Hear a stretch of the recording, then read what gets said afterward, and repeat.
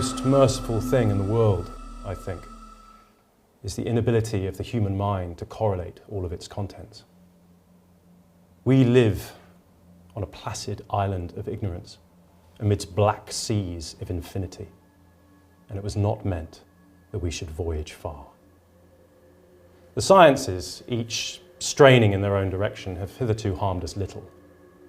But one day, the piecing together of dissociated knowledge will reveal such terrifying vistas of reality and our position therein that we will either go mad from the revelation or flee from the light into the peace and safety of a new dark age. Welcome to Tabletop Tactics! I'm powered up! So those were the opening lines of H.P. Lovecraft's Call of Cthulhu, which happens to be the name of Chaosium's tabletop role-playing game that we're going to be playing today. My name is Ed Pemberton, your keeper of arcane lore, and joining me are four intrepid investigators into the unknown. They are James Jordan, Lawrence Baker, Joe Pointing, and Katie Fode. Welcome. Welcome. Thank you. So you're all fresh out of a Dungeons and Dragons adventure. Yes? Yeah! Good, okay. And as you could probably tell from the intro there, that this is going to be a slightly different flavour of role-playing. A bit dark. Yes. So, are there any questions before we start, or should we just get this show on the road? Raring to go. Yeah? Let's do it. Excellent. Okay, here we go. It's June 20th, 1925. President Coolidge sits in office at the White House. High school teacher John Thomas Scopes has just been fined $100 by the state of Tennessee for teaching human evolution. Frank Heath and his horse Gypsy Queen recently left Washington, D.C. to begin a 2-year journey to visit all 48 states. Elsewhere, the Norwegian seaplane expedition to the North Pole has been missing for over 3 weeks. Charles Francis Jenkins has achieved the first synchronized transmission of pictures and sound. Meanwhile, an earthquake has rocked California, destroying much of downtown Santa Barbara, leaving 13 people dead, probably Cthulhu rolling over in his sleep. F. Scott Fitzgerald's new novel, The Great Gatsby, continues to receive middling sales and is deemed to be little more than a glorified anecdote by critics. Oh, and one last thing. The noble experiment, prohibition, continues. Our tale begins in Bennington, a small town in Vermont. The streets of Bennington are buzzing with news and gossip about a gunfight which erupted on the edge of the forest last night. There's talk of police cars, sirens, a shotgun blast, and escaped gangsters. Apparently, 3 of them were killed and several police officers badly wounded, some say dead. A manhunt is now being organised to find Lucas Strong's missing son and catch the escaped gangsters. Rumour has it that Mr. Strong, a wealthy industrialist, has announced a $5,000 reward for the safe return of his son and is also willing to pay $25 a day to anyone that can aid their rescue. Blake, Evelyn, and Vince are inside the police station just off Bennington Town Square.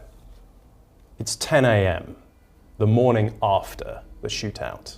Half the town must be squeezed into this small space, standing room only. A mist of tobacco smoke lends a bluish filter to the scene. Many of the locals look equipped for an extended hunting or camping trip. The 3 of you have just arrived. I suppose you each have your own very valid reasons for being there.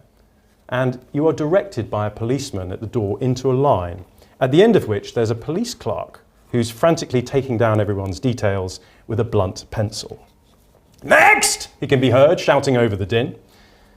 Joe, your character is next in line. Approach! I'm frightened! I run away!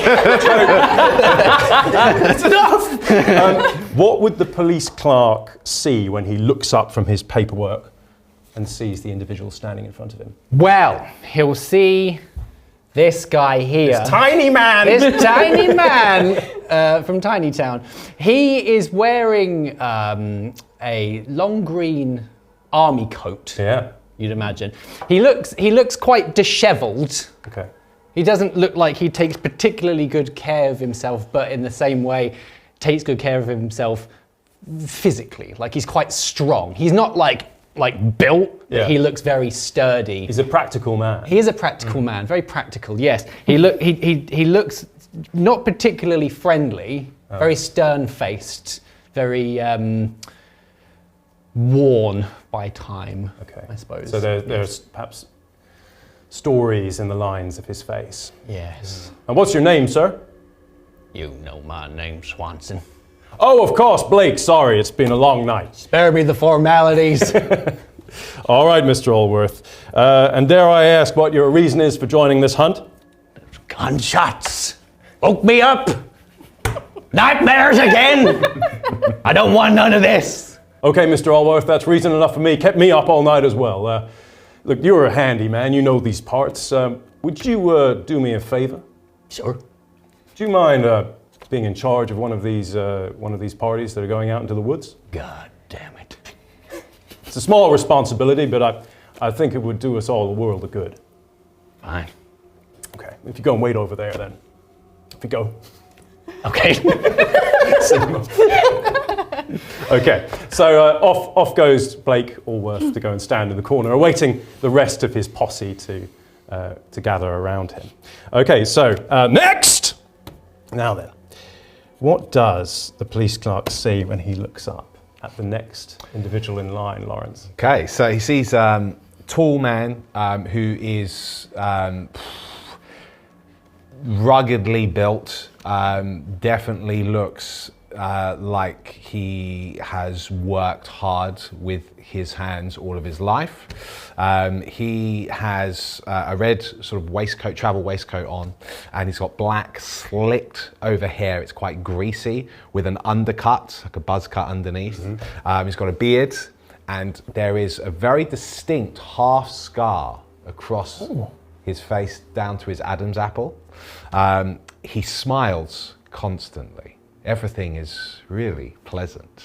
Okay. And he has, if you can't help but notice, he's got big hands, and they're pretty beaten. Like whatever he does, whatever sort of work he does, he uses his hands a lot for that work.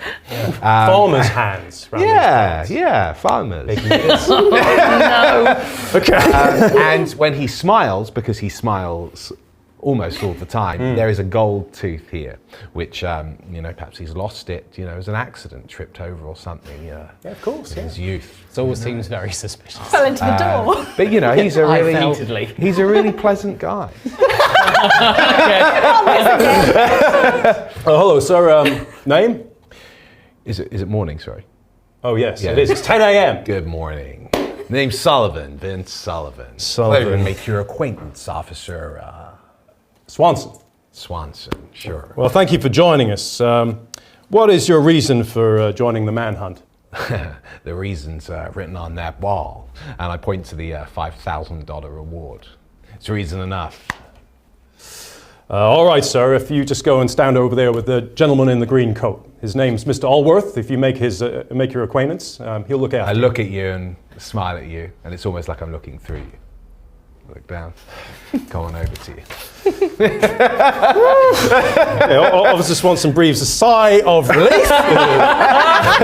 And then the next individual comes forward. And what would the police clerk see when he looks up at his paperwork, when he sees your character, Katie? Me? Well, she steps forward. She's very smartly dressed. She clearly knows how to dress, but it's all a bit crumpled and wrinkled. This wasn't a place she was expecting to be. Okay. But as you can also tell from the fact that she is more or less got mud splotches all over her face, all over her hands, quite worn at the moment. She's quite an unassuming, unintimidating, smaller lady, much like myself. Okay. All right. So would Officer Swanson perhaps draw the conclusion that this woman has been sleeping outside? Yeah, maybe in a tent for some time. Okay. Enjoying the wilds. And what has she got on her? Has she got any equipment with her? Oh yeah, or- she's got big, massive backpack, almost the same size as her. Okay. It's comically big. Excellent. Fantastic. Name, Miss... Wheeler, Evelyn Wheeler. Miss Wheeler. And Miss Wheeler, what is your reason for joining this manhunt? I think I have the skills that I would be quite useful in a situation like this. And it would be quite useful to me to have that reward. I'm sure you surely do, Miss Wheeler. Well, if you go and stand over there with that, you see that gentleman in the green coat? That is Mr. Allworth. He's a man of sound character. I can't speak for the gentleman next to him, but I'm sure they'll take good care of you. Rude. You can't hear. Okay, and then just at that moment, it seems that everyone has been registered and there's no one else to come because it's now about 10, 15 minutes past 10. Everyone who's intended to come has arrived. But just at that moment in time, the door swings open dramatically and our last investigator stumbles into the police station, clutching one of the posters in his hands, and then leans onto the clerk's desk, probably to prevent himself from collapsing. What does the shocked Officer Swanson see at this moment, James? Well, immediately, I know the man! I know this man! Peter Strong, yes, I know him very well. I want to find him. Yes, I will find him. Find him, I will. Find him. All right, sir, calm down. Yes, yeah, okay. So how do you know Peter? Very good friends, I saw him a couple of weeks ago. Okay, and you're aware of what has happened to Peter? It's terrible, but I must find him. He's a friend of mine. He'd like to see a friendly face, you'd think. All right, sir. Well, perhaps we'll take a statement later, but Okay. you see, we're quite busy at the moment. Yes, yeah, riff-raff. Is there anything else I can do for you? No, where can I sign up? I want to find him. You? Yes. Want to sign up for the manhunt? Yes. Right. I'm good in a tight spot. Sure you are. So what is your name? My name is Nicholas S.T. Elliott. Nicholas. I'm a writer. I'm very prestigious. I've honestly, my character is second to none. Nicholas Elliott, prestigious writer. And your reason for joining, presumably, is that I want to find my friend. Want to find Peter. Okay. Well, if you just go and stand over there with, you see the young lady with the enormous backpack, which is sort of like a snail. Next to the gentleman with the olive green army coat and the big. At this point, I have a cigarette in my mouth and I'm just looking at you. I've already lit it up. I'm just smoking and looking at you. As I walk away or walk towards the group, you'll notice my back is covered in leaves and just general detritus and also the waft of booze. It's just like overpowering the stench from all of my breath as I've sort of just thrown myself Officer at Swanson is wondering whether to throw you out or arrest you. Yeah, pretty much. At this point. Okay, good. So at that moment, you don't have time to introduce yourselves to one another just yet. Perhaps a few exchanges of names and things, but just at that moment, the hubbub of voices dies down slowly. And a stout man in the garb of a local sheriff walks onto the wooden platform at the back of the police station. Now, Blake, you recognise this man as Sheriff Jenkins. And he looks like a man who's not slept at all or changed his clothes in 24 hours. It's likely that he's been dealing with the fallout of last night's situation and he hasn't been to bed. Thank you for coming. Before I begin, I just want to state the seriousness of the situation and the peril that you might find yourselves in by volunteering for this manhunt. As you are no doubt aware, 2 of my officers were gunned down by Mr. Harris's men last night. They are ruthless, foolish, and desperate men. Desperate men. You should all be prepared for the worst, and I suggest that you leave here if you don't reckon yourselves up to this. There's no shame in it. There's a bit of shuffling of feet and a few awkward coughs. Well now, good. Mr. Harris and his men have kidnapped young Peter Strong. Mr. Strong here is son, he indicates to a man standing to the right of the stage. Harris has demanded a ransom of $10,000 for the safe return of Peter, and a handover was arranged last night just outside of town. All was going fine until one of Harris's men got twitchy and started throwing lead about. Officers Wentworth and Davenport died in the line of duty. Good men, with families. Several of Harris's gang were apprehended and 3 more killed. Harris and several others fled into the forest with the ransom money. We believe they're holding young Peter somewhere deep in those woods. I need not tell you the danger that he is in. Harris has his money and is likely weighing his options. He's desperate. Now, at that point, James, poor old Nick, how's he doing? It's a very hot, stuffy room. There's been talk of violence. The smell of cigarette smoke and tobacco is kind of overwhelming. You're feeling a little bit sticky. Oh, yeah. I think the jacket's being moved, lots of wafting. Okay. Moving closer and closer towards a bin in the corner. Oh, gosh. Just in case, quite a lot of sweat. Good. Well, James, could you take a constitution roll for me? So just as an example for our audience, you're looking at your character's characteristics now. What is your constitution? It is a humble 50. A humble 50. Well, an average 50. So you want 50. to roll on your D100 of 50 or below to pass. I would love to. Oh, no. What have we got there? It's a 68. Okay, so that's a fail, James. Oh, no. So poor old Nick, the prestigious writer, goes white as a sheet and faints at that moment in time. Perhaps slumps straight into... So I'm standing there and I've been looking at him. I've been smoking. And he does fall on me. And you can see that I don't move at all. Like you hit a rock wall. And I simply exchange my cigarette to the other hand and just let you slump to the floor and look around, smiling at everyone. Okay. Yeah, I'm going to take a step away from you. Okay, so we might have to fill Nick in on what happens next afterwards.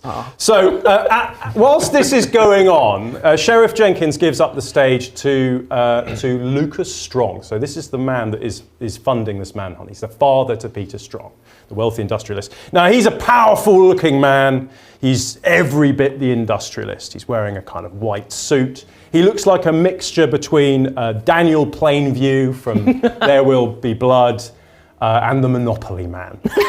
And perhaps the Colonel as well. What a combo! Yeah. So, thank you, Sheriff. I can see many handy and no doubt resourceful men. Perhaps he's looking at you at this point. Resourceful men in here, and I'm immensely grateful. Many of you will know the lay of the land, and I value your services. I'm counting on them. Therefore, I will be personally paying each of you an additional $25 a day for joining the search for my son. Also, I hope the sheriff here won't mind me saying that I consider it a real kindness if Harris's dead body was brought back here. I will reiterate that the reward for bringing my son and heir back here is $5,000. I don't care who you are or where you come from. Just bring my boy home, and you'll be remunerated accordingly. There's a respectful silence as Lucas Strong leaves the stage before the murmur of voices starts up again. So Sheriff Jenkins then shouts over the hubbub, "Gentlemen, meet in the town square at noon, and you will be sent on your way." So, investigators. What are we going to do here with poor old young Nick? I've not given him a second glance. I'm actually just, one of my feet is standing dangerously close to his head, and there's like no regard for him. Okay. I look at you, because I was told to come over to you. I don't know your name yet. We've not introduced ourselves. Okay. Well, time to get a move on, I guess, huh? Anyone going to wake him up? I look down. Evelyn, what is your reaction to this poor young man? It's a bit embarrassing for him, isn't it? God damn it. He just pulls in, like, gets a flask of water and just just douses him. Okay. Okay. Poor old Nick. Nick, could you roll a D3 for me? D3? Because I believe this experience has probably been pretty humiliating on top of the last... D3s. Do you a D4? You could do me a D4? Well, let's do a D4 then. A D6 and half it. It's a 3. I've rolled a 3. Okay, so you take 3 sanity damage. Oh no! Okay, what has just occurred is kind of up there with perhaps a bad dream where you didn't know your lines on stage, or perhaps that time that you ripped your trousers in front of the headmaster, all that kind of stuff. Yes? We'll offer It's you weighing a on you. hand to help you heavily. up. Thank you. Good. Okay. Good pull. Good. Sorry everyone. Don't know what came over me. I had quite the evening, shall we say. Pleasure to make your acquaintance. I'm Nick. You're an English fella. I am indeed. Okay. Born and bred.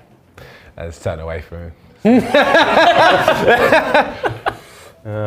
Light up a new cigarette. Wimey fella. Yeah, lively fella. Your name is sir?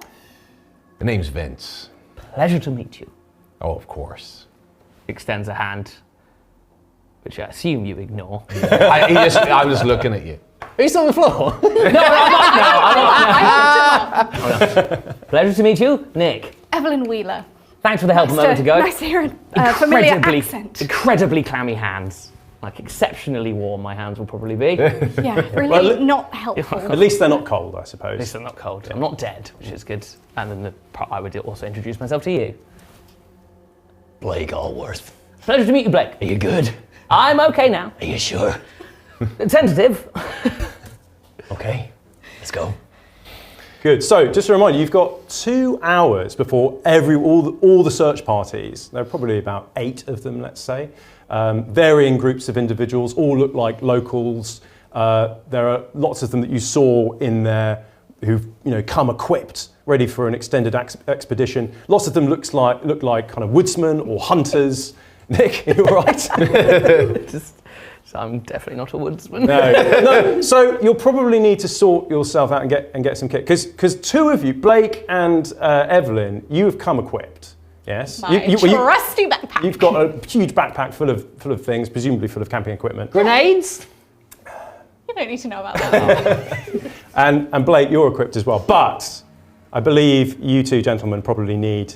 It would be a good idea to perhaps get yourselves kitted out before anything else. So. Shopping montage. Yeah. All right. Well, it's probably a good idea that you do go and see what you can pick up. So you do overhear a couple of woodsmen as they head out, mentioning Arthur J. Spence's hardware and gun store just off the square. So perhaps it's a good idea to. Oh. Yeah, I need to get some supplies. I'll be picking up some camping equipment. I assume we're going for a little walk in the woods today. Yeah. I assume You're you're coming along, are you? Oh, yes, I will. I need some equipment too. This is all very stressful. I've just learnt my friend is missing. You appear to have a rather large gun. I've come equipped for the job. What are you doing here? Do I need a gun? I mean, it probably wouldn't hurt. I look literally down from your shoes up to you. You know how to use a revolver? Yes. Just point, click, click, dead. God damn it.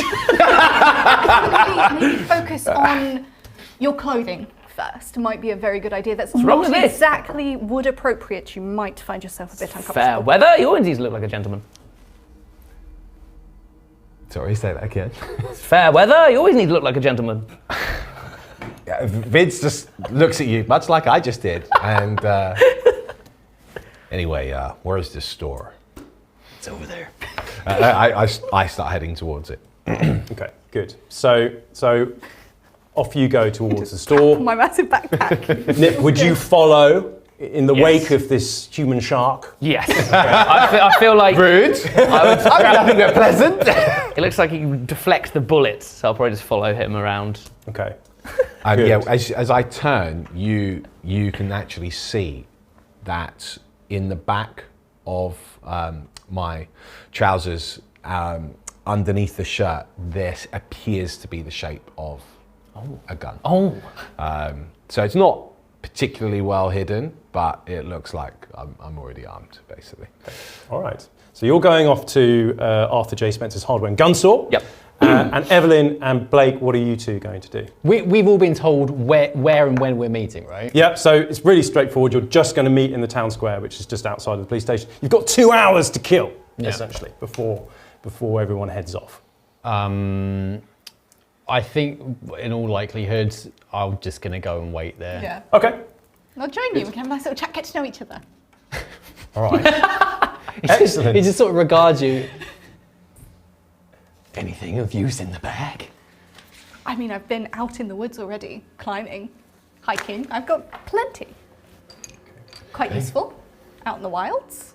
Natural habitat. Blake is just fascinated with what's in the bag.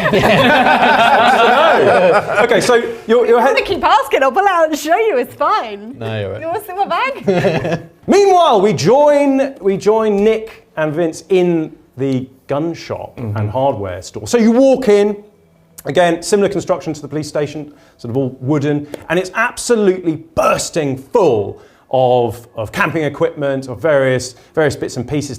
You see rifles and shotguns on the wall. There's the smell, that canvas smell of and sort of waxed smell that you might have. There's a general colour of browns and khakis and olive greens in there. And then you start to sort of look around. What are you after? What sort of things would you be in the market to purchase here, Nick? I think I will buy a bag of sorts, some sort of nothing. Probably inept and a terrible choice of bag. Okay. But a bag nonetheless, because everyone else seems to have a bag, so I'll also buy a bag. Okay. Also, I imagine Nick's very much looking at what other people are buying as being like, I'll have one of those too. Okay. No idea what he actually wants. He's just in this store and hoping the solution will just come to him eventually. So he's got copycatting people around. Great. Yes. The moment someone picks something up, you're just in there picking one of those up as well. Or beans. Yeah, beans. Okay. Beans are great. And then I imagine when he gets to purchasing a gun, it will be the puniest, smallest, least threatening firearm he can purchase because the guns kind of scare him quite a bit. As gently guided perhaps by the clerk in the store. And he's almost definitely away paid, from the big dangerous things. Away from the big guns towards the little women and children section of the guns, if you know what I mean. Yes. Like, here you are, here's baby's first gun, like a tiny little shooter. Okay, all right. And he's probably paid way over the odds for it too, because he has no idea what he's doing. Okay, fantastic. But you have some worth in your pocket, so you're able to purchase those things. Okay, fantastic. And Vince, what do you purchase? What are you after? So I immediately go over to the clothing, try and pick up a hiking coat and a pack. They're like canned tin food. Oh, sure, yeah. I was trying to get some supplies. So kind of hard tack, tin food, water purification kits, all that kind of stuff. Vince seems to know what he wants and gets those things first. Yep. Brings it over to the counter. You then see he's looking behind the counter. He doesn't acknowledge the teller at all. It's just looking past them and then looking at the rifles and various, let's say, heavier hardware. Is there anything that ends in gun and begins with Tommy? Oh, a Tommy gun. Well, like your style. my historical knowledge of 1925 is a bit ropey. However, I do believe that the Thompson machine guns were illegal firearms. I still say even in 20s Prohibition America, there was a lie, and that's a military weapon. Vince doesn't appear aware of your lines. So I will. I look when it seems that he can't find what he's after. He looks at the teller. Good morning. Good afternoon, sir. Got anything heavier, like a Tommy gun? Like a Tommy gun. That's right. You know what one of those are, don't you? Okay. I surely do, sir. I'd like you to make a luck check for me. I'm probably listening into this.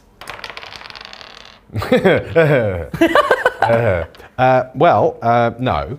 79 is what I rolled. Oh, what do you take me for, sir? Why, a Thompson machine gun? It's illegal in these parts, and I wouldn't dare sell something like that.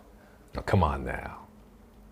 No, sir. What you see is what we have, and no. What is the heaviest piece of hardware he's got in terms of rifles? Does he have anything which is automatic? No. So there are no automatic weapons, but he does have a 12-gauge shotgun. It's about as heavy as it goes. We hunt in these parts, sir. There's no need for anything like what you were describing. Killing's killing, ain't it? I then point to the 12 gauge. I have that. Oh, surely, sir. Puts it on the counter for you, opens it, shows you the breech, hands it over. Take some shells, and you got any shells for a 45? And I pull out my revolver. Roll another luck check for the 45. 28. And what is your luck? My luck is 45, so I'm afraid my luck of 45 matches my 45 piece with the shells. Again, he looks at you. I think he's seen your type before come through here. And it's making him feel quite uncomfortable. But he does give you a box of shells and passes you the 12 gauge. Great. You be sure to put all of this on Mr. Harris's tab. You are joking, sir. I never joke. Okay, roll a intimidation check. 28. Okay. I do have intimidate plus 15%, wow, it's 70. Okay. So that's a big pass on the intimidate. To be honest, at this point, the teller just would like you to leave. would actually probably pay that money just to see you out. And he's like, sir, certainly, sir. I'm sure you're a man of your word. Business is business. That's right. I am a businessman. Okay. You have a good day now, sir. I brush past you as if you weren't even in the room and leave. Bye-bye now. Thank you for coming. I'll follow after you. Okay. So a good sort of 25, 30 minutes have passed, and we'll return. Cold sweat going on there. So as you join Evelyn and Blake back in the town square, again, there are lots of people talking, there's hubbub. Are there any police around? Oh, sure, yep. So Sheriff Jenkins is standing in the town chatting to people, but you also spot Officer Swanson sort of going back and forth. So yeah, all of these things are going on at the moment. Vince is not, I'm not going to approach any of the police, but any of the police which are taking statements from what appear to be witnesses, I light up a cigarette and I have a little listen. Trying to get a feel for the direction that perhaps these very bad people drove off in, just so that I can catch the very bad people. Oh, no. Okay.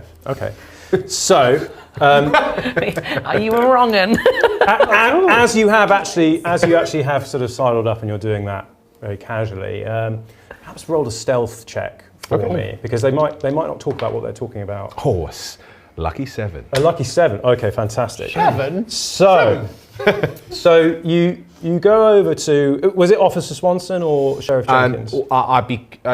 Basically, I'm going to judge it based on the witness that they're talking to. Okay. If I feel, so I guess I'm trying to appraise with my street wisdom here, is this person actually giving you a reliable statement? Or are they just a nervous wreck? So I'm going to try and go for who I think will be the most reliable bit of information that I might be able to glean. Okay, so you do this for about 20 minutes, all right? Yeah. Just kind of working your way through a few cigarettes whilst you do this.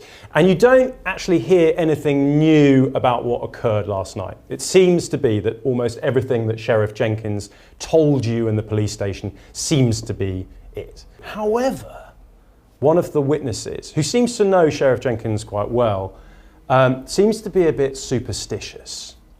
And you do overhear about how it's a bad idea to send so many people for an extended amount of time into the woods. You also hear one of these woodsmen, who's getting a bit nervous now, pushing back a little bit about how deep into the forest they are willing to go. You also overhear some stories about the Green Mountains, about how Union soldiers used to desert through these hills and try and make it into Canada. So it used to be a bit of a trail for deserters during the 1860s. Very interesting. I think I might be noting this down if I've ever heard. Are you sort of hanging things. around near me, are you? I've probably Can gone we all hear to. this, or? Well, I think that was just Vince, Oh, actually. yeah. He was taking the initiative. Perhaps you three are all getting to know each other, and perhaps you're trying to restore your reputation a little bit. I've probably gone to the drugstore to get a settler. Okay, excellent. Oh, yes, so that'll be some form of carbonated tincture. Then I would have popped back and had a chat. Yeah. Yeah. I Are think... you still wearing... Oh yeah, I've not changed at all. But you've got this fantastic... I have a terrible small backpack that has like 2 cans of beans in and maybe a roll map. That's about it. Okay. That's very good. It's not quite Duke of Edinburgh, is it? No. Okay. We're not going to be out that long. That's what I think. We'll find them quick. So is there anything else that anyone would like to do before noon?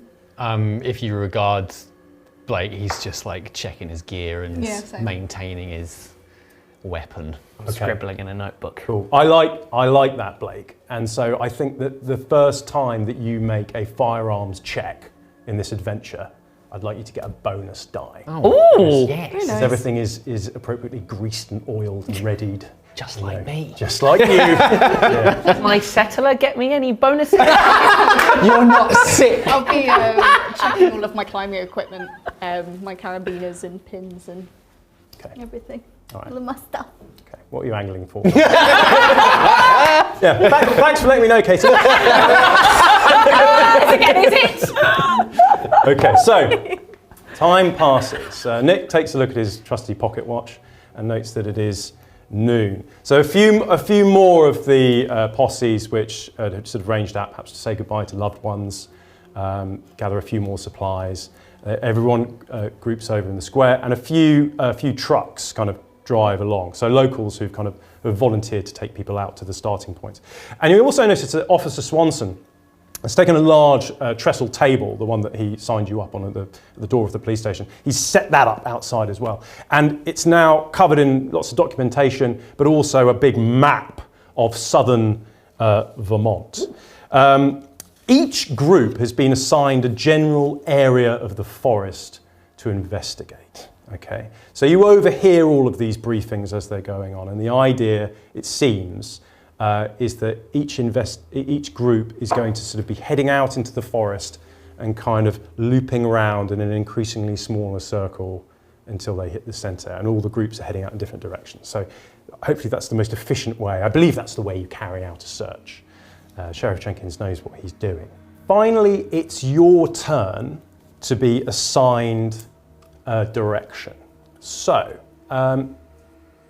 you're given a map, a sort of smaller, condensed version that's just been guillotined of this large section of the forest. And Sheriff Jenkins takes you through this. Now listen up, folks. I'm going to have you head out here. You're going to start in the location. You're the only group which is going to start where this shootout actually happened. Okay? So you may find evidence of what happened last night. Please try not to disturb the scene. It is still an active crime scene at the moment. But head out from there and you'll loop out in an ever-tightening noose. Hopefully we'll find evidence and come across Mr. Harris and his men. Which of you is going to be navigating here? Pull out my compass from my back pocket. That's... I think I'll take that role. Okay, miss. He hands you the map. Okay, so you're going to be the navigator. Good to know, excellent. You've got a map. I have got a map and a compass. Look at me go. Right, are we ready to go? Yeah. Okay, all right. So you're directed into a Model T flatbed truck. There are lots of them in these types. It's kind of banged up and looks like it's seen some action. Perhaps it belongs to a woodsman. And you're driven out for about 20 minutes down a rugged track and into a clearing. It's a newly formed clearing. So it's been cleared obviously by some sort of logging operation. It's littered with tree stumps and dried twigs. So before you head into the forest, do you want to spend some time in this clearing or do you want to just head straight in? Well, I jump out off the flatbed and you can see Vince does immediately start looking around the ground for, I suppose, what happened here, what's the evidence. Not that I'm a CSI investigator Yeah, or sure, something. sure. You don't see him like being particularly careful. You see, I'm looking around. I'm curious. Okay. Is there any blood? Is there All any right, shells then. on the floor? Could you roll a spot hidden check for me then? Oh, I just. Vince he just likes me. It's 25. Great. So you're wandering around looking for things. We'll come back to you in a second. Is anyone else doing I'd the same be thing? looking more for tracks. Okay, sort of fantastic. So would an appropriate skill there be tracking or natural world or Natural world, maybe looking. natural world looking for tracks? indents. Yeah, whichever's stronger. Definitely natural world. Yep, that's a 14. Oh boy. Oh, fantastic. and I'm Nice. on a 70. Okay, for natural excellent. world. And Blake, are you doing the same, or are you just glowering into the middle distance? I'm just going to be looking around for any potential danger to our party. Okay. All right. Well, let's have a. I don't want to get shot in the head. That's fair. That's fair. Hard to investigate with no head. Yes. Yes. You're thinking. Fantastic. So Blake's on Overwatch, Yes. kind of looking into the forest. Marvelous. Okay. And Nick. I have a notebook out, Oh yes. and I'm looking up, not down at the useful thing, but sort of into the general, like, sort of ominous tree line, and just sort of at the sky and stuff, and just making notes. Sort of. Blake looks over at you. He just goes, "Hey, Yes? Like a dog. what the hell are you doing?" Quite something, isn't it? Do you not get that sense, the weird feeling? What, you doing a little bit of bird watching, are you? Yeah, I'm writing some poetry. I'm an excellent writer. I'm an excellent writer, and I feel this is good inspiration. When it strikes you, you have to take it. Should we see if inspiration does strike? Oh, this is amazing. Dear Nick here. What would be good to roll on there? Should we roll on an intelligence check? Okay. Yeah. See if we can. Oh, Okay, that this is a pass. 53, so I've passed. Okay, you have passed. You've evidently amassed some data towards your next novel or poem. You're going to make me read some poetry. Have you got any poetry prepared, Nick? I haven't, but I can try. Okay. Try and construct a haiku. Oh, I don't think I can go full haiku on the spot, but I can go. Maybe a limerick. Give us a few words. What about limerick? Bit I'm like, easier. I don't know. Ominous wood. Oh, if I could escape the dreams of yesterday. Oh, regain D4 sanity. Nice. 3! I'm back up to sane. I'm being nice. Reassure yourself. Jolly good. Okay, right. So, Vince, you rolled quite high on spot hidden there. So you make your way along, and you find lots of evidence. It seems that the police have not. They haven't bagged or collected any of the evidence yet. Maybe they've just been photographing. But you find discarded shotgun shells and bullet casings. And it looks like a lot of ammunition was expended. You know, it kept you up all night, as you know, Blake. It was a hell of a racket. You bit EP. And you also find heavy bloodstains nearer the road. So that was evidently where the policemen were killed. And Evelyn, you've been looking for tracks. You find, you rolled very well. I did, tracking. So alright. not only did you find disturbed undergrowth and sort of broken twigs and everything, but you were able to deduce that it was evidence of 3 men running into the forest. I'm so smart. Wow. And you also, what's more, is you also find some blood drops as well, which would support Sheriff Jenkins' claim that one of them was wounded. Okay. Yeah. I come back into the middle of the clearing. Well, there's definitely a firefight here. Other than that, no idea where to go. Where are you? That's right. Over by the trees. Can I beckon you over? You have to shout. Hey! Now you may beckon. Coming over. So just sort of regards the group. Yeah. Okay. What do we know? Where do we need to go? Well, there's definitely tracks leading over that way through the forest. From what I can tell, I think it's 3 men. There's definitely blood there, so one might be wounded. I don't know if that's including Peter or if he's just somewhere else. Who knows? But I think if we go that way, we stand a good chance of finding them. You know how to track. That's really impressive. quite an impressive person. Thank you very much. Okay. Well, since the lady here knows where to go, I suggest that we take her lead. Go. All right, into the forest. So you make your way. Those tracks are good. They're fresh for quite a way into the forest. Deep tracks. As you make your way into the forest, you get occasional glimpses of deer running about, and it's cooler here under the forest canopy, which is probably a bit of a relief, Nick. Yeah, that's quite nice. Hangover. Have you taken off your jacket yet? Oh no, my jacket's on still at the moment. Standards. Yeah, standards. Yes, Come exactly. on now. Good. I've had my settler, I'm fine. Could you all do a listen check for me? I cannot hear. Did we have any successes? I got 21. Okay. Okay. Oh, I'm going to use my luck. Very good. I'm going to use my luck to reduce. So do I have to roll under 20? No, you just spend the luck. So how much luck do you have? I have 36 luck. You have 36 luck, and what do you need for a pass? 20. Okay, Spend a point. Just spend luck. one. I'm going to spend 1 luck. Okay. Amazing. I got a 97. Okay. Blood's still pounding. Nick, that is a fumble. Oh no. Okay, so you're straining to listen so much that you fail to notice the route on your foot. And not only are you wearing brown leather-soled shoes, because you do know not to wear brown in town, of course. Of course. But unfortunately, your adherence to correct footwear will not save you on this occasion. No. You go over. No. Could you please roll 1d4? Oh. I just gained my sanity back. Okay. A 2. Bang! You bang your head. You've done yourself a mischief. You've taken 2 damage. You go over and you crack your head on a tree. It's pretty mortifying. Is it Blade bleeding? spins around. Yeah, like, I spin with his around gun as up. well, and I got my shotgun God on you. damn it! Pick yourself up. I just tripped. It's fine. Is he bleeding? He could require a little bit of first aid. All right, I'll come over and Vince give you a goes hand. over to You him got it? before you, Okay. and as you're going there, and you feel really an uncomfortable amount of strength just suddenly yank you up. Listen here, fella. I'm gonna give you a little slap. Be quiet. Okay. And then I walk back off, received. letting you stand on shaky legs.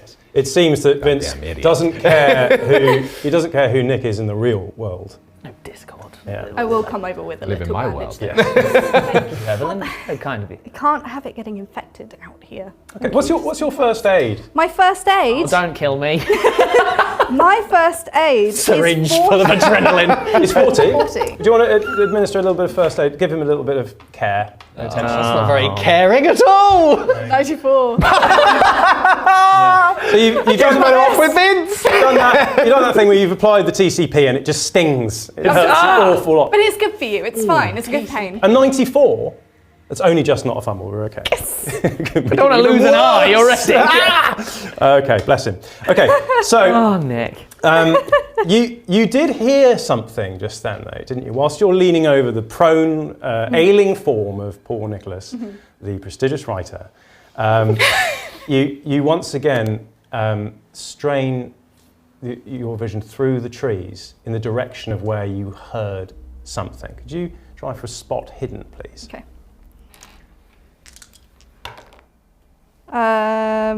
34 and my spot hidden is 60. Oh. Fantastic. Not So hidden anymore. you see Lucky dice. heading through the trees, you spot what looks like a man and his son, both in hunting gear, coming towards you. I'm going to do like these two because they seem like they know what they're doing. Okay. So you call out. Yeah. I swing Just around, point. shotgun pointing towards you, and then point it past you and head in the direction you point. Okay. What are you going to do? Same. Okay. Down on a knee, ready. Okay. So do you? Gun up. So you're looking in the direction that. Yeah. And I've started actively walking. You can see I'm ready to fire. Okay. Well, let's have spot hiddens from you guys. Oh my God! No! I do not see. No, I've only got 25%, incredibly. So 36 is what I'm on. So Can I do a re-roll? Only if you want to push. something bad could happen if you don't know. Push. Oh Can I just reiterate, it was a man and what looks like his son. Yeah. Oh! In I don't hunting think it's gear. All right, never mind. dangerous, Okay. but I don't know could what it be. is. No, you don't know, I suppose. Twitchy. Okay. I don't think it's danger, but I want to be alert just in case. Okay. Yeah, so you see Vince is squinting, doesn't see Yeah. anything. Eyes. Picked into up the my ground. pencil in an aggressive position. Yeah. Well, Nick, did you try and take a look as well? Oh no, I just looked at these guys doing Have something. you just got your eyes closed at the moment? Yeah, I mean, it still kind of hurts. So I'm sort of like, oh, I'll get you with my pencil. All right. Well, I'm gonna see if this hunting party sees you first. They do not. They don't see you, so they continue walking towards you, crunching coming- away, making noises, Coming towards us. coming towards you. Yeah. It's a bit rubbish of hunters if they're making so much noise. Yeah. That makes me concerned. I've not seen them yet, 'cause they're still in the trees. Can they hear them? Because if they're crunchy, Okay. I'd like you all now all of us. God. to roll luck. Luck, straight up luck. Straight up luck. God, my dice are broken. What is luck? So on your main characteristics. At the Can top. I? do not If I've pass my spent luck, does it go down? Yes. So the fact that you spent luck means My that luck is right. that's permanently changed. If, Luck if is I'm only luck. one over my luck, can I spend 2 luck to make it even? Yes, I'll let you do that on this occasion. I Yes, have I'll no let you luck. spend luck.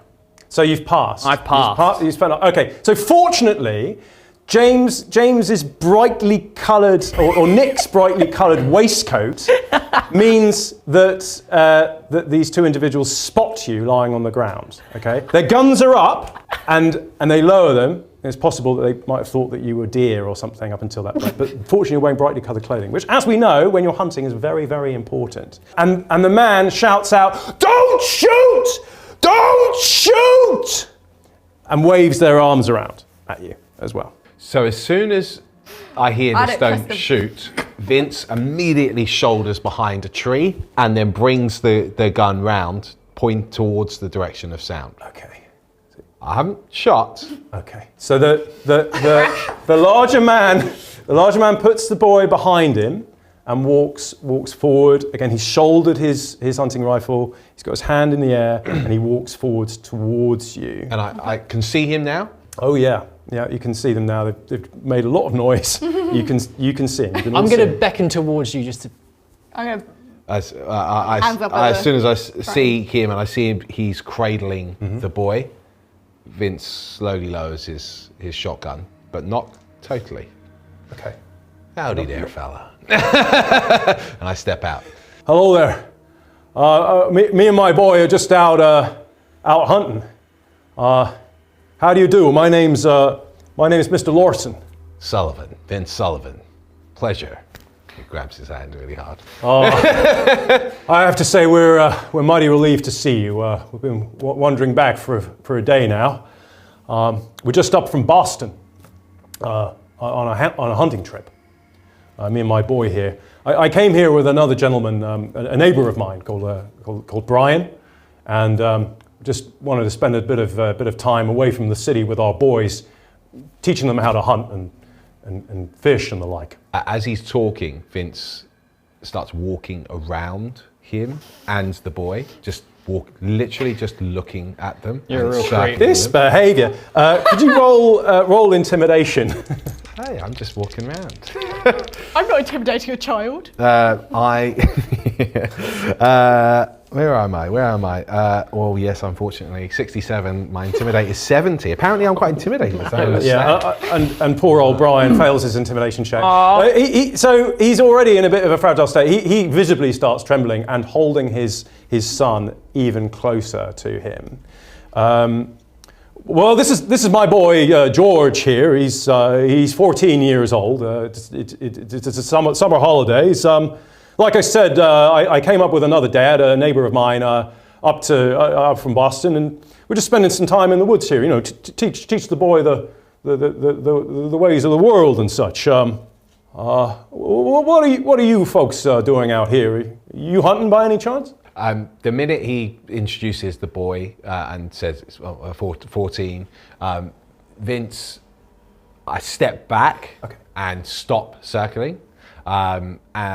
Still looking through him, but I'm not There's no animosity towards the boy, and I just sort of stare at him for a bit. Okay. So Brian calms down a little bit Yeah. at that point and sort of loosens his grip on. Yeah, it was a noticeable, like you could see that the atmosphere shifted as I stood back and he introduced the boy. We're out here looking for someone. Surely you heard last night a ruckus. A ruckus, sir? Gunshots. Oh no, sir. Gunshots, you say? Well, why? What happened? There was a shooting. What, a shooting, you say? I do say. Oh no, I mean, we heard, other than the pot shots we've been taking at rabbits and deer and the like over the last couple of days, we haven't heard nothing at all. Vince, there was, obviously listening to conversation. Where's your friend that you came here with? Brian and Arthur carried on without us. We've decided to call it a day. Any particular reason? Ooh, could you... It's going to take a little bit to get this out of Alistair Lawson. What skills have you got to charm your way? I have a decent persuasion. Oh, I like it. Yes. Let's try a persuasion check. I don't have a decent persuasion. Okay. I rolled a 90. A 90? Oh, yes. He's not going to... Date him again. Oh, well, we just, we had enough. My boy's not been feeling too well. I might attempt some charm because I'm very inquisitive with my little notebook. Okay. You seem a bit on edge. What did you turned back? You left your friends? Surely that's not. I'm no hunter, as you can clearly see. But surely staying together would be more wise. Any particular reason you turned back? Like, please let us know. We can help you find some assistance for you and your boy. Oh, well, I wouldn't worry too much about Arthur. He's Arthur and Brian. They're handy types. But I'll tell the truth. My boy's not been sleeping too well these past couple of nights, so we decided to come back a bit. We're probably only a day ahead of the other two, so nothing to worry about. Is that right, son? I look at the boy. Feeling a little under the weather. Yeah, Sonny Jim, haven't been sleeping very well, have we? Oh, sir, I surely haven't. Any particular reason why? Oh, maybe roll a persuasion check. I'm going to go for charm. Oh, I like it. Yes, charm the boy. A 15. Oh, you're so charming. Oh well, he'll tell you. Well, he wanders a little bit away from his father at this point, and perhaps you go with him. And he goes, oh well, I haven't been sleeping too good. I've been having these dreams. Dreams, you say? Jesus. I've been dreaming of strange, terrible things, sir. Strange and terrible, frightening things. Despite this being a strange time to do it, I'll be like, do go on. I'm a writer, and I'd be intrigued to know your dreams. I've studied a bit of psychology in there. They can be quite fascinating. I know no one else might care, and your father might not, but please do, tell me your dreams. He looks quite reluctant, and he's got his hands in his pockets. Been dreaming of dark lakes. Dark lakes? Autumnal paths. I'm drowning, mister. I'm drowning. Dear boy, no, I didn't mean to upset you. No, I'll probably put a hand Stop crying, on your it's shoulder. disgusting. Yeah, you shouldn't cry. You're a boy. But no, I'm probably taking some notes, trying to hand on the shoulder, you're being very brave. You're being very brave. Dreams can be quite terrifying. Quite terrifying. I know I've had some terrible dreams. Oh, have you? In my life, yes. I once dreamt I was made of ice cream. It was terrifying. But don't worry. Did you melt? It was a hot day, and it was very concerning. I mean, I sometimes get a bit overheated anyway. But no, honestly, you're being very brave. Please do continue with your dreams. No, mister, there's nothing else. I just felt like I was drowning and I was being stabbed. Well, please do. It's okay, my boy. You carry on. It's hard to explain. It's like a piercing sensation, like I was being pierced by 1,000 knives.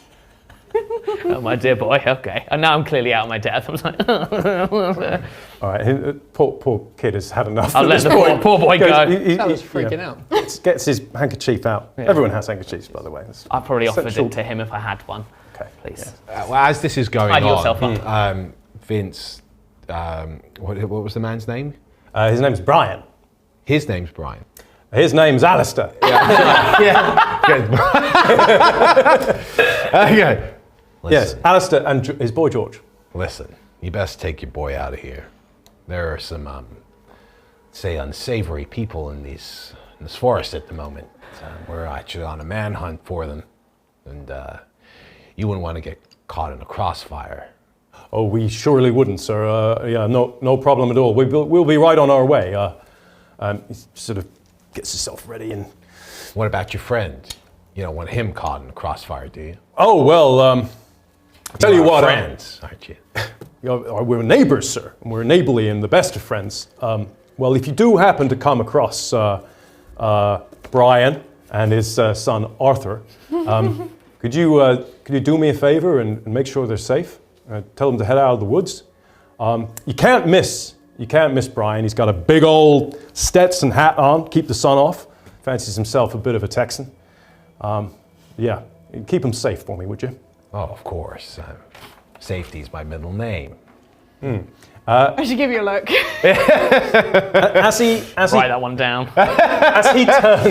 as he turns to go with his son, who's just drying his eyes, he says, "Oh, one last thing. We came across a group of university students further up the trail. Said they were from the Miskatonic University. I think it's some sort of art trip or other. We said that we'd drop them off some coffee if we saw them again. Unfortunately, because of my boy here, we didn't make good on our word. But would you mind doing us a favor? And if you do happen to come across them, give them these beans?" I don't suppose you caught any of their names. Oh, let me see.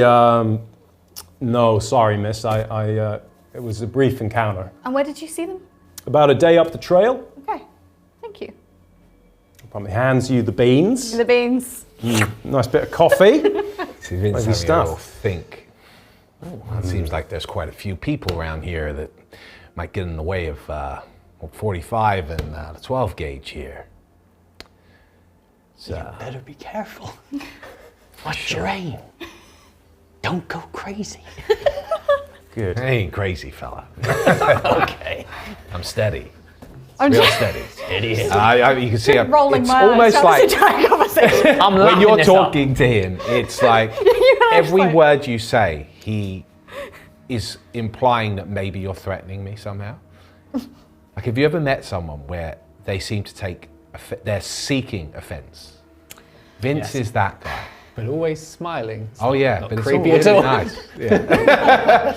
Yeah, again, another perfectly normal character. Perfectly normal character. Okay. Well, it's about 5 o'clock at this point. So you've probably got a couple of hours worth of hiking to do before it's time to make camp, before sundown. So you continue on your way. Oh, it's nice to meet someone you don't murder, like in D&D. Well, I mean, you were ready to murder, weren't you? Tabby McGee hasn't got any knives. PTSD from 3 I do seasons of D&D. actually have a knife. For what it's worth. No So stabbing. You continue on your way. The trail starts to wear out a little bit. The condition of the forest, the type of foliage, the path starts to change a little bit. Starting to go a little bit uphill. Starting to get it's a bit harder, and it becomes trickier to stay on the track. Am I losing the track? You're losing it. You're losing the track. So we need to see if we can hold on to the trail at this point. Can I attempt to survey the ground around us? Absolutely. Give me some help. Yeah. So both of you are up front. You're the two woodsmen, really, aren't you? How are we doing? Yeah. I'm doing natural world. Mm-hmm. Can I spend 8 luck to make it a pass? Okay. Well, I mean, how much luck would you have left after I mean, at that point, I would have 27. I mean, I'm pretty sure I can use track, right? Yeah, absolutely. Yeah. That's My track 6, I perfect. rolled a 20. Are you good? I feel like You tasted the mud? Of course I tasted the mud.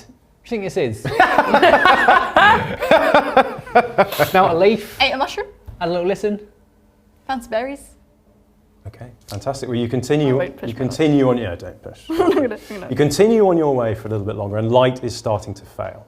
So it's time to make camp. So you need to find somewhere good to bed down, I suppose. And the whole afternoon, you can see Vince has deferred completely to both of you, recognizing that you both have. Superior. Yeah.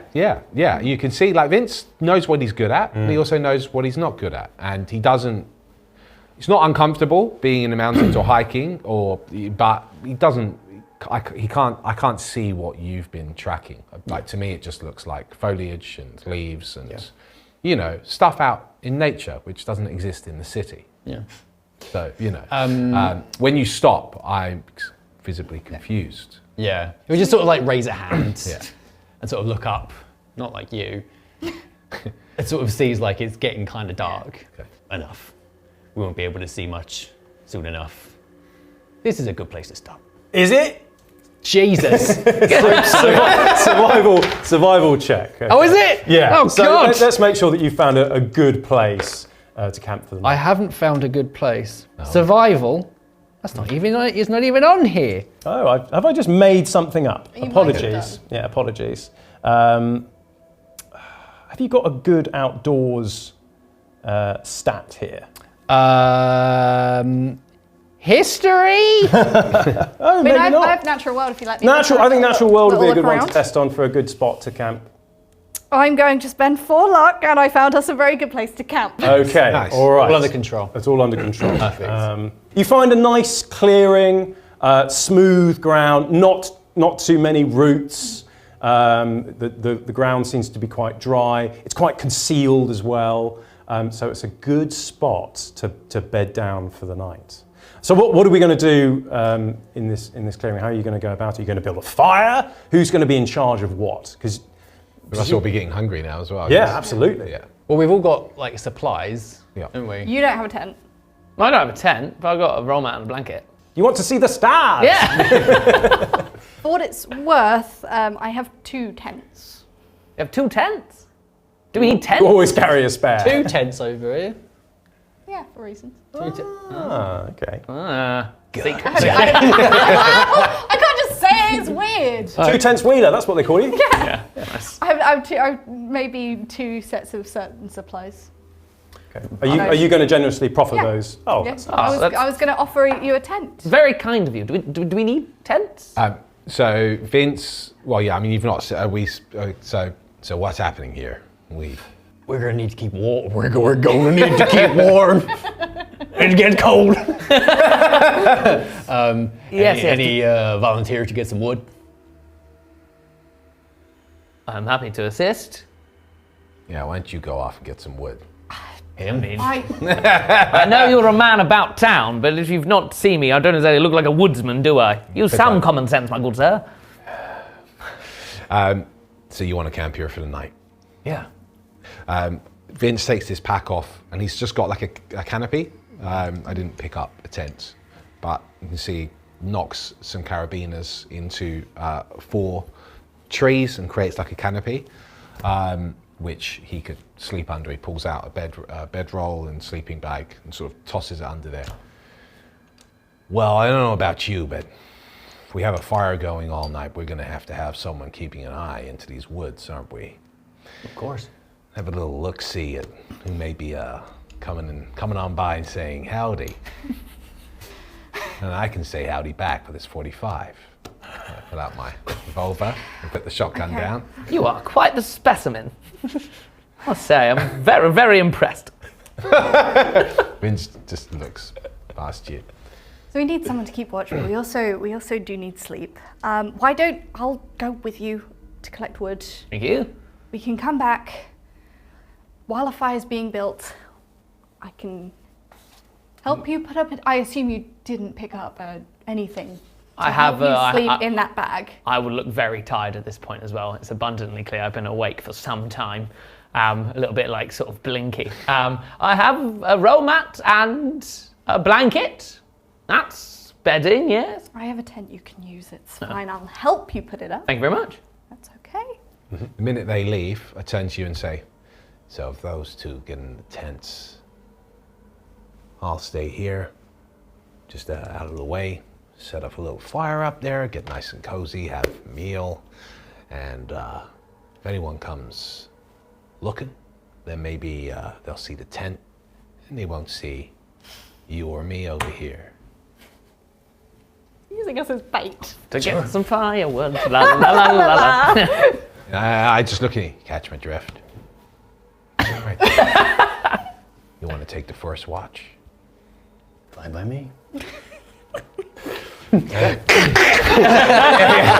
I assume you set up your bedroll near. Yeah, mine. I've not got a tent. He's used to being outside. He's got a bedroll and like So appropriate it's stuff. deliberately separate from the clearing and kind of hidden. So it's not being illuminated by the fire.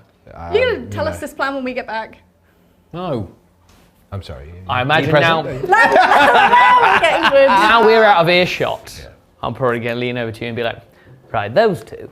One of them, clearly an old busybody around town, has a gun, knows how to use it. The other, I'm very old? suspicious of. What? Are you old? Not really. Okay.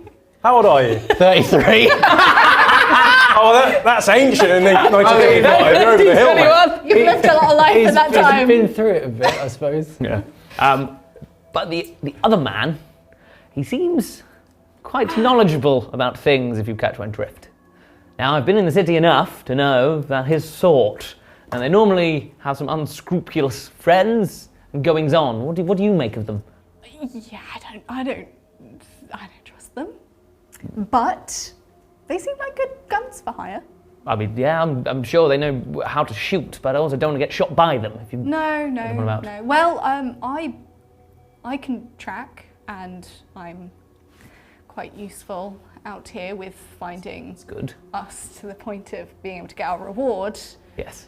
I mean, look, I know Peter very well, so if you can keep me alive, we might be able to up the old reward money and we can sort of not get killed. Sounds like a good deal to me. Good plan, good plan. Lovely. So, We need to collaborate now. oh no, the first rifts are formed. So you build the fire. I mean, you have the necessary equipment. You've got flint and things like that to light the fire, and it's dry. So I'm not going to test you on that. These are things that you're capable of. Well, Evelyn is capable of doing herself, and soon the fire is going. There's plenty of firewood around because it's been quite a dry summer. And so perhaps are you going to all eat something, gather around? You got your beans. I got my beans. I got some beans as well. Yeah. I have to ask someone else to open my beans because obviously I have no means of opening a beans. This is the Just in point a at can. which Why is no one I know. bringing me my food? Yeah, I'm like, I've bought the beans, there's food in the beans, I've not thought about how to get the beans out of the bean can at all. Okay. And I'm gonna take that bean. thank you. Got my knife. Okay. Clearly don't know what I'm doing, but also feel the need to eat the beans because everyone else is eating beans. I'm not eating beans. I'm not eating beans. I'm not eating 20 is equivalent to a Tupperware. I'm eating beans, I've We had that the old mess tin? A mess tin. Yeah. So Blake's got it looks like a stew. Like he's brought some stuff from. What kind of stew? Oh. What kind of stew? Oh, it's got meat and potatoes in What it. kind of meat? It smells amazing. What kind of meat? What? What kind of meat? Beef. Okay, cool. Yeah. That's good. So who Elk. Who made? Actually. Oh. Did he Elk. make it himself? Huh? Did he make it himself? It was no. It was made by his wife. Oh, Aw. humanize him. It's a little. I mean, he's not been away from home for very long, but he's very very fond of home, and he doesn't like being away. Okay. He moved there to get away from some stuff, and now he's being taken away from it again. So he seems a bit somber. It smells nice. Yeah, Reminds you of home. does a bit. Yeah, I like it. he's not giving that away at all. No. That's what's going on. During a stew, yeah. Okay. Vince. Vince pulls out A gun.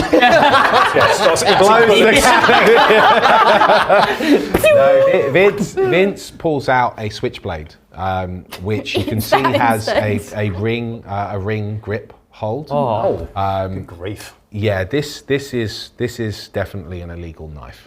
Great. Definitely illegal. When he pulls it out, you can see he's quite handy with it. he spins it round, reverse grip, and he cuts through the can this way, and then proceeds to eat the beans on the edge of the blade. Real class Smiling act. at you. Eats it all. Crunches up the can and then just tosses it into the wood. Okay. Eating it with my hand. Pull out my dry rations, open it, and just. Pretty handy with a knife. Aren't we all? No. No. Oh, what a rapport. I then pull out a flask, which is silver, and I take a long draught.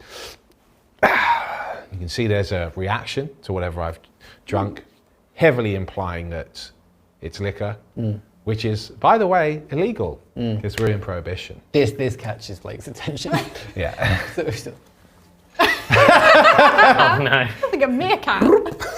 Vince notices this, and you're looking approvingly. The first time you've seen him not frown. Cheers. To our newfound understanding. And I look at the other two and the tent. Well, It's quite sad What for is the old it? Americans, isn't It's it? whiskey. Yeah. Whiskey. And it's pretty Or good. Yanks. It's as well. good? Yeah.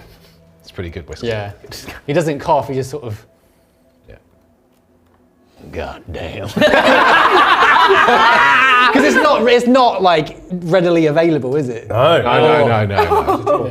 Well, if you know the right people, Yeah. yes.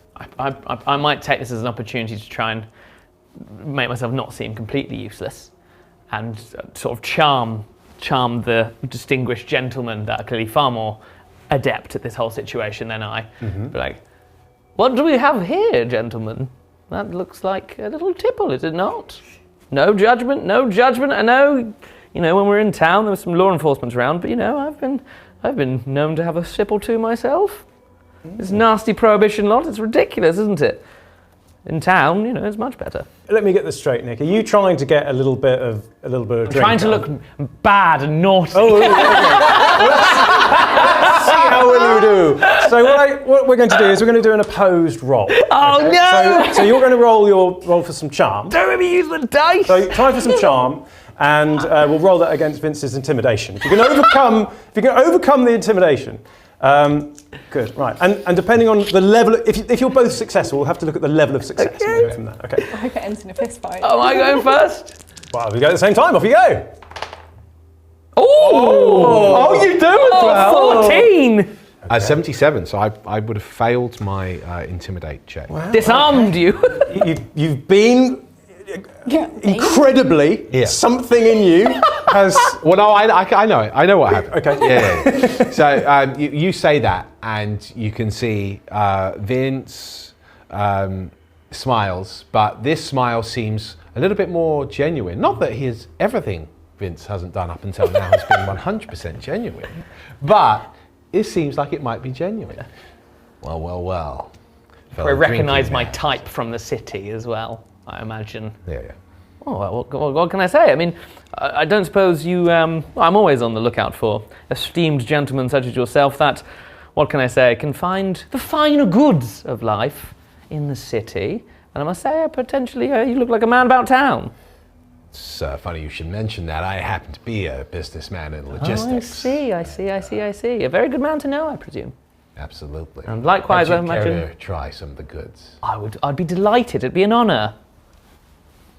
Surprisingly, to everyone's attention, it doesn't freak me out. I take it like a duck to water. I'm like, that is delightful. A very good drop indeed. Best. Man of class, I see. Of course. Oh, yes. Best you can find on the East Coast. Oh, I bet. I must say, now I know we're on this escapade and this venture, but I would say once we, handle this sort of business, find my good friend Peter, I'd love to meet you and some of your associates in town and see if I can help my friends with some acquisition of delicious fine goods. Absolutely. I have a considerable network at my disposal. Ah, marvellous. Yes, and I have considerable friends with considerably deep pockets, as you can imagine. Oh, yes, I can. I think we'll be fast friends once we get through all of this. And I must say, it looks like your stew smells quite delicious.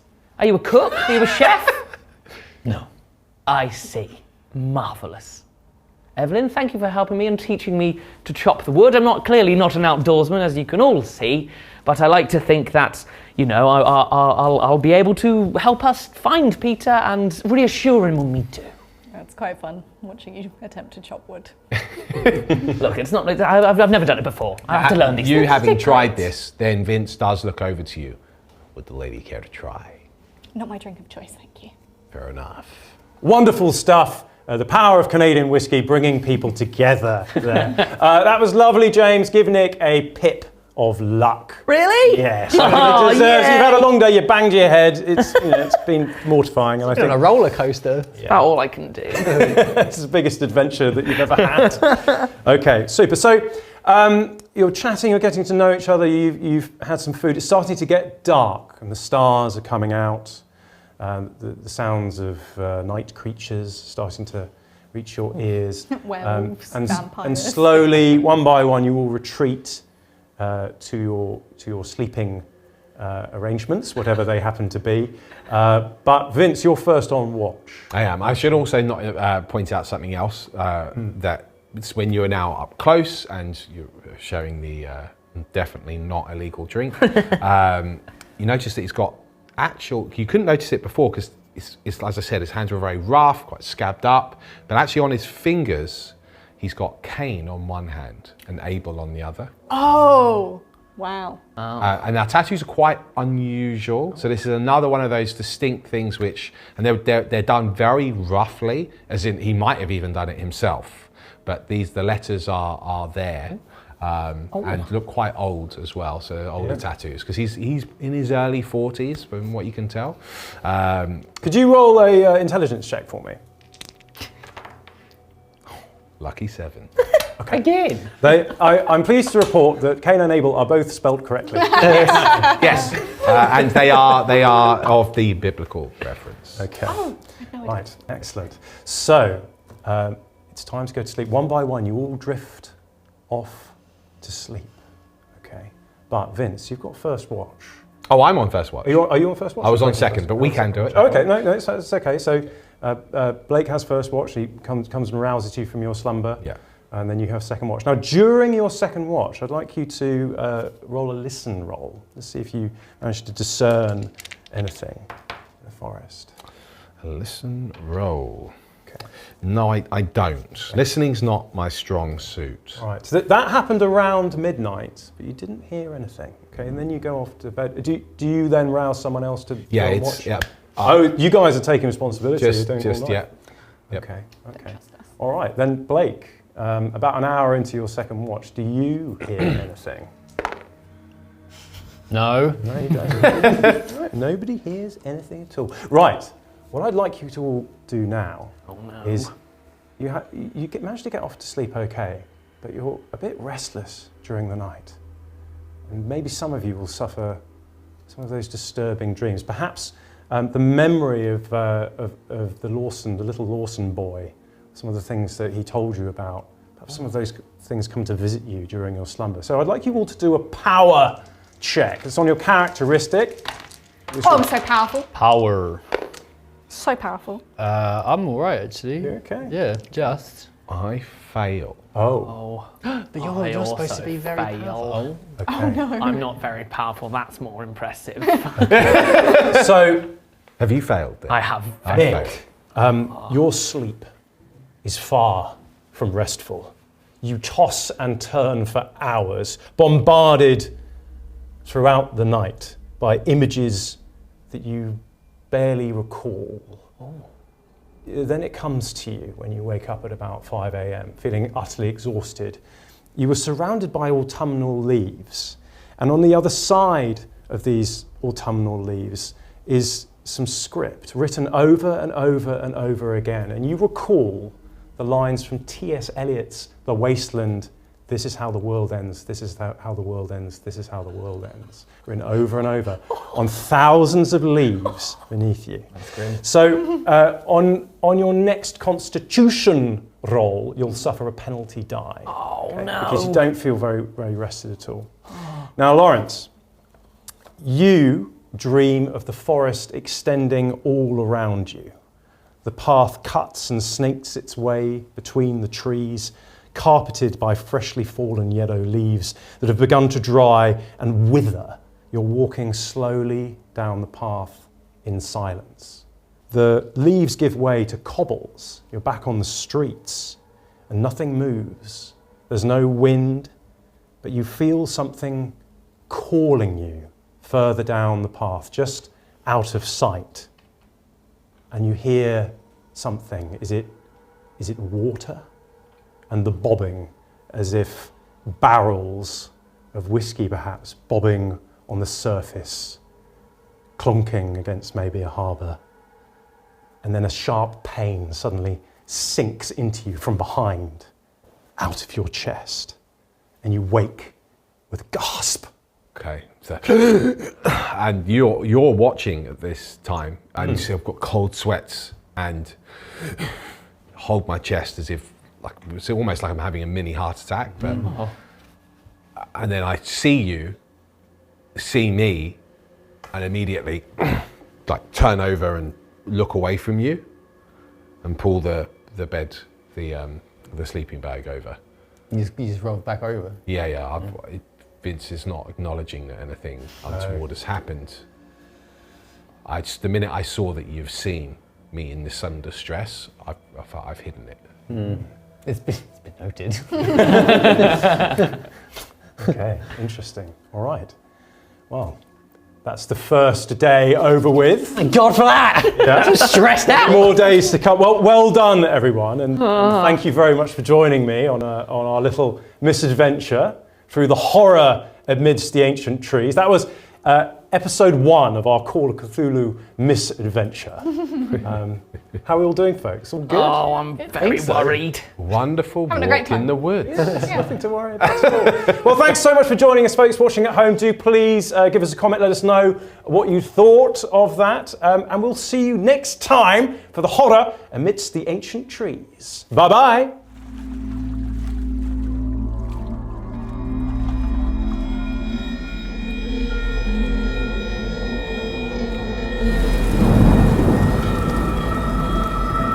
Every teddy bear that's been good is sure of a treat today. There's lots of marvellous things to eat and wonderful games to play. Beneath the trees, where nobody sees, they'll hide and seek as long as they please. That's the way the teddy bears have their picnic. Welcome back to Tabletop Tactics. I feel like I've got mad already. Yep, I've shot myself. I'm dead. Yeah. Episode 2 of our misadventure, our Call of Cthulhu misadventure, amidst the ancient trees. And the teddy bears. And the teddy bears, apparently. Good, you're joining me, Ed, your keeper of arcane lore, and 4 hapless investigators, brave individuals, as you make your way through the woods. Now, you've just had your first night. How did everyone sleep? How's everyone feeling? Quite well. Bright-eyed, bushy-tailed over here? Yep. Apparently I was all right. Good, wonderful. I feel rough as a badger. Oh dear. I've had better sleep. You've had better sleep. Okay, good. Well, it's about 6 a.m. Sun is up. It's burning through the treetops, and you start to get yourselves ready for the next day of hiking as you try and pick up the trail of Mr. Harris and the gangsters. You're seeking the $5,000 reward to bring back Mr. Harris, probably dead, as Lucas Strong would like it, and also rescue young Peter Strong, the heir to this industrialist's empire.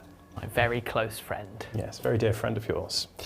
Excellent. So, you gather your wits and breakfast on hardtack and jerky and various tinned goods, and focus on the day ahead. Now, during this brief and tasty repast, do any of you share your experiences during the night, or any thoughts or any developments? Nick would probably ask. I would just ask everyone of I slept terribly. Granted, I'm not exactly a woodsman, but did anyone else have any strange dreams? I know I spoke to the boy, and maybe it influenced up here a little bit, but I'd love to pick your brains if anyone had any strange dreams, because I certainly did, and it would help my endeavour writing-wise anyway. Did you have any more of the old No, I was very well behaved. I didn't have any more. I just slept terribly. Lots of very strange dreams, actually. Very strange indeed. Because Vince, I could look quite tired. His neck's rubbing the back of his neck. Dreams? I didn't have any dreams. No dreams? No, let's get out of here, shall we? Looks like you've had a marvellous night's sleep. Well, at Vinny's instruction, you all set off. So you kick out the last embers of the fire and head out.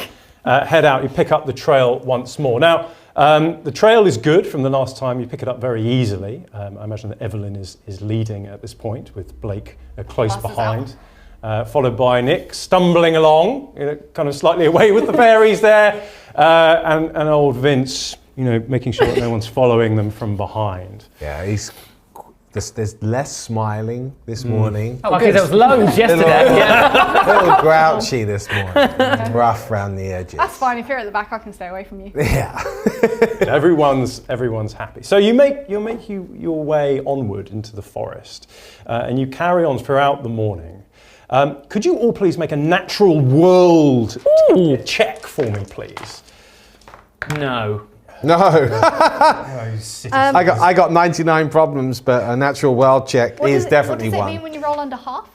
Well, it's just good. But I wasn't. That's just good. I wasn't making it. If I was making it hard, then that would be a really good thing. But I wasn't making it hard, so it's all good. What did you roll? I feel really special right now. What did you roll? 31. Well done. Thank you. That's fantastic. Well, Evelyn, you notice subtle, almost imperceptible changes.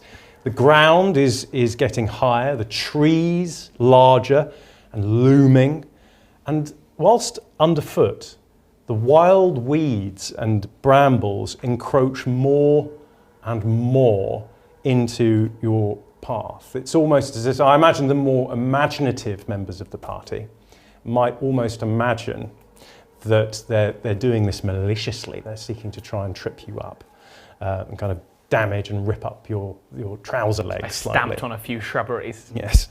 Okay. As you make your way along, I'd like you all to roll for a spot hidden, please. See if you notice anything whilst you're making your way through. I most definitely do. You do? Excellent. Okay, fantastic. Yeah, I'm all right. I got an 11. 25? I thought Superb. it was a 2, it was a 90. 92? Okay, well, that's not quite a fumble. You're all right. Okay, so, Evelyn, again, quite the tracker. Yeah, here. apparently. You notice dark splatters on the ground in front of you. And they sort of head off in a different direction, off the track that you're currently on. Is it blood? Well, why don't you take a closer look? Maybe do a medicine roll. What is the roll? What is my word? No. No? Isn't that a 6? That is a 6! That is a 6. That is a 6. Oh, It's been done. Thank you very much. Yes. So good you couldn't see it. Oh, damn, I rolled a 6. You've just cured terrible diseases. My brain read it as 600. So you get down on your knees, and you not only do you rub this slightly irony. Are you tasting it? It tastes irony, okay? Yep, that's blood. And not only does it sort of, how it kind of almost powders in your hands, dried blood. I don't know. Not been playing with blood recently. Anyway, Not one of my you notice that it actually heads off in a different direction. You're able to trace where it goes. Do you follow this? So there are tracks going one way. Tracks going one and way. a trail of blood going another way. Trail of blood going the other way. Oh, I don't like this. I mean, do you let the rest of the group know what you found? Is this something which you're all in on? I assume you've all kind of noticed me at this point. Lick the tree. What are you doing? Yes. Yeah, you hear some crunching of leaves and undergrowth near you, and my boots sort of appear. What you looking at down there? Well, the trail that we've been following leads off in that direction. But there is a trail of blood leading off in that direction. Okay. Well, you also notice that there's lots of broken twigs and disturbed foliage. Much more so, almost about the same amount as when the three men headed off at the beginning in the clearing. It's that disturbed. Run through it. Yeah, it's like someone ran through there helter-skelter in a blind panic and evidently bleeding as they went, losing a lot of blood. I have a look at the stains that look like blood to me. Not that Vince would have ever been exposed to blood. Yeah. But yeah. Yeah, sure. I mean, what else could it be? Would you know that it powders when it's dried? I wouldn't ask Vince that. Well, Evelyn is dispensing all of her medical knowledge and sort of passing over. So yeah, as you're talking, Vince doesn't really, again, notice the disturbance in the undergrowth, although maybe when you point out a couple of the broken point it out to you. Of course twigs I and so forth, then I start, you Forthcoming. can see recognition comes in. But Vince just nods. Yeah, that's blood, all right. Well, I guess we have grisly. a decision to make whether we continue following the tracks or we follow this new trail. We go where the blood takes us, surely, huh? That sounds That's like lying. a lovely afternoon. Well, We one of can them is always definitely find our way wounded. back here if it leads to nothing. I'll Hopefully. follow everyone's lead. Okay. Yep, shotgun up. So, oh yeah, Forward. ready for action. Yep. So off you go. Half a mile you follow this bloody trail. Yeah, I'm right behind you. I'm letting you, because I can't see what you see. No one can see what I see. No. So it continues. Again, similar theme. Helter-skelter, blind panic, disturbed foliage. At one point, you notice that there's a fallen bandage on the ground, again covered in dried blood, before it continues again. And it looks like they are continuing to run, they're continuing to crash through into things, but maybe they're slowing down. And it starts to weave a little bit more, becoming a little less Steady. clear, less steady perhaps. Does Evelyn eat the bandage? Yes, yes I do. No, I don't. I take you seriously. And a little further on, you discover the body. Okay. Whose body? So the body is lying. It's just a sort of in a lump, very clear, easy to spot at the end of this trail. Again, covered in blood, slightly sort of buried in brambles. It's like they just kind of collapsed into the undergrowth. This wasn't a planned lying down or giving up. This was just a collapse. Okay, and they're lying face down, so you can't really see anything. It looks like they're wearing a yellow sleeveless sweater, which is dirty. It's filthy. It's covered in mud and blood. Like they've been rolling around in the undergrowth. They're also wearing denim overalls over the top of this jumper, and you can see the sleeves of a pale green shirt as well. I'm going to go over and kick him over. Okay, so you roll the body over. Yeah, I'm training my gun, the shotgun, at the body. Right. Just in case there's some life in that body. Okay. I look to you. Is that Peter? No, it's not Peter. It's not Peter, no. Certainly not Peter. Is it a zombie? He's not well dressed enough to No, be Peter at all. I assumed not. However, for a moment, there is that fear. Yeah.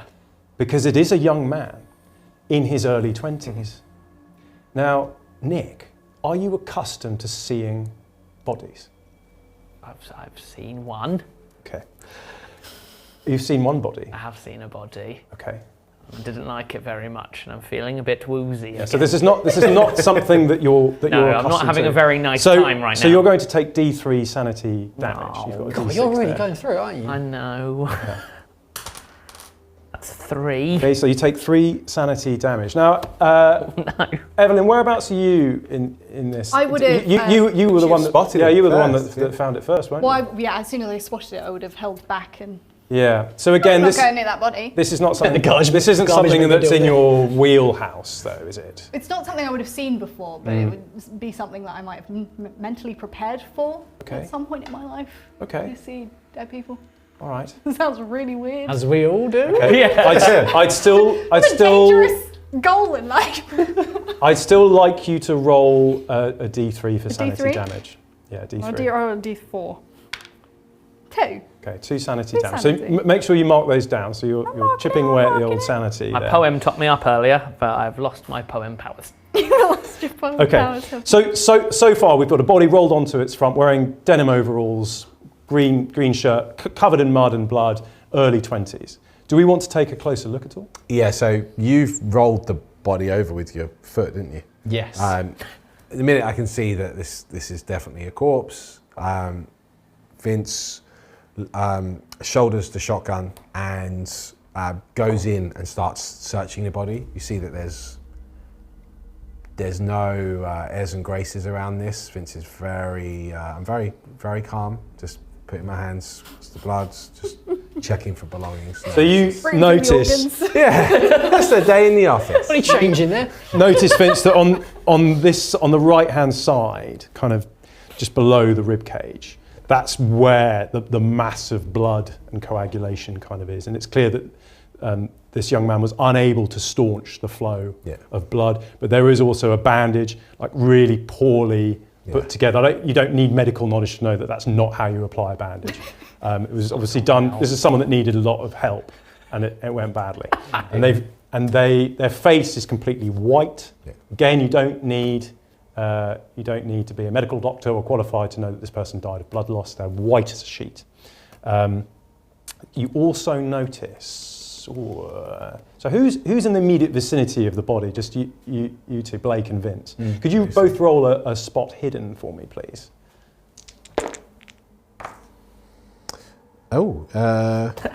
Yes, 24. Nice. Okay. So you notice, you actually pick up his hands, maybe to look under his fingernails, but you don't see anything under the fingernails other than just blood and dirt. But you do notice there are specks of what looks like paint all over his hands, sort of multicoloured specks all over his fingers and hands. Oh. Paint. You also see that there's quite a lot of this on his overalls as Yeah. well, but covered over with the blood and the mud. So this is from before. Do you announce this to anyone? Yes. Well, Mr. Painter Decorator here was obviously in the, should have stuck to that profession. Did you say paint? Yeah. It couldn't be one of those university students, could it? Your coffee-based friend? At this point, I'll wander over and see if I recognise the body, I guess. Do I recognise the body? Oh, no, you do not. With a great sigh of relief, you don't actually recognise this young man. So you know the university people? Well, she's not revealed that. That was us! Sorry. Yeah? So you just come walking over Yeah. to look? Okay, do you say anything or? Just breathe a sigh of relief. Vince seems mildly amused by this. The painter decorator thing, he seems to still having a little chuckle. Laughing at his own joke. Of all the places out in the woods. Yes. Gosh. Does anyone notice the way that Evelyn kind of interacted with the body? The fact that she was visibly relieved at the moment that she came over to look at the body. Does anyone notice that? After I stop laughing at my own joke, I get up and it's your first time seeing a dead fella, huh? Yeah, well, it's not something you see every day. Okay, are we done with the... You also laughs at that. Are we done with this corpse? Is there anything you want to do with the body or... So there's no other belongings. There's nothing. Well, do you want to have a look around the area perhaps? Yeah. See if there's Oh, anything yeah. else? Okay. Investigation. Yeah, so everyone roll a spot hidden for me, please. Did we bury him? Yes, I do. Oh, I do as well. I got 15. Okay. 38. Oh, I do as well. I'm just busy laughing. Okay. You're evil. Oh, you're all very observant. So you all take a good look around, but you all stumble upon, almost at exactly the same time, the hilt of a knife stuck in the ground. Okay, now upon closer investigation, it's a large hunting knife rusted and absolutely coated in blood. It looks like it's been up to the hilt in the wound. Okay, now Nick, you might recognise because you're an educated man. You're somewhat of an historian. Indeed. And so is Blake, actually. Could you both roll a history check for me? L'histoire! No! No. No history here. I think I'm probably freaking out about the blood. Yeah, that's probably. There's too much viscera and bits on it for it. We're to looking really at it like this. You can't discern it as anything more than a knife. Do you want to leave it there, or are you going to? Do you want this thing? I'm going to come and have a look at the knife. Yeah. Yeah. Of course you would. Yeah. Well, why don't you appraise the knife? Sure. Yeah. Sure. Which is this worth? On an 18. Oh yes. What is? Do you actually want me to appraise? Well, you have just appraised it, and you've successfully appraised it with an 18. Yeah. You've identified, Vince, that this is somewhat of an antique. Well, it's not an antique. It's about 60 years old. Oh, okay. This would have been standard issue for a Union soldier. Wow. This is a Civil War relic. So it's quite a nice knife. So maybe our artist friend here had a thing for trinkets, or it was recovered from elsewhere, or perhaps whoever did this to him was wielding this knife. This here is an old knife, as I say, back from the old Union War. Oh. What What's it doing here? You tell me, Mr. Painter doesn't look like he can hold a knife like this. More of a brush guy, I'd say. I can't imagine it to be in his possession. Well, we can probably assume that whoever the knife belonged to is the one that killed. I would agree. I then walk over to the body and take the bandage off. Okay. And look at the wound. Oh, right. Is it a stab? Or is it a gun wound? Make a medicine roll at this point. 12. Oh, very good. Is that enough? What is your medicine? What is your well, knowledge of I was hoping you would ask the that. inside? My understanding is base medicine says 1%. Okay. But Well, look, I think 12 is a good enough roll. Without wasting time, I think there are probably other skills there that would fit you being able to distinguish a knife wound from a gunshot wound. yeah, I mean, you know. It is a knife wound. Given the knife. It is a knife It is a wound. knife wound. And look at the width. Like, does it look like this is the sort of weapon that? It does. Maybe Vince even puts it in just to see if the sword fits. Oh no! It's not beyond me. It's not beyond you, but I don't do that. there's no need. But what I do is I look at the knife and I look up at you and say, your tracking skills, you think it was just one guy running here, or maybe there was one more? As far as I could tell, and I could be completely wrong, it seemed like it was just one set of tracks. If I'd have to think about it, I would guess because the trail split all the way around, that he was running away from whoever we're tracking. That would be my guess. Well, it appears that this is the blade that killed him. So I'm assuming he wasn't running holding the weapon that, unless maybe he pulled it out of himself. Well, yeah, was it in him when he was running? He could have stolen it. Oh. Okay. Oh, people can do funny things when they're cornered. Surprising things. He did have the balls to actually take the knife out. I don't know. He's dead now, though, huh? Oh. Do we bury the poor chap? There's no time. Okay. Can I look around and see if there's any more tracks leading away or elsewhere? There are no more tracks leading anywhere. Yeah, you do that. And that's the trail runs cold at this point. The only person, you're absolutely right, the only person making those tracks was this young artist fella. And where they died is where the trail runs cold. I think our best bet is to follow the trail back and Let's leave continue. poor John Doe here and let's go. Maybe mark it on the map so when you go back to civilization. Yeah. Okay, good. All right. So you make your way back, half a mile back to the original track, okay? And you manage to find your way back on. You continue back on your way. So let's review your tracking skills once more to make sure that we are on course. A 6! Oh, fantastic. I am a map. I have none of the Are we skills. doing it on tracking? We were doing it on tracking. Were you using tracking just there? Yeah. Like, fantastic. So that's good stuff. So day 2 in the woods, you're starting to get your eye in. Oh, I'm back, Once baby. more, and you're back, baby. Never had an eye, still don't have any. It's good to practice, though. Maybe you're taking a bit more interest. You're getting involved when the more map edge. is out and the compass and things. You're just Pencil there already. to hold the map. What I you don't do- think what you've you- given me the map. No, I wouldn't give you the map. What you do notice, Yeah. as I'm sort of getting myself back into it, he just pulls out a little cigarette case and sparks up for the first time. Okay. Don't ask me any Do you want questions. to about appraise the cigarette case? You seem to have a thing for other people's possessions, Vince. I'll have a look. Okay. Oh, 23. that. It's made of moonstone. It's very special. Did you pass? I did. Yeah. It's just like a silver case.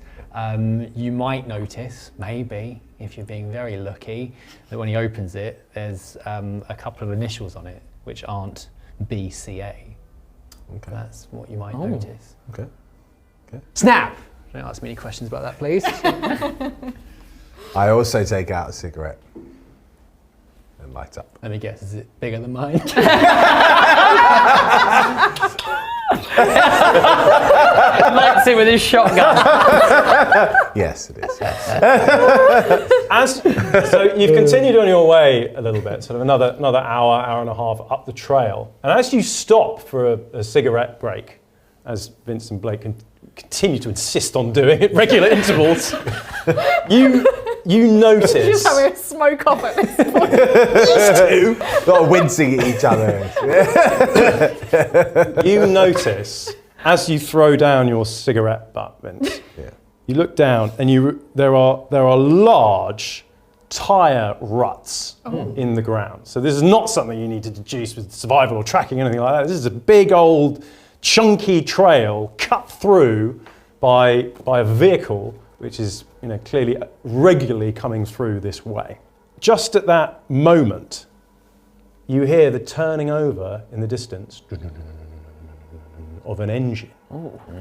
Okay. So you've got a bit of time. It sounds like it's maybe half a mile away. What? Does it feel like? Sorry, does it sound like it's coming towards us? Or Maybe roll for listen to see. Do we all listen? Yeah, everyone listen. We're rubbish Oh my at goodness. listening. Oh! I'm still terrible at listening. Oh, An me too. 8! You're fantastic at listening. I've heard it! Finally. Yes, you can hear it, and you Clarity now. deduce, Nick, that it is indeed getting slightly louder. So it is coming this way. It's not coming at you in a linear, straightforward fashion. It's obviously weaving here and there, going around trees, but it is getting louder. It is getting closer. Would I try and I'll get everyone's attention. yeah. Do we hear that? The engine? Yes. It's closer, yes? It's coming towards us. Do we run? Do we hide? The minute you say that, I immediately jump into the tree line and then I put my Okay. shoulder up Take against it. the tree and check We're hiding. my shells. Okay. I'm So frantically trying to get my gun out my bag. everyone is hiding at this point. Because we were told the gangsters drove off, Yeah. it was, right? So we can assume that they have a vehicle. Okay. So Just there are, picturing your character with this huge bag. Like in year 7. a tense couple of minutes go by with the sound of the engine getting louder and louder. And slowly, over to your right, around the bend and through the trees, comes a rickety old Model T Ford flatbed, and it keeps going. It's very sort of rusted. It looks like it's been absolutely battered. And as it gets closer and closer, you can see the driver at the wheel. It's only going about 10 miles an hour because it's got to kind of weave around, bobbing about. I'd like you all to make stealth checks. Oh no. Does the driver see you? I'm stealthy. I'm stealthy. Oh, I'm Not stealthy by stealthy. 1 point. I am not stealthy. I'm 78. Okay. So, My high-vis the jacket again. So the truck slows down. Oh, God. Just level with where Nick and Vinny are hiding. Okay. And the man winds down the window and it leans out Can I help you, gentlemen? As it started slowing down, I've immediately come out from around the tree, and I've got the shotgun up. Get out of the car! Get out of the car! I start shouting at him. God damn it. The door slowly opens, I'm just gonna stay. and a man wearing work attire, he's got braces, slacks, work shirt, covered in sweat, got some engine oil on him, very kind of dirty looking, it's like he's been hard at work for a long time, and a flat cap, gets out of the car, very slowly, and goes, now I don't want any trouble, mister. Right, as I'm approaching him, I see that he's got no weapon. I look over his shoulder. Is there anyone else in the car? So you notice that there is nothing else in the car. You can see on the side of the vehicle, it says Strong & Sons. Ah, okay. Which is, of course, the company name of our local industrialist. So this is obviously and potential employer if we find his son. Well, potentially. Yeah, I spot that and then immediately lower the shotgun. Thank goodness. And James Stanton lowers it. I appreciate the need for caution at these times, sir, but I'm mighty relieved that you've lowered your piece. Well, I didn't know who you were, and we're on a manhunt at the moment. I see that. What you doing driving around here? Oh, why, I'm making my way up to the reservoir. My name's James Stanton. I'm working with Mr. Carl White, part of the survey team that Mr. Strong is employed to look into those rare mineral deposits. Mineral what? Oh, Mr. Strong's building a reservoir up north. You haven't heard about this? No. Okay. I call, hey Blake, get over here. I say to you. Okay. So how are you approaching the vehicle, Blake? Are you coming around the front to join Vinny? Are you going around the back? I'll go around the back. Go around the back. I see anything in the back? Yeah. As you go around the back, you can see that it's laden with crates. Ooh. It looks like equipment. There's various things stenciled on there and things. Now you know from your army service, what logistics look like and things, and you can see stenciled on one of the crates TNT. Oh. So there's got some serious stuff in there. But an explosive discovery. Yeah, but that would obviously track with it being a survey team and various things they're doing. Now, could you do a knowledge check, Blake? Because you are a local man, so you might know a bit more about this. I am a local man. Okay. So you passed very well. Okay. So local. So you do actually know that in addition to the fact that Lucas Strong is a local industrialist, he's actually done lots of kind of work in the local area in terms of development. And you do know that he's been building a reservoir. Okay. You also know that rare minerals were discovered in the area. Now, locally, everyone just assumes that means gold, but no one knows that. But you do know that much. So it tracks that a survey team is there. And James Stanton follows up by saying, you probably know that Mr. Strong's operation has been held up because of this discovery. So we're there to make sure that this is all safe and that this stuff is surveyed accordingly. And you're doing that with no peace, just driving around here in the middle of the day, and there's a whole bunch of folks looking for killers. Oh, you must mean that ruckus with Mr. Harris and poor Mr. Strong's son. That's right. Oh, well, we don't want no trouble, and we don't expect no trouble. Okay, then. Maybe we can catch a ride with you. Where are you driving to? Oh, I'm heading north to the survey site. It's about half a day's drive. Does that track with our search area? Yeah, okay. Both of you. So you take a look. It doesn't exactly match, because remember you're looping around and kind of circling in. It does, certainly heading north is what you want to do, but that's not necessarily the direction you want to go in. I don't think it's the best idea. We need to follow the track. Yes, and it also doesn't pick up the trail of the three men that ran through the brush. So it's going slightly different direction. Okay, yeah. There's also, Mr. Strong, James Stanton looks apologetically at his vehicle. It's absolutely full of equipment. Sure. You probably able to fit one person in the passenger seat, and even that's got a load of stuff in it. Yeah. Vince suddenly had you can see he's thinking about something. You say you got a survey team. Yeah. Is there any reason why any of them would be down in these parts? as opposed to where you're going to? What you mean? You mean out in the woods? Right. No, as far as I know, I'm the only one that's not at the survey site at the moment. Mr. Carl White, he's heading up the team. He's there with the rest of the fellas now. Have you come across anyone else on the trail since you've been driving? No, ma'am. Well, now may be a good time to tell you that there's a painter fella up there that's been stabbed to death. And I know you marked it on the map, didn't you? Yeah, I'll show you where it is. Oh. Go. Oh. Dead body. I've drawn a little diagram. You notice that during that particular interaction, he's got quite a vacant expression on his face. Yeah. Is there something you want to share with Mr. Harris and maybe the field team, police? Oh, sure. You seem to be in the employ of Mr. Strong. Has he not got you looking for Peter?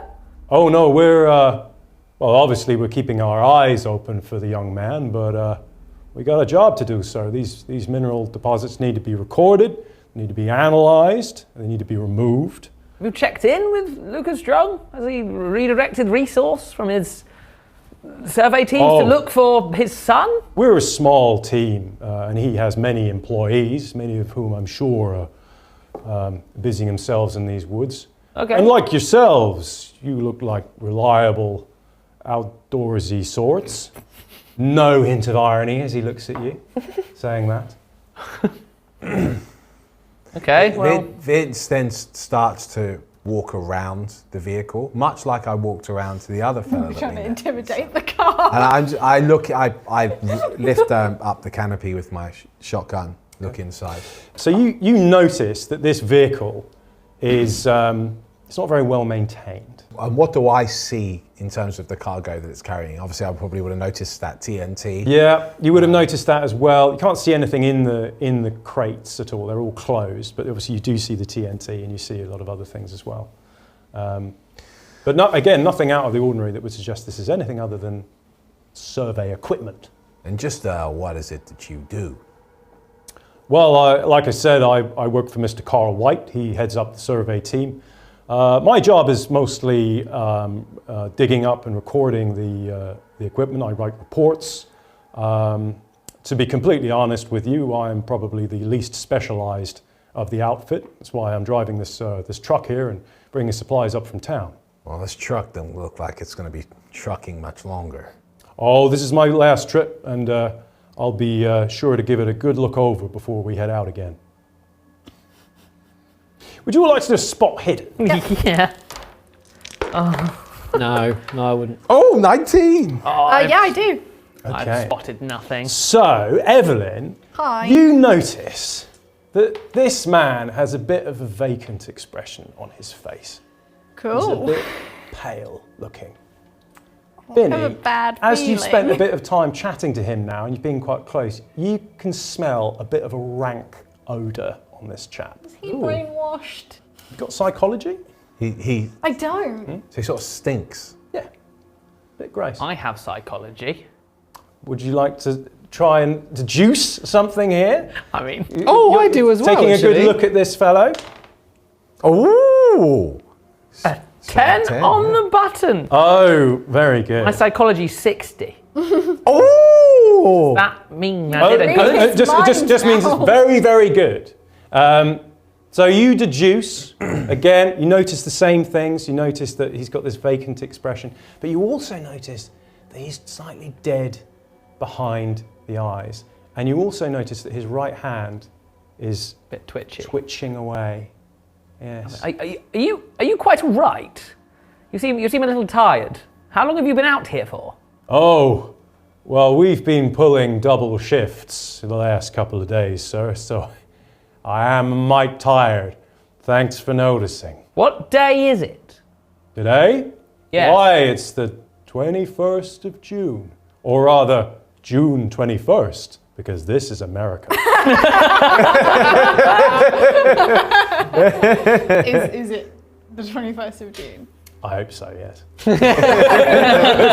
Keeping track, yeah. Yeah, I think that tracks. Yes. Yeah. I think I wouldn't find that out of the ordinary. Would I? Check my pocket watch. How come you've been pulling double shifts? Oh, well, time is money, as Mr. Strong likes to say. Have you had any strange dreams lately? Strange thoughts? Been able to sleep okay when you haven't been on your shift work? Oh, yeah. Any dozing offs? Thought of anything weird? Yeah, fine. Now look, I better be on my way, so as I don't want to be late, Mr. White is expecting these supplies in the next couple of hours, and we've got work to do. So, unless you got any more questions, I'll be on my way. Okay. Kidnap him. No, we shouldn't kidnap the strange man. Vince is like the whole time I've actually got my finger on the shotgun trigger. Yeah. And even though it's lowered, you can see that Vince is not particularly happy with this conversation. No, this has not been a good conversation. Yeah, he doesn't seem like a threat though, does he, this fella? No, but I'm very curious. I want to know what's happening. I feel like Well, he gets in his car anyway and gives you a little wave goodbye. And then he's off, trundling down the track and disappears into the distance, leaving our 4 investigators standing, looking a little bit perplexed. I meet something that's not right about that guy. He was several chickens short of a full coop, wasn't he? He also stank. Yes, I smelled that too. Any thought on what it could be? Well, maybe a bit of cabin fever, maybe these guys have been working up here a long time. I don't know. Looks like he hadn't slept in days. Yeah. Weird. Very strange. Right. You carry on your way. So, Evelyn, would you like to carry on tracking? yes. Yes, excellent. Off you go. I would like to. to. So again, you're not following the tyre tracks No. going up to the service site. You're back on the trail of Do you want me Harris to and his do men. tracking or navigation or Whichever is strongest, whichever is your strongest suit. natural world? Is that a fail? Yes. Oh, okay. It's really bad. It's really bad, is it? Ah, No. It's not really bad. okay. It's not really bad. I'm using natural world, right? Okay, yeah. Fine, no, it's not really bad. So you do not like when you fail. It's a good example here. When you do fail, you do have the option of pushing a roll. Now it means What does that mean? it means you effectively get a re-roll, but it does mean that if you fail that re-roll, something bad will happen. So it is a bit of a decision to make. I mean, But then- my natural world's 70, Oh. so it should be fine. You should be fine. Oh. You shut up. Hey, what's going on here? Are you re-rolling it? We just spoke to a puppet man. Come on now. I've not tried it yet. Give it a go. Okay. Here we go. You've pushed. Oh, that's It's not a push. What happened? You pushed too hard. It's a 91. a 91. Okay, I just want to make it clear. You pushed us off a She cliff. was the one that pushed. Vince was nowhere near her. Okay. And we've been eaten by the zombie man. Okay. I dropped my dice. So you failed your pushed roll. In my defense, I didn't think that was going to happen. No, because you're 70, right? You've got- 70! Okay, but everyone in the party has very good trust in your abilities to navigate. Is that true? Yeah. Yeah, Vince You've has been leading very. Vince has really been Following you the whole following time. your lead. Yeah. Yeah, these two at the back, they're been so just trusted. they're just following where they're led. And you have confidence in this as well, because you think that you've picked up the trail. Oh no. Because you know, oh, okay, this looks like it's it. The undergrowth is disturbed once more. It's, you know, it's concurrent with the fact that something large and heavy moved through here. Certainly, perhaps that tracks with it being 3 or 4 men. Good, until you suddenly notice in front of you in a clearing an enormous female brown bear. Oh no. Oh my stretched god. out Oh no. against a tree Oh. and slowly turns to look at you. You tracked it into a bear, you clown. You followed the bear. That's a bear. Oh, it's the teddy bear from the beginning. To make Massive. just for scale, let's put these Oh together. no. Just to make matters even worse. Oh my goodness! You notice that behind this enormous She's not got a baby, female, is she? yeah, a cub, We're in so very much young, trouble. very grouchy. Okay. Uh-oh. So, what? As you're the only one that's come across this so far, everyone else roll spot hidden. Ah. Going to see if anyone else sees the bear. Oh, 28. Okay, so Vincent sees the bear at the same time. Okay, you two don't.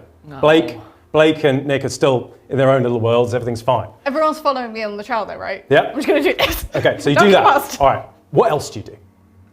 Natural world check. Let's see if you know what to do in this situation. Okay. If it's brown, lie down.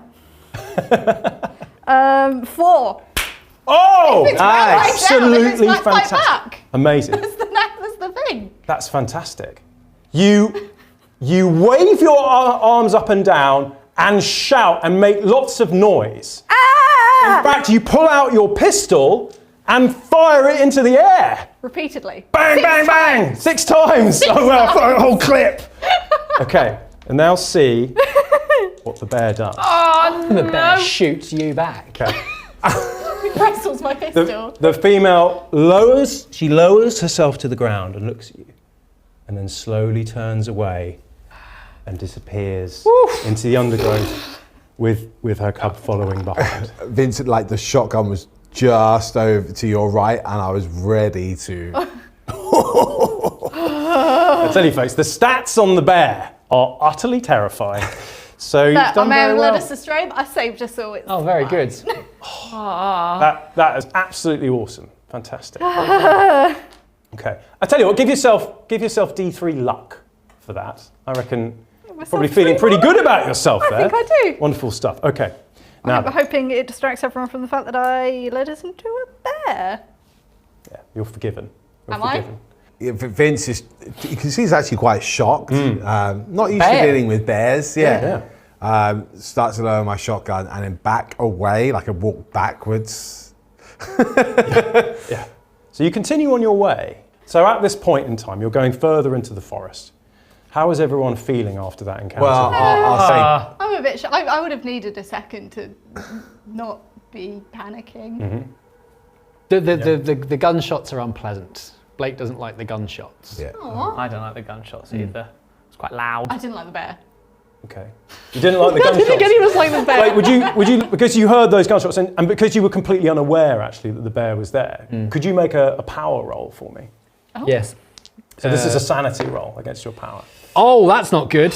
That's a 92. 92. Yes, Okay. that's not very powerful, is it? All right. So previous trauma, you know, of loud explosions, gunshots. You know, if you're prepared, if you know that a shot is coming, like if you're firing your own shotgun and things, you're okay. But something like this, completely out of the blue, unsettles you. You know, the war comes rushing back in, essentially, and you're suddenly feeling very, very uncomfortable, a bit shaky, cold sweat, all that kind of thing. D3 sanity damage. D3. Ouch. It's only one. Okay, just one. Same. Oh, nice. Yeah. He takes it. Marvellous. Okay, so you continue on your way. It's rather quiet now, okay? Those gunshots are just sort of incredibly loud, and everything feels just silent in comparison. You've tried to refine the tracks.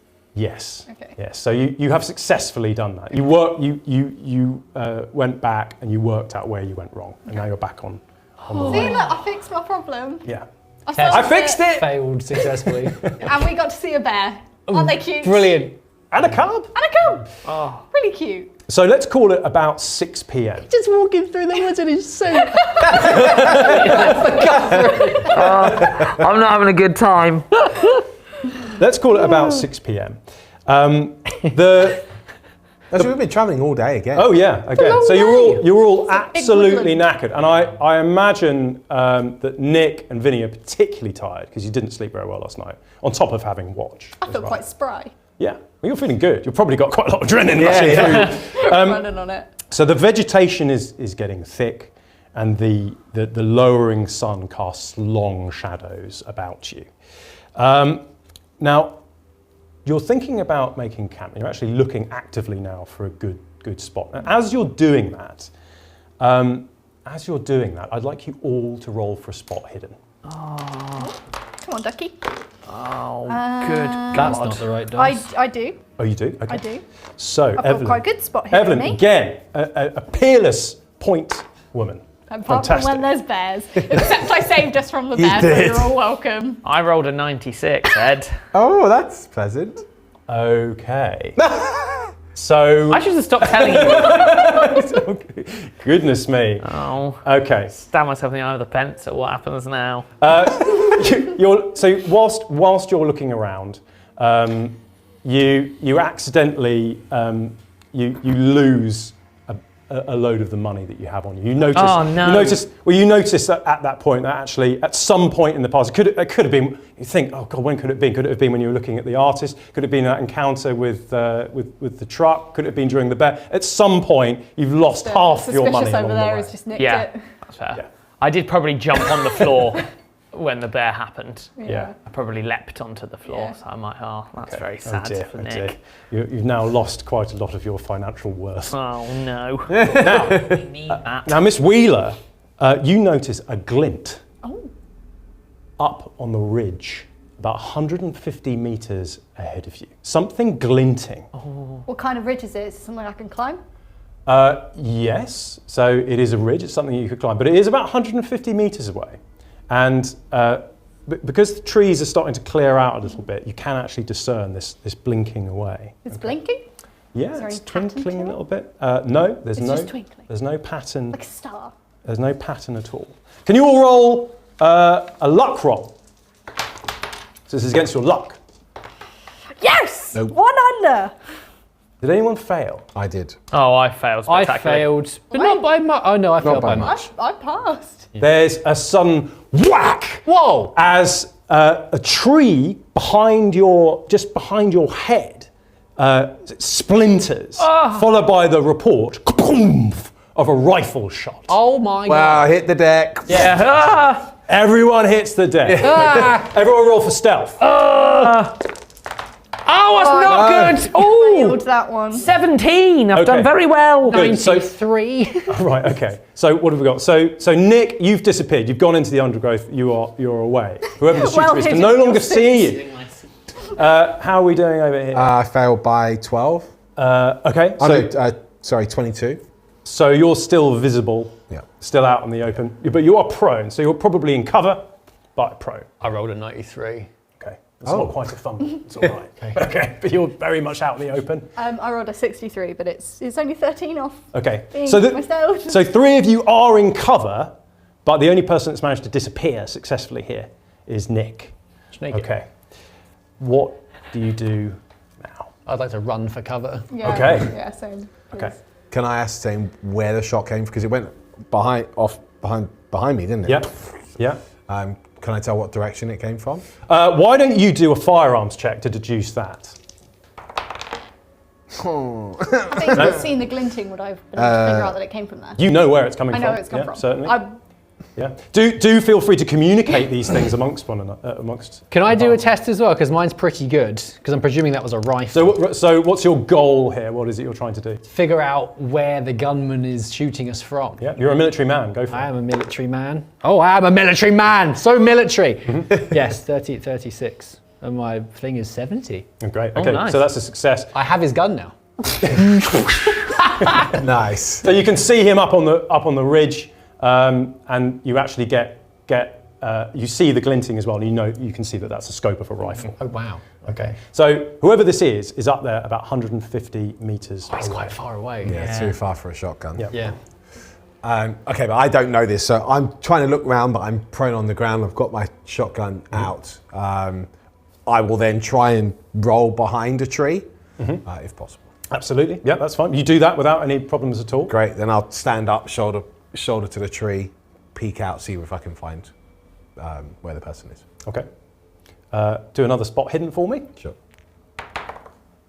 Spot hidden? No. No. Is he still shooting? Again, folks, you can communicate amongst each other. You can I'm tell trying each to other. pretend I'm dead. I think. I'm just like. kind of fun. I'd like to just shout out and say where I believe he's shooting us from. Okay, so you're sort of pointing up there on the ridge. He's Yeah. over there. Yeah. I see you, and then I look up to the ridge. Do I see this glint? Oh yeah, you see him now as well. Okay. Okay. What do you do? How? So you say what? It's 150 meters. meters or yards? Meters. Oh, okay. It's really quite far. Okay. Far away. Do you think we could circle around, try get him? Maybe. Could we, looking at the terrain, could one of us go up the right and one on the left? Yeah, it's quite like there's a lot of cover, right? Oh yeah, lots of cover. Yeah. But as Miss Wheeler noticed, there is a sheer face to the ridge at the top. You would have to climb to go directly at it, but it's very possible that you'd be able to scramble up the sides. Okay.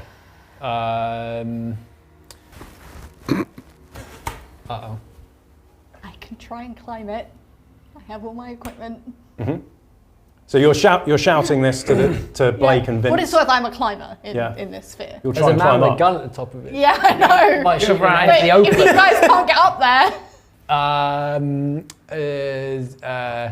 Okay, so you say you shout I can climb it. Yeah. Basically. Okay. I'll take the right. I say to you, you go up the left. Yeah. You go up the middle. And Mr. Dandelion there can... great one for me. No one knows where I've gone. I'm just in the woods somewhere. yeah, and I turn and I just look gone. and you're not there. No one knows where I've gone. I just sort of beckon to everyone. It's like, stay low. Right. Yeah, all right. I then start moving to the right. Yeah. I will Shouldering a shotgun because there's no point here, and I get my 45 out. In an incredibly Reload stealthy my- fashion, just to be clear. Okay. I've reloaded my pistol at this point as well because I shot everything. 6 shots.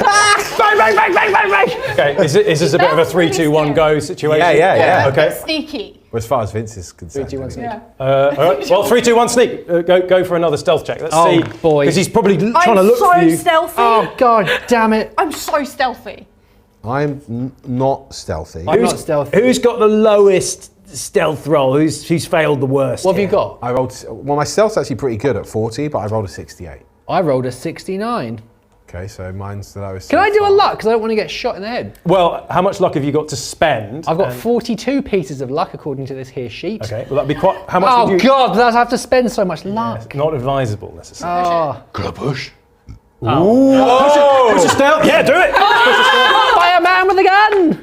Oh, that's worse. That's 10 worse. Oh no! Uh-oh. So you stumble. Oh, God. And as you stumble, your shotgun actually goes off. Oh, no. So you've lost. distraction. You managed not to hurt yourself. Yeah. But you're very much drawn attention to, and you've lost 2 rounds of Lost 2 ammunition. shells. And you're about to get shot at as well. Oh, God.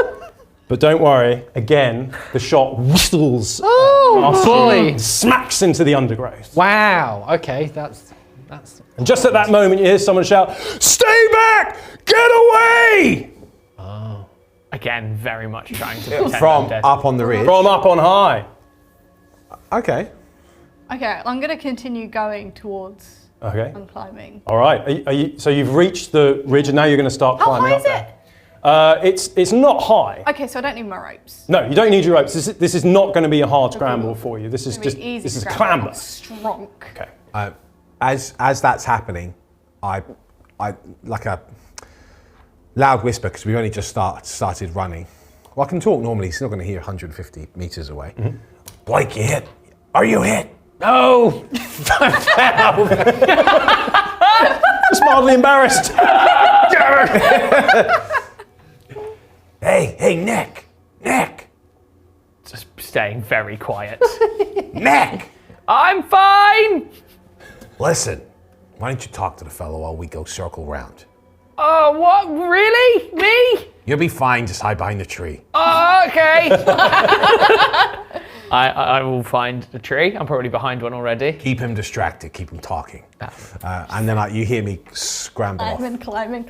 Okay, you're climbing. Right, let's see how you do. Let's see how you manage to climb this sheer face. I climb it so well. Okay. So Perfectly. in fact. Okay, what's the score? 10.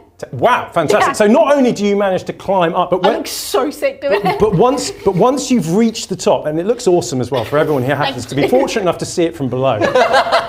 Once you manage to get over and you conquer your climb, you're in a fantastic position because actually there's some undergrowth. So you've managed to find yourself almost on top of this shooter, but completely unseen. So you've climbed up. Puma. Yeah. So you haven't climbed up straight into his sights effectively. He doesn't know Brilliant. that you're there, and you can see this person there with a rifle in front of you. What does he look like? Well, he is shabbily dressed. Again, looks like he's been out in the woods for a long time. He would fit the description of one of Mr. Harris's men perfectly. Okay. Not from around here. He's kind of wearing a shabby suit.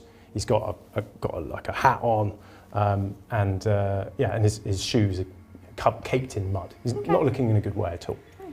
Am I on distraction mode? Okay, how are you distracting? What are you doing here? Stop shooting! You get away from here, you hear? I would love to get away if you could stop shooting. Okay. Just stop! Make a stealth roll, Katie, now that you're behind this hedge. Do you fail your stealth check? I do. You do. Okay. So, this man turns. He hears you snap on step on a large twig. Here's a snap. He turns to look at you, and he immediately drops his gun, and he just runs as hard as he can away from you, and is basically almost half running, half falling down the opposite slope. He's On the side he's coming up? Oh yeah, he's running away from the group. So what have I seen? Because I'm going up the right at the So moment. you would see him, if you're going up the right, you would see him running down the slope to your right. You see him running sort of sideways from you. Yeah, obviously it's not dark yet. It's 6, right? So do I recognise him? Not at this distance. Not at this distance. I try and clip him, try and get him in the leg. Oh yeah. At this point, I would shout that I think it's one of Harris's men. Well, that means he's a He's running. gangster. Okay. He's a bad guy. He's a bad guy. I'm a good guy. Weapons free. All right. So, Also, run to go and pick up his gun, so make sure there's no one else around. okay, so you're going to pick up his rifle. Okay. Pick up his rifle. We need a rifle. So you're going to take a shot. Yeah. I'd like you to roll it. So he is running hard through the undergrowth. So I'd like you to roll a penalty die, which means that you would re-roll the tens die. Okay. Yeah, I am aiming low, just for your reference. Thank you. So I am aiming to maim rather than kill. Good of you. I roll a 1. A 1? I refuse to re-roll. I'm sorry. I'm afraid you are going to have to roll perfection. That's a shame. I roll a 65, so that would be a miss. It would be a miss. Okay. So Who could you luck Sorry, it? I could. If I had 5 points of luck, because I've got firearms 60, it would be a hit. Okay. I'm going to add 5 luck. Okay. So you add 5 luck. Yep. The man is clipped in the leg. Nice. Wham! Yeah. Shotgun? With a no, shotgun. I have to do it with Oh, my your 45. pistol. Oh, it was with the 45. Yeah, I was I shouldered the shotgun. Okay, good. Well, let's Shotgun to Take his legs off. let's see how much damage that does. Sure. Oh no. Okay. 4. Ooh, okay, that's nasty. It's not quite a major wound, but you've definitely winged him. He's a bad way, and you see him clamp his hand onto his leg and stumble onwards as he goes. He's definitely been slowed down, but he's still running. He's still going. He's still running? Oh, he's still running. He's obviously absolutely terrified. Stop! I say, stop! Roll for intimidation. Yeah. Oh. I've got him. Oh, 5. Okay, he stops dead in his tracks. There's just On the ground! There's just something about this man's voice. Get on the ground! I said. He gets on the ground. And I've come running over to him. Oh, please don't hurt me! Don't hurt me, mister! Shut up! And I clip him round the ear. Okay, I guess D3 damage on this poor sure. defenseless man. 3 damage. 3 damage, okay. Oh, please stop! Don't hurt me! Don't hurt me! Flip him over and point. I've got the gun near his face. Yeah. And put my finger on his mouth. Shut up. Over here! I start shouting to. I'm gonna Wow, catch rifle, up with everyone. comically big. I'm looking around to make sure he doesn't have any of his friends. Now, before they arrive, I say, let me just check my notes 1 second. Where's Sydney? Sydney? Where's Sydney? What? Slap him. Where's Sydney? You mean Mr. Harris? Yeah, Mr. Harris. Oh, it's Mr. Harris's fault. It's all Mr. Harris's fault. He bullied me into it. I didn't do anything. Okay, you're gonna calm down. Tell me where he is, or you're not gonna talk anymore for the rest of your short life. You understand what I'm saying? And I push the gun into his head. I'm doing this before the others arrive. Okay. You've not got long. I'm No, I know, on my way. I know. So I'm on you my might see way. I might change when you arrive. The cabin. He's in the cabin with the strong son. Okay, so he's alive. Yeah, he was alive. What, Peter? Yeah, we're treating him like a prince. A prince. Okay. Good boy. I give him a slap. You notice that his face is quite clammy and cold, by the way, as you do that. Unusually so, because you're obviously pointing it out. And also he's He's been running, right? injured. You shot him in the leg. Yeah. I think the blood might drain. Then you punched him with your gun. And then you slapped him. I did. But yeah. I search him. Well, and as you search him, so you find that he's got no bullets on him at all. Okay. So there's no extra ammunition at all. He's got nothing else on him really. He doesn't even have his wallet. This is someone who's completely threadbare. He's a complete mess. But you do notice that he is actually wounded as well.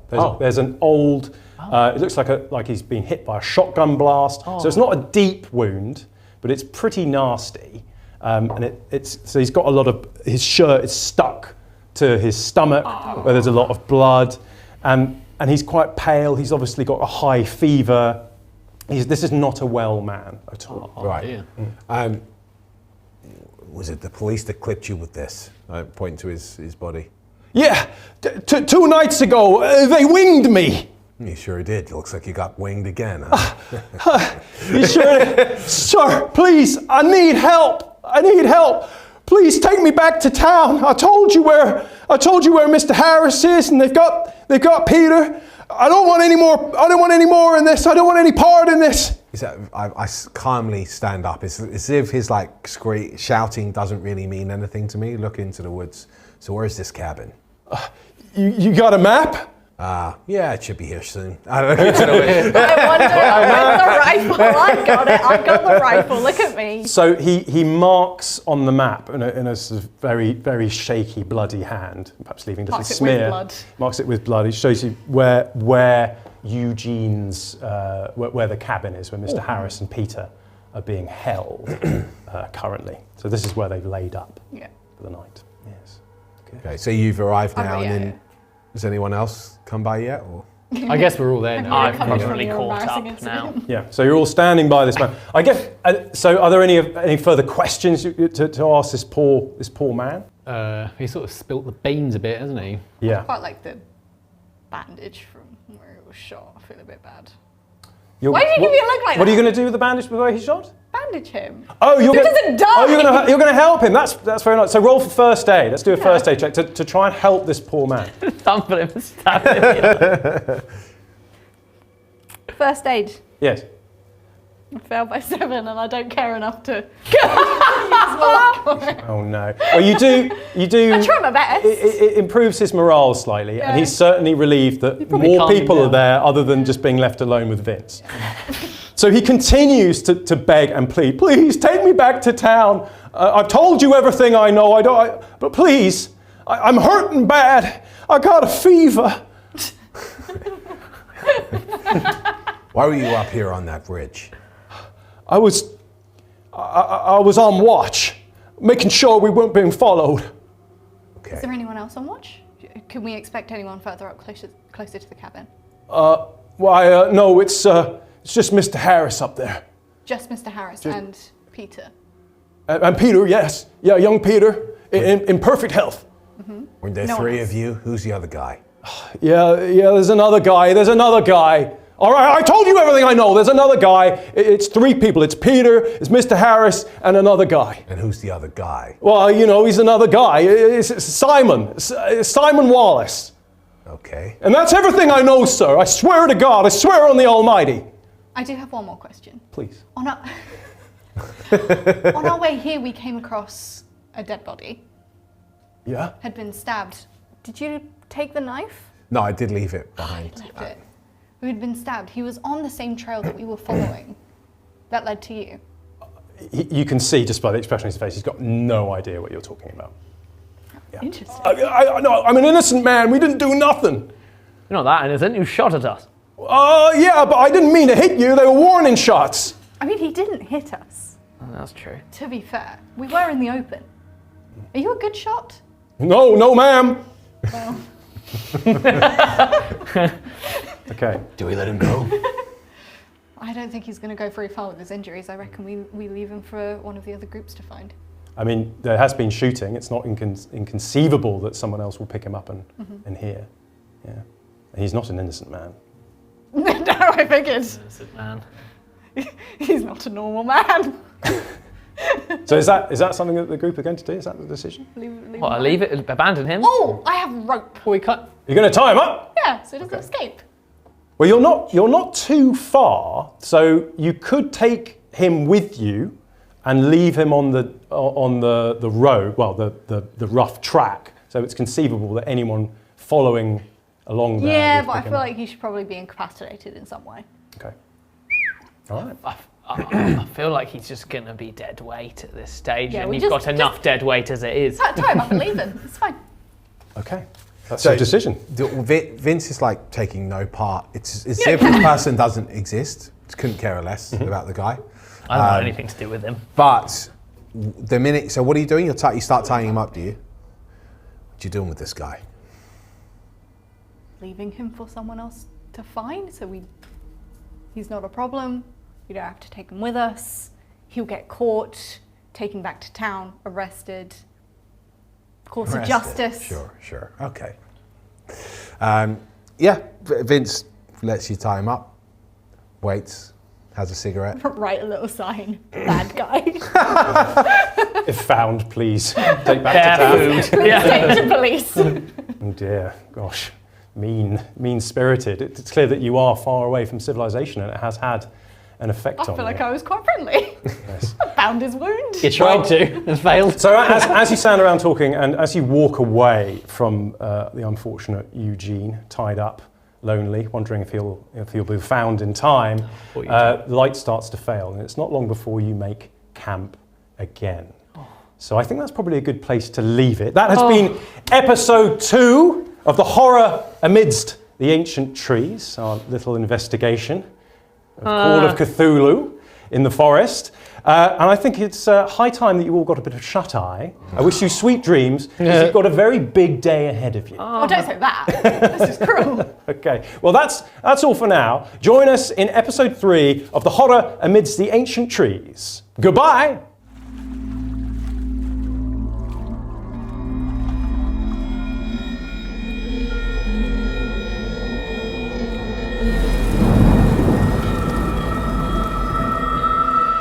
The oldest and strongest emotion of mankind is fear. And the oldest and strongest kind of fear is fear of the unknown. Welcome back to Tabletop Tactics. We don't know anything. For episode 3 of our Call of Cthulhu Misadventure. My name is Ed Pemberton. I am your keeper of arcane lore. And joining me are 4 investigators into the unknown. Mr. Lawrence Baker, Mr. James Jordan, Katie Fode, and Joe Pointing. Welcome back to the forest. Thank you. Hello. I So- don't like the woods, You don't like the woods? Why don't you like the woods, Nick? because I'm still in a suit, like a clown. That was your decision. I thought we'd be gone for a swift afternoon. It's been a couple of days now. Yes, it's a Bit bit more light. than a picnic. Yeah, and there was a teddy bear that tried to get us. Dealt with very well by Miss Wheeler. Very well done, Miss Wheeler. So, you've had your second day in the forest. You just encountered one of the gangsters who you were after, Eugene Clayton, who has told you the whereabouts of the hideout where Mr. Harris and young Peter Strong, your payday, is holed up. My So good friend. news, you've got that marked on the map. But light has failed completely, and it is night time. So you have once again made camp. You've had yourself some dinner, and you've all retired to bed once more. How did you guys sleep last time? I think Slept terribly. you slept terribly. I didn't have a great sleep. Okay, so will you be on watch again this evening, Vince? Yeah, I think Vince will set up the same settings before. We've got the canopy separated from the campsite and the tent, so it could sort of remain a bit hidden, and then do a double watch again. Okay, very good. Can I borrow your rifle? Oh yeah, I would have you got offered the it rifle, to yeah. someone else. I don't know what to do with this thing. Okay. You take it. Thank you. All right. So there's I have only any bullets for it. there's only one round in the chamber for, One for this round? rifle. Okay. Yeah. Make it count. Which is probably why Eugene was being so sparing with his shots, which is probably quite lucky. Good for us. In retrospect, yes.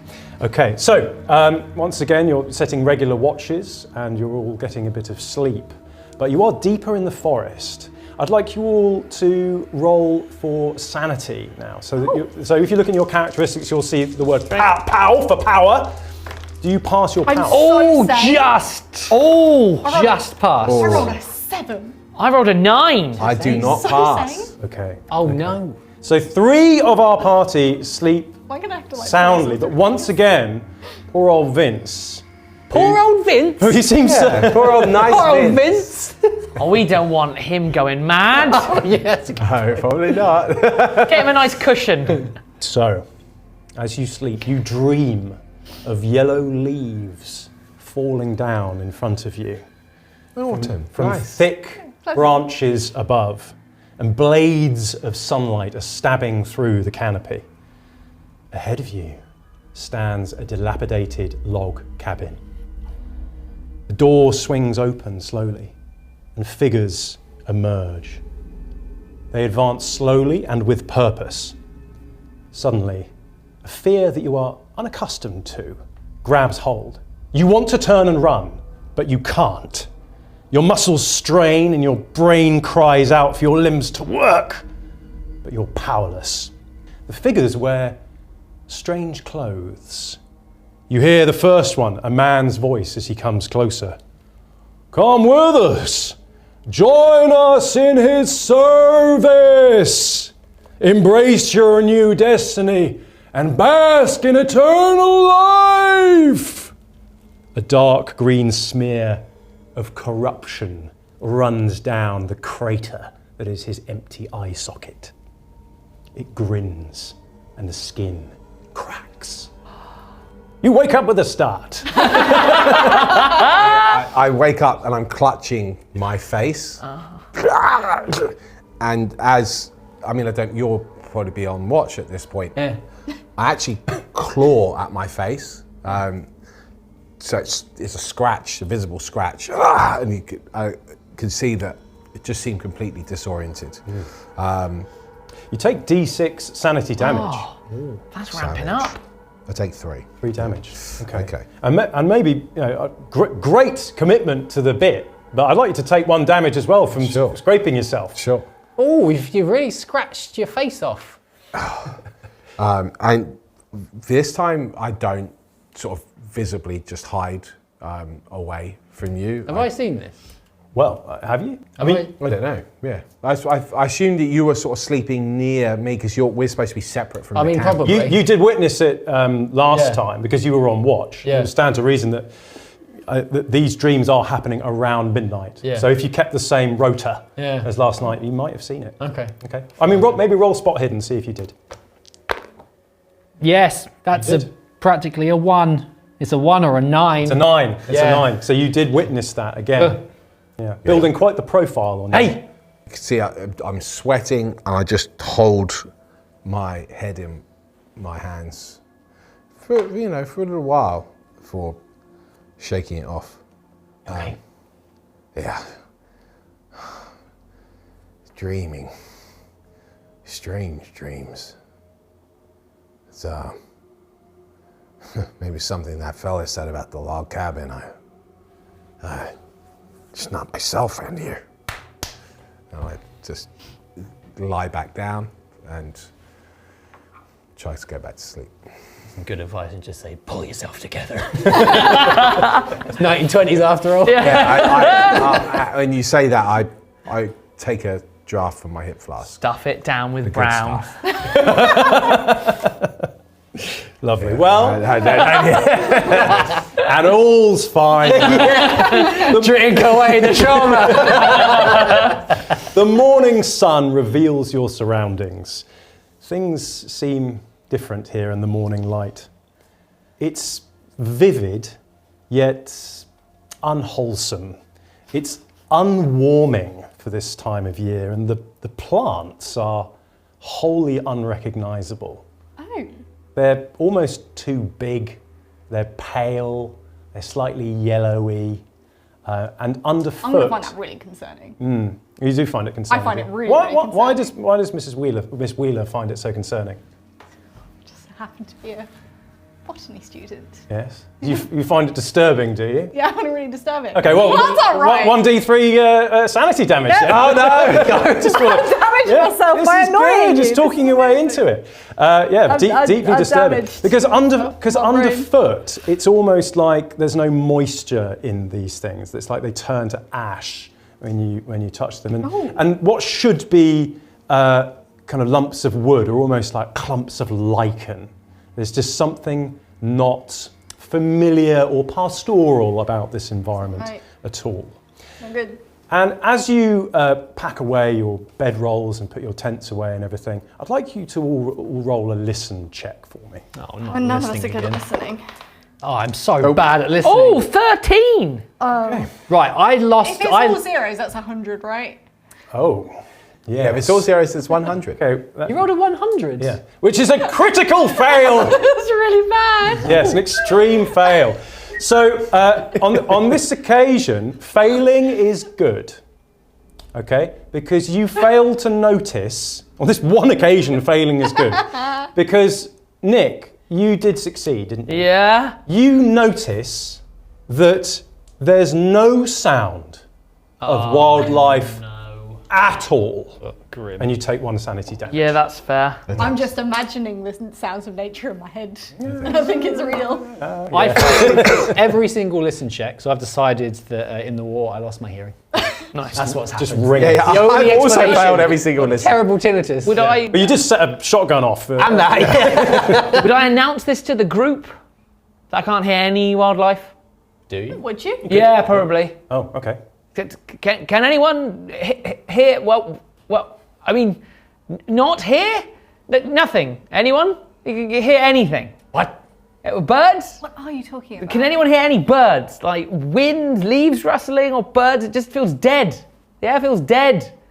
Can you not hear that? As you're saying that, and obviously you're a bit elevated pitch here, Vince is sitting upright, has been up for a Doing little a while, haiku. and sort of open mouth, just looking in the woods, but I'm not saying anything, and it appears that I'm not even hearing you. It's like he's just Checked out.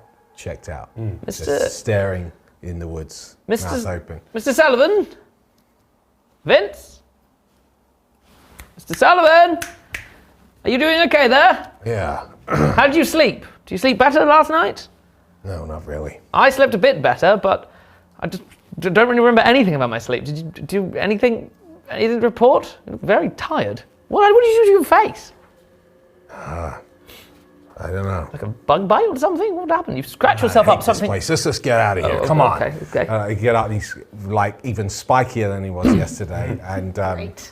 yeah, everything's starting to just unravel a little bit. I here. take a cursory look at some leaves just to check. Starts thumping things into the haversack, puts it on, checks the rounds in the shotgun. You ready? Yes, yeah, I'm ready, yes. Right. Time to pick up the trail once more. Can- If we go, please do. No Please bears do. this time, please. No bears. Navigate. I navigate us real good. Fantastic. I passed it. You continue to make your way on the trail. That handy compass. As described by Eugene Clayton. So you're heading towards the hideout now. And as you go, you stumble upon, there's a few hours pass, you stumble upon, really hard to miss actually, another campsite. Oh. And it's not far actually from the trail where you saw the truck, if you follow the trajectory of the truck going through the forest. From the surveyor people. That's right. So it's not far from where the trail that they're using up to the survey site. And you make your way there and you discover a campsite. The more imaginative of you might almost believe that you were supposed to find it. Okay. So it's a large clearing with a campfire in the middle and various tents of different sizes. It's a reasonably large group of people that were here. That's all you can see for now. Is the fire going? No, the fire is long dead. Right. Cold? You touch it, it is cold. Yeah, it is cold. So do we want to stay here and take a look around for a bit? Investigate. Yeah, okay. So do you all want to roll spot hidden and see what you can find? Yes, 22. Okay, good. I find nothing. Nope. I also found nothing. Okay. I find more disturbing plants. So, Vince, you take a good look around. Now, everyone else can see the sort of the broader brushstrokes, the obvious things. So you do notice that that all the tents are broken in some way, shape, or form, either through just the fact that they've been left for a period of time, or perhaps they've been disturbed in another way. Perhaps there are four sleeping tents in total. 4 tents for people to doze in. 2 are for single occupant use, and 2 more look like they were shared by a man and a woman.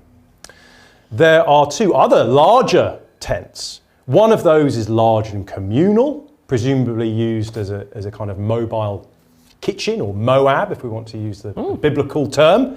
And the other is a kind of makeshift studio. And within this, there are lots of easels set up. Presumably, it was a bit of a wet weather plan that they could actually go in there and paint if the weather was not very clement, or perhaps the sun was too intense.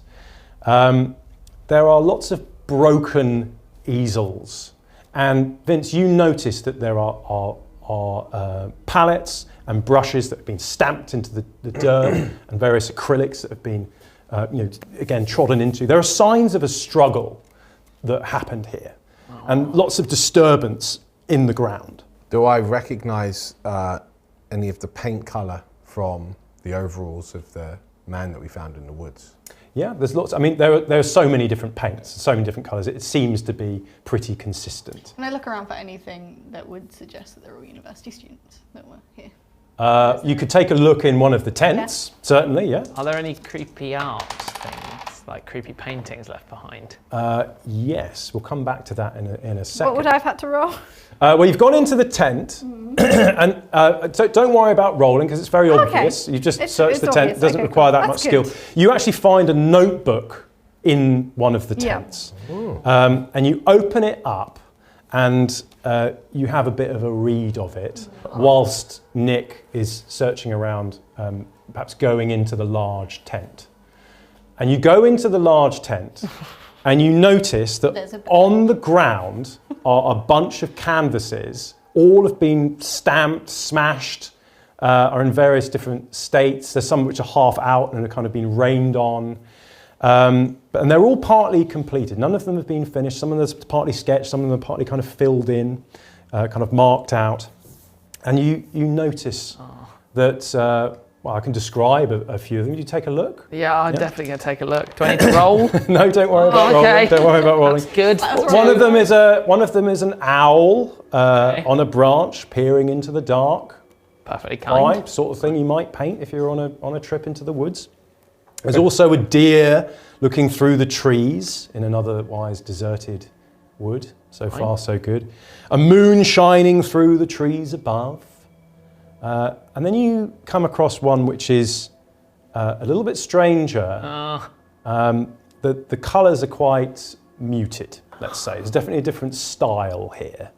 A path snaking its way through the trees and the ground covered in dead yellow leaves. Now, Nick, the yellow leaves are kind of consistent with the dream that you had the other night, where you saw the passages of T.S. Eliot's The Wasteland poem written on them. Anything written on those leaves? Yeah, so take a power check for me, a sanity roll. I've not seen this painting yet either. You haven't seen this yet. An 89. Okay, so take a single point of damage Okay. on your sanity. Yep. What are you on now, out of interest? 35. Okay, all right. So far, so good. Yeah.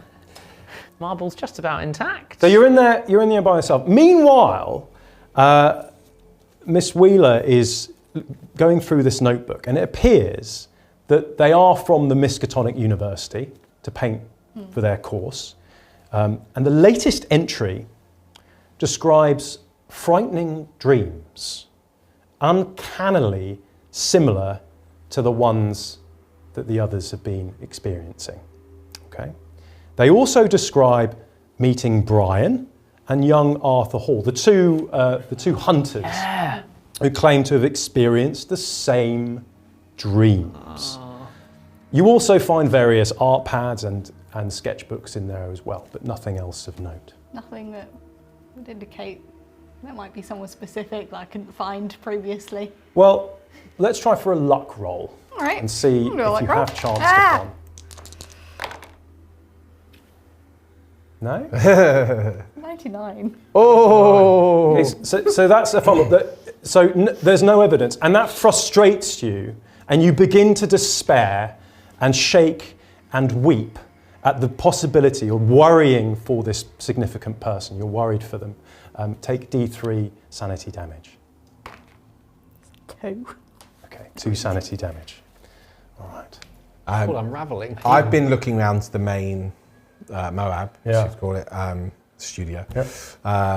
And yeah, have I come across this painting yet? Well, you do come across. I was looking at all of the Yeah. paints, and I've already sort of put 2 and 2 together and gone, Yes. well, this is probably where the guy with the, Mr. Painter, as I like to call him. So you see Nick standing, frozen, ashen-faced, looking down at these canvases. I walk over to you, and then my gaze falls on what he's And looking well, first of all, what he's looking at, and then which is disturbing enough as it is, but then over at another painting, which shows a cabin door open with the silhouette of a figure standing behind it, reaching out exactly like the dream that you just had. at. Yeah, I'd stop dead. D6 sanity. Oh, no. Oh, 5. 5. Okay, so that's a lot of sanity damage. Yeah, Vince, I'm also stood in shock. Now, because of how shaken you are by that, Yeah. that's a hell of a wallop when it comes to sanity. You now need to roll an intelligence check to see whether your mind can withstand this. It can. Well, the fact that it can means that it can correlate what has just happened. Because actually, failing an intelligence check in that situation is a good thing. Because it means that you shut it out. Okay. But the fact that you're smart enough to kind of think about what that could mean, Ignorance the potential is bliss, of it, is ignorance is bliss, absolutely. So that's really devastating. So you effectively you lose the ability to see and hear properly for the rest of the day. So this is sort of temporary insanity. Okay. Yeah. This is not something which is going to last permanently, Sure. but is something which is going to dog you for the rest of the day. quite You're going to be So you're going to be present. You're going to be able to operate, but you're just not there right now. So I can't make listen checks or anything. So it was quite appropriate, that sort of weird trance I was in this morning. Oh, it's not ideal. In fact. So I think you can do this, but every time you do it, you'll do a penalty roll. Okay. I looking at this painting, I walk over to it, pick it up, and I'm saying something under my breath. And then I end up snapping the canvas across my knee. Yeah. That brings me to, I think, like, whoa. Right, so Blake's just watching all of you freak out a little bit. It's just not possible. It's not possible. It's absolutely not possible. I just start sort of shout, stamping. hey, to all of you, because you've all got a bit weird. I turn with my gun trained. He feels like this isn't a good place to be. So he just sort of says, come on, let's keep moving. We gotta go. Yeah, I don't say anything, but I just brush Sort of like past you, getting claps his out hands. of the tent. Yeah. So you want to go out of this campsite and pick up the trail towards the. Seems horribly highway. unclean. Yeah.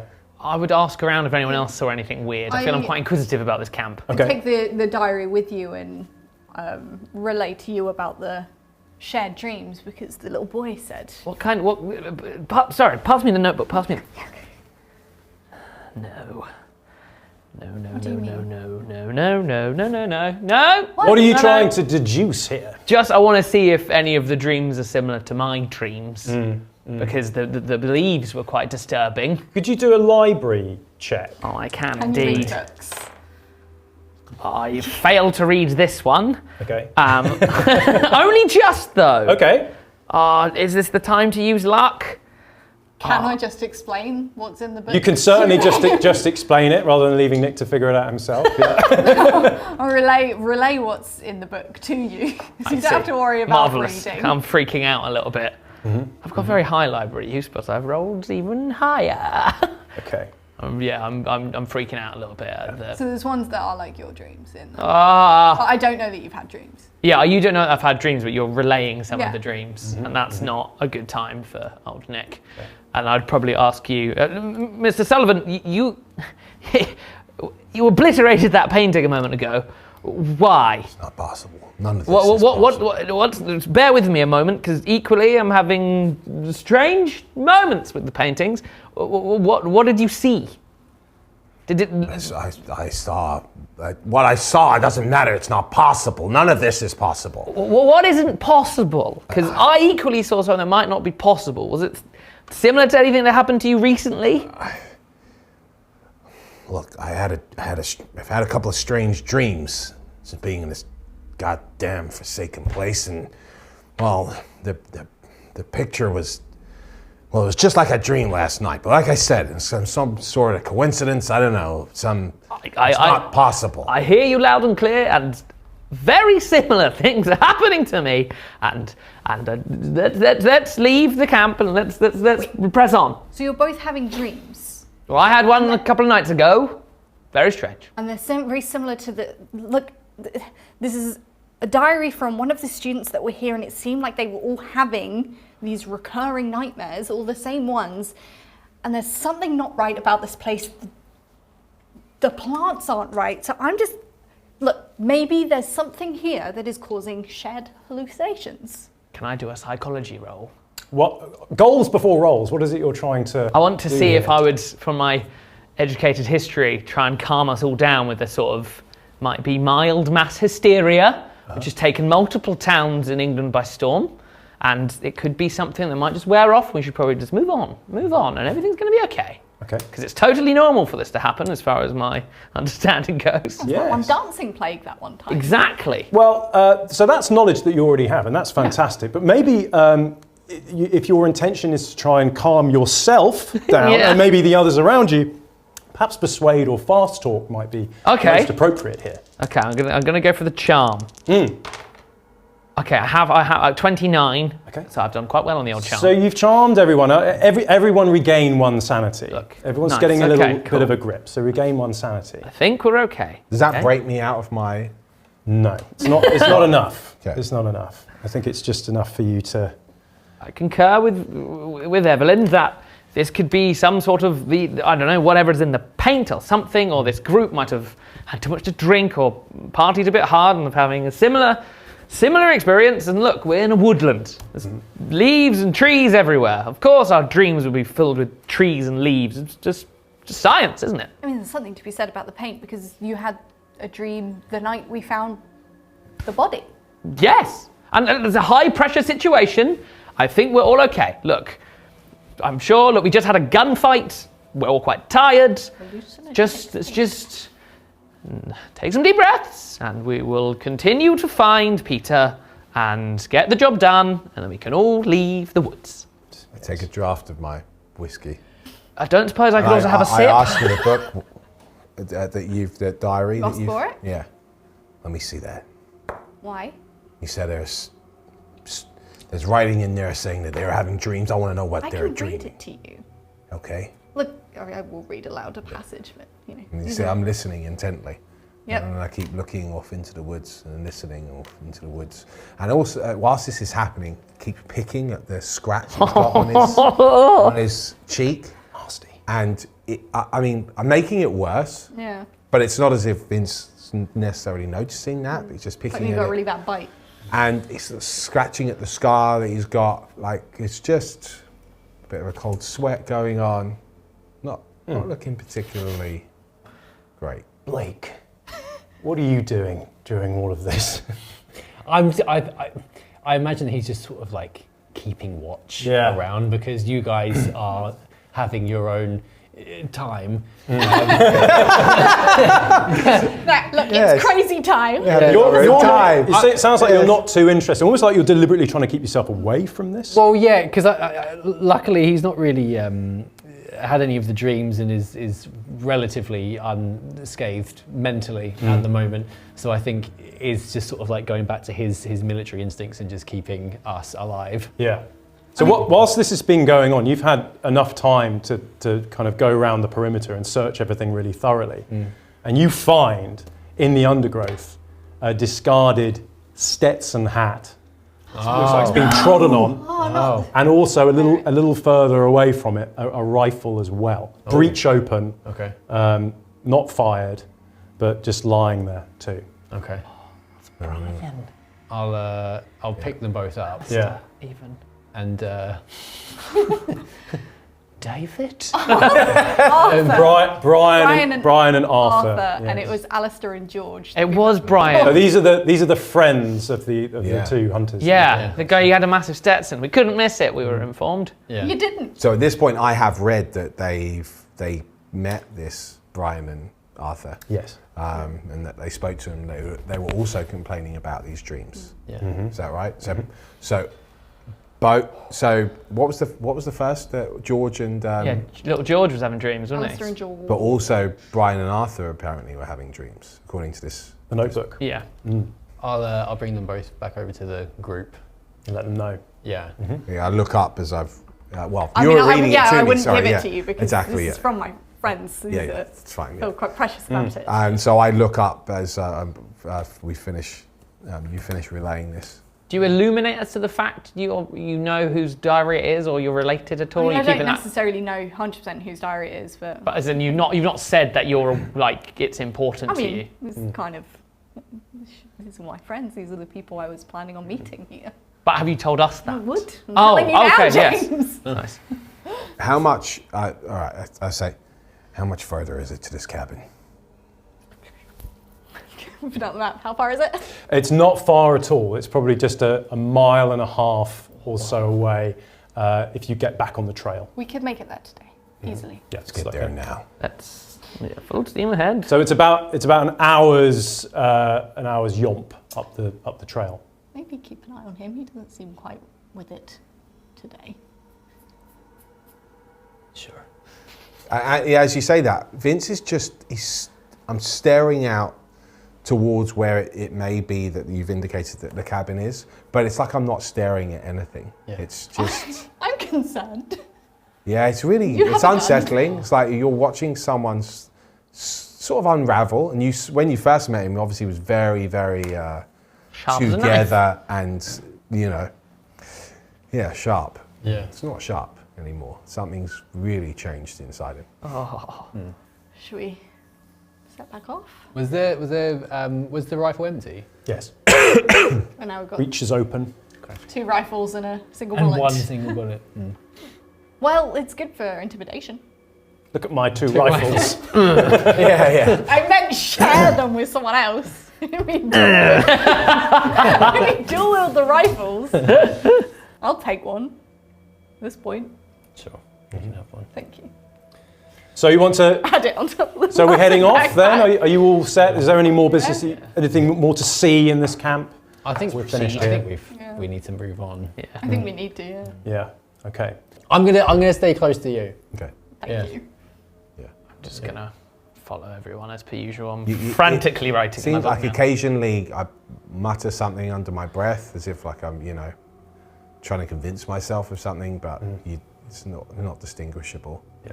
Again, occasionally scratching at my scar. So our intrepid investigators continue on the trail, again crunching through this strange, unnatural, unsettling vegetation. Again, it's kind of crumbly and licheny, yellowed and pale. The sun is beating down, but again, it's vivid but thoroughly unwarming. In fact, it's actually getting a little bit chilly. If any of you got any warm weather clothing or coats, you might even put these on. It seems to be rustling around in my giant backpack. Oh, you've got something for everything. You can probably kit everyone out. But it is Do a jumper. rather unseasonal, let's say. So our intrepid investigators follow Eugene's directions, or should I say the smear that he put on the map, to find this hideout. And soon you come across a clearing. And at the edge of the clearing, you look through and you can see an old cabin. You can see that the door is closed and there is no sign of movement. Is there any? Are there any trees near enough to the cabin to perhaps stealthily approach? You can. It's a big. It's quite a big clearing. You can see that. So if the cabin is standing in the middle, there's probably a good 10 feet around the cabin. Okay, so it's not a massive clearing, but it's clearly people have cleared everything out to put the cabin up. Windows on every facing? Windows on every facing except the facing with the door at the front of it. Okay, so there's no. Okay, so Is there a window in the door? No. So it's just blank. No, just blank. And there are trees, there's good cover all the way around it. Okay, but you can't see behind it, obviously. I stop and I lower myself, get behind a tree, and I say, turn to you, I say, listen, we make our way to the door. Maybe I'll go around the side, see if I can peek in, see if there's anyone inside through one of those windows. You cover the door. Okay. You do that. Okay. So you're both so Blake is gonna sneak around to cover the door with his shotgun. Okay. So that How far away is it? it's like 20 feet away. Oh, okay. It's not far Right, at all. 10-foot clearing to sort of traverse. Yeah. So if I stay directly face on with the cabin, there's no window for them to see me, so I will, just try and quickly pace there and then. Okay, so you're doing that now. Yeah. Well, stealth check. Okay. Off you go. 75. Okay, so that's a fail. It would be a fail. It's a fail. So Wanna push it? so as you No, I'm pushing anything right now.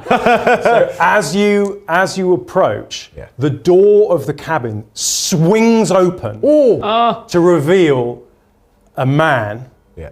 with a shotgun, Yeah. and he just empties both barrels at you Oh, the shotgun. and misses spectacularly. But blah, you hear all of the shot just sail past you. Can I shoot and around him? you. Well, you're prepared, absolutely. Oh! Yes. Okay. 19. Okay, so 19. So that is a success. You do manage to hit the gunman in standing through the cabin door, and you also manage not to hit. You didn't even ask after poor old Vince here, but you managed not to hit him. Presumably you flung yourself out the way, and then bam, both barrels. Yeah. What we will need to check for here is damage Okay. to the gunman. So you're about mid-range away. So I think you've got the damage written I down do, for a yeah. shotgun. So if he's mid-range, it's 2d6 damage. So 2d6 damage. Oh, Can I or a do D6. Which one do you want? Any of I'm going to them. give you a ducky one. How Is much it full of damage do you do damage? to the gunman? Oh, I'm so sorry. Damage. Sorry, my duck face. Oh, you hear a cry of pain and anger as the door slams shut again. Oh no, he's still alive. But you've definitely hurt this man. Presumably it's Mr. Harris. Hopefully it's not Peter. Yeah. I've retrieved my pea shooter from my pack. Okay. Yeah, I've What got are my you pistol. doing? Just sort of holding it. Hoping I don't have to use it, but also semi-ready to use it if stuff goes wrong. I feel like I've just seen you shoot a man with a shotgun, so for my limited understanding, I'm like, job's done. Okay. Can I shout at him? Yeah. Come out! You're surrounded!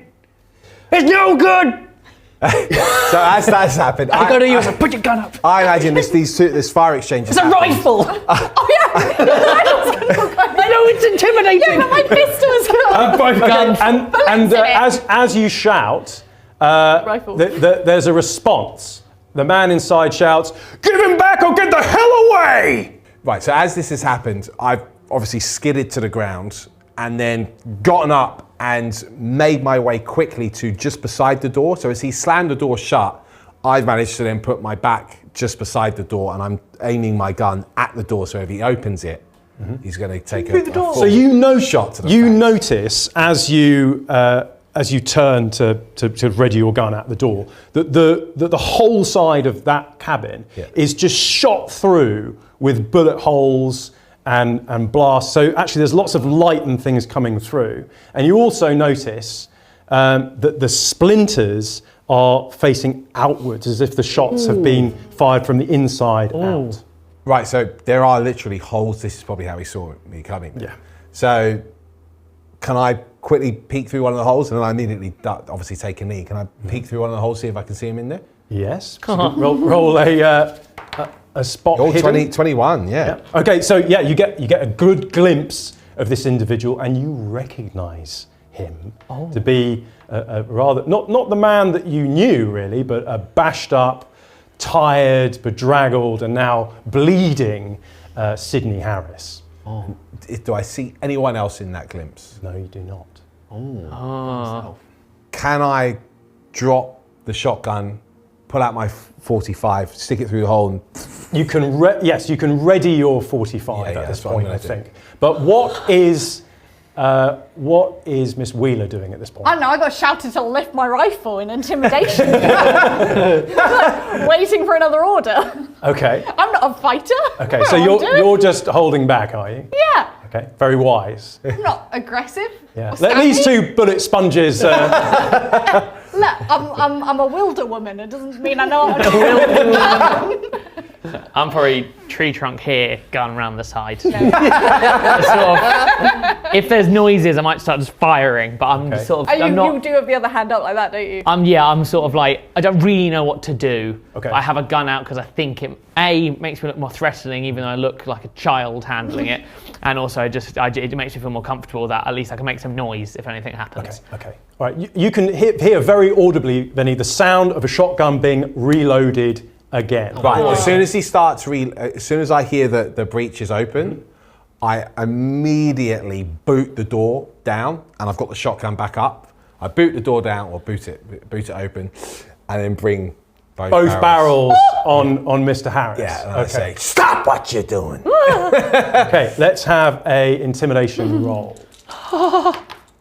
36. That would pass normally for me. Yes, and that was an opposed roll, and poor old Sidney Harris just rolled a 100.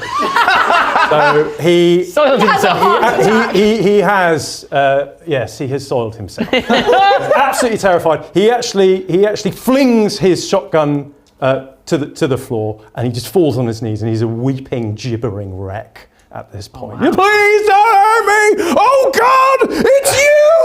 You don't. What you see is you obviously see Vince's back, and me training the gun. You've heard me shout, and then you've seen me dart in. Yeah. Hello, Sydney. And it's just full to the face, full power, crack in the face. I shotgun whipped him, if you like. Yeah. I don't know what I'm rolling. What am I rolling? Well, I mean, he is completely defenseless, and so you do just smack him and do some more damage to him. Yeah. With your brawling. So let's do D3 plus your damage bonus for the gun. So that will be 2 plus the damage bonus. Which would be from your build, basically. Oh, okay. So that'll be 3 in total. Yeah, 3 total. So you break his nose. Nice. He's a bleeding wreck. He's in a really bad way, and he's fallen to the ground, weeping, sobbing, crying out for mercy. He's almost incoherent with terror. Okay, interesting. So Vince, as he's crumbled to the floor, I obviously kick the weapon, make the weapon safe, kick his shotgun or whatever he's carrying away. I'm still training my shotgun on him point blank. You crossed the wrong man, didn't you, Sydney? And I start pushing the barrels into his head. Where's the boy? Please don't hurt me. They Where's took him. the boy? They took him. Who's they? The men. What men? The men at night. Huh? Fishmen. Yeah, fishmen. Where's the fishmen? Yeah, I'm quite confused by this. Do a cursory look around. Is there anything in there? The men from the dreams! Shut up about dreams already. I give him a kick. And you know... Vince, don't kill him, god damn it! Have you come running in after me? I'm following you. And as you come in, you both notice, 'cause it's even more apparent on the inside, just how like a colander the inside of this cabin is. Wow. It's like Peppered. Yeah, peppered. Poked you out of it. Maybe 100 rounds of ammunition have been expended outside. He's still writing about it, I think. No, I'm not. I was not like, alright. Are you coming into the cabin as well, Nick? Yeah, oh yeah, because I've just heard someone shout dreams. So straight in. Okay. I want to know what's going on. Running in to go and see poor old Sydney. Yeah. In his state. Oh, I ran after him. You ran in as well. We're all in the colander now. We're all in the colander. in the colander Out of together. the fish pan into the colander. Okay. And Nice. he's absolutely terrified. And he's yammering away about the dreams, about these men, about the night. He's completely incoherent. It's all very, very peculiar. Can I try and calm him down? Oh yeah, please do. So you can charm him, perhaps. 66, Yeah, which so- is a success. But how? 69. What is the manner of your attempting to calm him down? What do you do? You're gunned quite. What you see is something pretty violent. Yeah, His face is broken because he's been, shotgun whipped in the face, and both barrels are being pushed into the side of his head. Yeah. Vince there's just a murderous look. Where's his shotgun? Is it just on the floor? It's been kicked away. I've booted Been kicked it away. Okay, yeah. cool. At first, I guess the calming would sort of be trying to chill you out. As you come over to me, Yeah, to try and be like, look, Mr. Sullivan, before we splatter this man's cranial function around this room, he's just clearly soiled himself. I think his threat is limited to us right now. Don't by any means not point the gun at him, but let's just hear him out about these night folk and dreams. I mean, we've got enough going on with dreams. Let's maybe hear the man out. right? So you see, I'm like this. We still need to find out what's happening with Peter. Yeah, our best chance of getting Peter and the money is listening to this soiled gentleman here, okay? Let's just hear what he has to say about the dreams. You want to talk to Sydney? Yes, okay, I'll talk to another Sydney. kick. It's like, yeah, talk, Sydney, talk. he- I mean, another kick. Cock. Leave the man alone. Just leave him for a second. As you're sort of jabbering at me, you keep sort of distracting me, and I put one more boot in. Oh, sure. Yeah, let's all have a nice talk. Why not? And start conversation. backing away. Yeah. Tranquilizer for you. Okay. So at this point, Mr. Harris is come to his wits briefly, but he's clearly been driven temporarily insane by what has occurred. He clearly has not slept in days. He's shaking. He's pale. He's bleeding from the shotgun blast. His nose is broken, across his face. He's just in a bad way. But slowly, what he's saying and keeps mumbling and repeating starts to come through a bit more coherently. We've been here a couple of nights since the clearing, since we made out with the money. We were here with young Peter Strong, and at night they came. They've been coming every night, and we've been driving them away. But my God, what they did to Simon! What they did to Simon! Who has been coming? He points a shaky hand towards the window in a northerly direction. Oh, look where he's pointing. You look out of the window. What's out the window? And you see up high on one of the trees, a man has been pushed onto a branch. The tree branch is sticking through this man's chest. There is gore and viscera dripping down. This man has been dead for over 24 hours. I'm going to take a moment to go throw up outside. Okay. Constitution check. What's your constitution? I'm going to take a moment to go throw up outside. Yes. If you go, you blow chunks and you take D3 sanity damage. Yep. Yep. Mm-hmm. And Blake, you take a look at this. Now, this site is actually eerily similar of some of the things that you saw during the war, of artillery throwing people up into the trees or into barbed wire. You've seen this kind of thing before, and it doesn't sit well with you. It doesn't sit well with me either. I mean, this is I'm not having a this great is time. not. Need to roll. I think no one should be used to this. You do need to roll, yes. What am I rolling against? On your sanity, I think. My sanity. I just about pass it. Okay, you No, might- I just about fail it, sorry. So you take D3 sanity damage. Okay, very I good. presume, do we all need to do some sanity checks? You do, yes. That'd be a big yeah. 3. You've all followed this man's. Oh, I actually pass. You do pass. Well done. Is this on sanity or power? Or do I need to take an additional? So this is power, yes. This is power. Yeah, and you'll do this with disadvantage. I do it with disadvantage, so I roll twice and Yeah. pick the highest. That's the one. Do I need to take an additional sanity, or is No, my you're. sanity I think that ruined from the constitution throwing roll up? was Yeah. more than enough. Yeah, I fail. Oh, okay, you take D3 damage again. Sanity no. damage. Sanity damage. D3, okay, so another 2. You're very sane. Down to 42 sanity. Very sane. Yes. I'm doing like the Darth Vader breathing, you know what I mean? It's like, Yeah, you can see Vince, like, I see the scene and I'm aghast. You know, there's a visible reaction of, oh, Yeah. How high hell is this? I say to him. Is he in the tree? yeah. He's about 10 feet up. So like wow. unfeasibly high up. Yeah, unnaturally high. How It's a big bit is the strange. Well, he's of average build. You know, he's not a large man, but he's of average build for that era.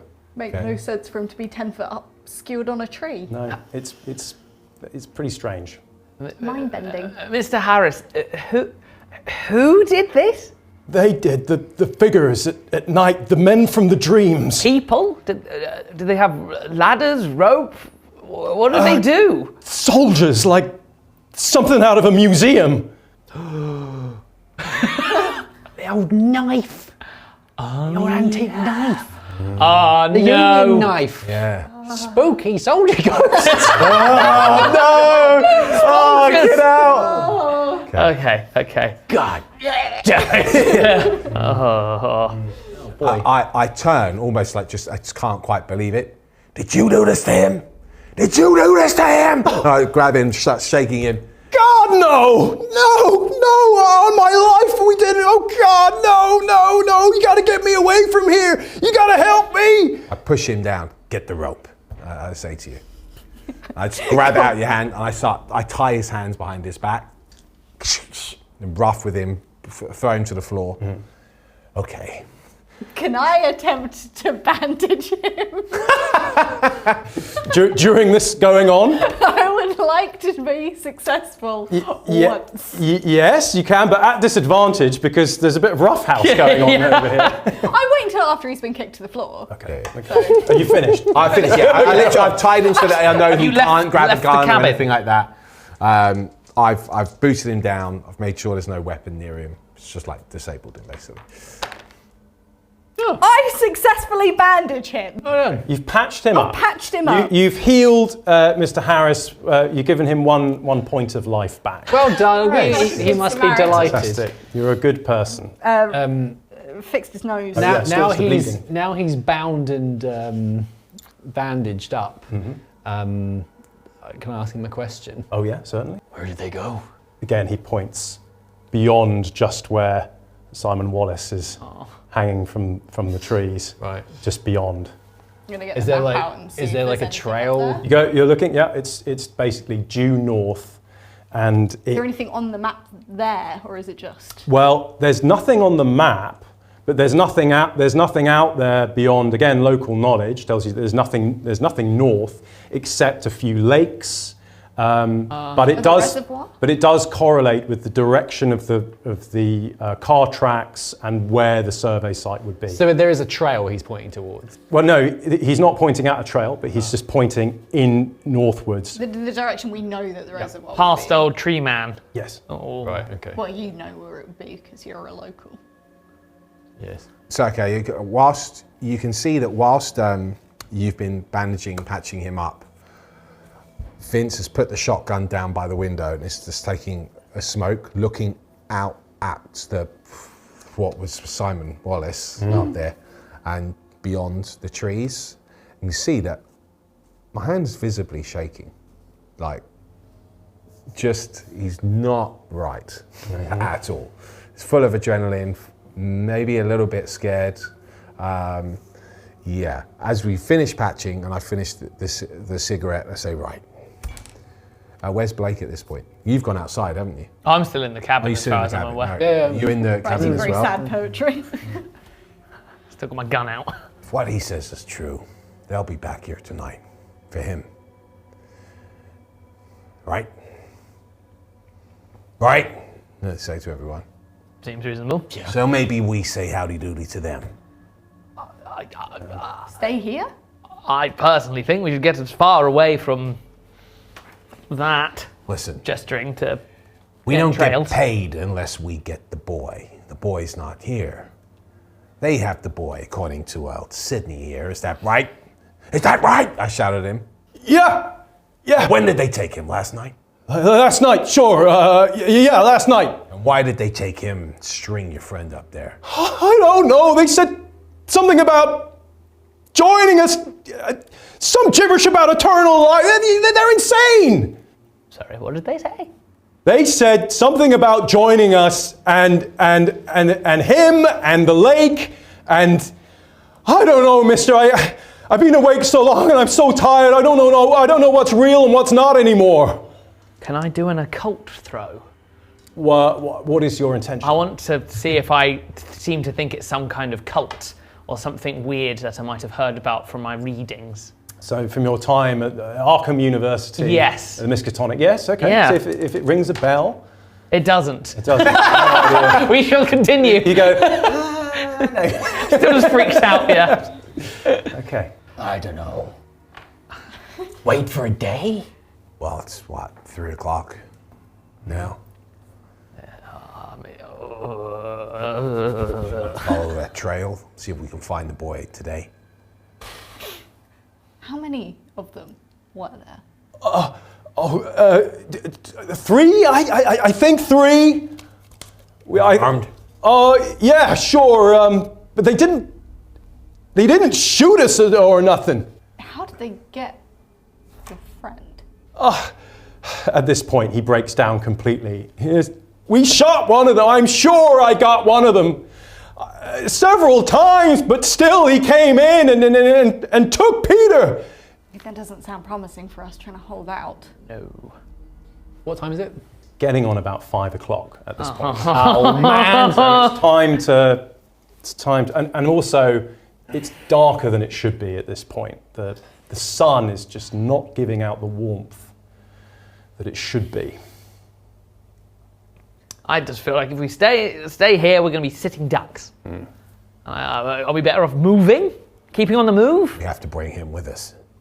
Sure. I think we go. Do you think we can make it to where the reservoir would be before?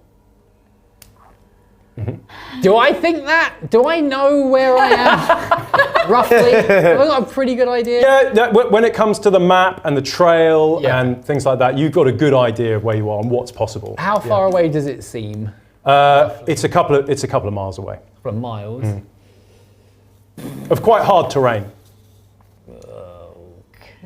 Tie him up and leave it here. Is that what you suggest? Or? Well, I don't think we can take him with us. Okay. Especially if it's hard The minute terrain. you say that, you can see that I'm pulling out my gun, as in, okay. Whoa, ha. Wait, that? Look, if we're fighting some kind of strange cult living in the woods, dressed up as, what was it you said, some sort of museum people? I think that having more people that can shoot guns is probably better.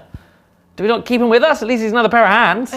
Yeah, but do you not see how injured he is? I don't think he's going to be up to shooting anything. I think you and I are better off with the guns.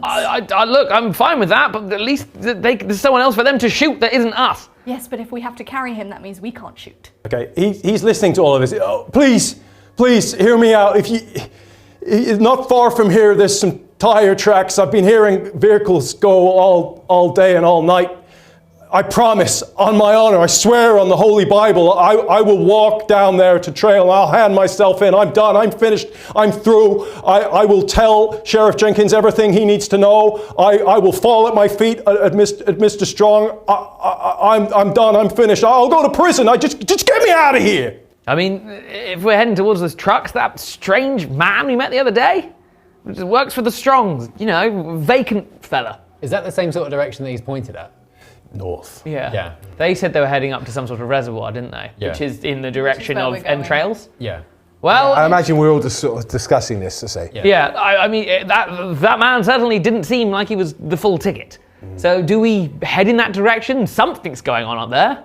Yeah. This could all be some sort of misunderstanding. Yeah. Strong's No men. misunderstanding about that. I point to the body of Simon. Frontier justice? Is that what happens out here? I mean, could these men be working for the Strongs? Have they simply got Peter back? This is not anything I've ever seen before. This is not right. None of this is right. I say, and I say, and you, little man, will be coming with us. And I grab him, whether you like it or not. I guess that's that then. And I pull him, and then I stick the shotgun in his back. Move. Move. I patched him up. Okay. And So, I turn and I say to you, a brief was. He came in, preferably dead, and we get the boy. That's what we're going to do. He doesn't leave our sight. Okay. okay. At this point, it's getting even darker now. It's only 5:30, but it's almost as though it's past the yardarm, starting to get unnaturally dark. Do you leave this cabin in the woods and try and find a suitable campsite? Yeah, I think we start going in that direction. Yeah. Yeah. Yeah. Okay. All right. As you head northward, eerily in the direction past the vacant eyes of Simon Wallace, I'm not looking. up on the tree. None of you even considered taking him down from there. No. 10 foot high up. Yeah. I mean, I don't know. going I up don't there. even know how we would do that. Yeah, Standing okay. climb shoulders. I'm not touching that body. Carabiner. Yeah, Vince is going up there. With poor Mr. Harris being poked and prodded along by our slightly unhinged Vince here. Oh, this doesn't feel good. No. You attempt to find somewhere to camp for the night once more. Against the odds, Nick, you find amongst this almost apocalyptic wasteland of a place which has been struck by some sort of strange autumnal freak weather occurrence, you find a veritable paradise somehow. It seems that there is a bubbling brook which is untouched by the horrors of the local good to be area. true. Maybe this is there's something about the climate here, or something about the vegetation, or the pH of the soil, but this area is untouched, and so you find a suitable place to camp for the night. When we needed you most. Yes. Okay. And everyone beds down for the night once more. Who's on watch? Yes. So we need to think about watch, and presumably you also need to watch your captive as Also, well. we're not going to continue pushing on. You want to keep pushing on through the night? Well, It's night time. We can't see nothing. Seems risky. Okay. We need a No, yeah, that's fine. need a little nap. There's another long day of travelling. And as we are sort of traversing the harder terrain, and also we've got I don't think you're not quite up to taking charge at the moment either. Yeah. Okay. So we're on watch again. Yeah, although this time Vince turns to you and says, "I'm taking the night. I need some rest. Okay. No, watch tonight." I'm gonna. Have we got a fire going? Presumably. Yeah. I'm full of beans. I'm gonna get some coffee going. Oh yeah. I'm like wired. Those artists won't be needing it. Might as well. Yeah. Yeah. They were my friends. Oh, yes. I'm a thirsty boy. I'll offer my services to stay up with you, suggesting that 4 eyes are better than 2. Yeah. I would Because I'm just offer wired the same, and very 6 awake. eyes. You have a gun? Yes. I do have a gun. Okay, Yes. very good. We would have grabbed the extra shotgun as well from the cabin, surely. Yeah. So we've currently got between us 3 shotguns, 2 rifles, and A veritable arsenal. Now, how are those? So who's got what? How is everything distributed at this point? I have an unarmed rifle and my pistol. I reckon you 2 have got all the guns. Well, I've already got a shotgun. I already two. had one as You well. could probably do with one. I offer it to Oh. Evelyn. It's probably better for me to have a shotgun. Yeah, I'm just sticking with the pistol. Yeah. I'll If take you- another pistol if you'd want to not take the pistol. You can have the rifle because it's got nothing in it and it's just used for intimidation. Yeah. And if you fire shotguns at point blank range, you get to roll with a bonus die and things like that. So even if you're not very adept at firing them, I want they to can still be purposefully useful. take damage when I fire a shotgun though. Okay. I would say to everyone, like, look, back in my youth, I did do a bit of clay pigeon shooting. I've gone shooting in the fields of Oxford and Eton and all the rest of it, to which means nothing to anyone, obviously. So I will. Oh yeah, of course. Oh yeah, forget you are English as well. Yes. But I imagine everyone just goes, here's the unloaded gun. Okay. I'm going to stay quite close to you. Yeah, Vince has basically gone to sleep almost straight away. Yeah. And he quite brutally tied Sydney to around the tree to ensure that he can't get away. Yeah. Madly. He's just not. I mean, it was obviously he's never been particularly pleasant, but there was this facade of pleasantry for the first day at least, and that's just like prickly appreciated pretty rapidly. So yeah, he's just gone to sleep. He's not said anything to anyone else, and that's it. Should we nick his whiskey? He's asleep. I wouldn't advise. I wouldn't go. I wouldn't. The unhinged The sleeping man. bear. Yeah. Is that something you want to do? No. I was just being petulant. Okay, so it gets dark, almost pitch black at about 8 o'clock. Again, very peculiar for the time of year, unseasonal. And you all go to sleep, sleeping soundly, but taking turns to go on watch. And at about midnight, all of you are woken up by the cacophonous report, like a thunderclap, coming from the north. You will sit bolt upright and take a look. You can't see the horizon, but just above the tree line and reflected on the bottom of the clouds is a greenish light, which flickers for a moment and then drops to black once more, coming from the north. What the hell was that? I say, looking at. I don't know. Don't like that. No. Mm-mm. No. And what do we hear now? Silence. Is it? It was like a bang. Mm-hmm. Yeah, like a bang. Feasibly An could explosion. have been an explosion. A weird green explosion. Yes. Well, I think Mr. Allworth here knows the sound of explosives when he hears them. So you would recognise that and probably deduce that is TNT. And it's coming from the north, which is where the survey site is. Something strange is happening in those mountains. Those strong boys are not right. They're doing something strange up there. I don't like this one bit. Yeah, Vince stares at it for a while, then tries to go back to sleep. It's in like he's so desperate to sleep. You need to sleep. Yeah. Yeah. Okay. Yeah. So you all go back to sleep.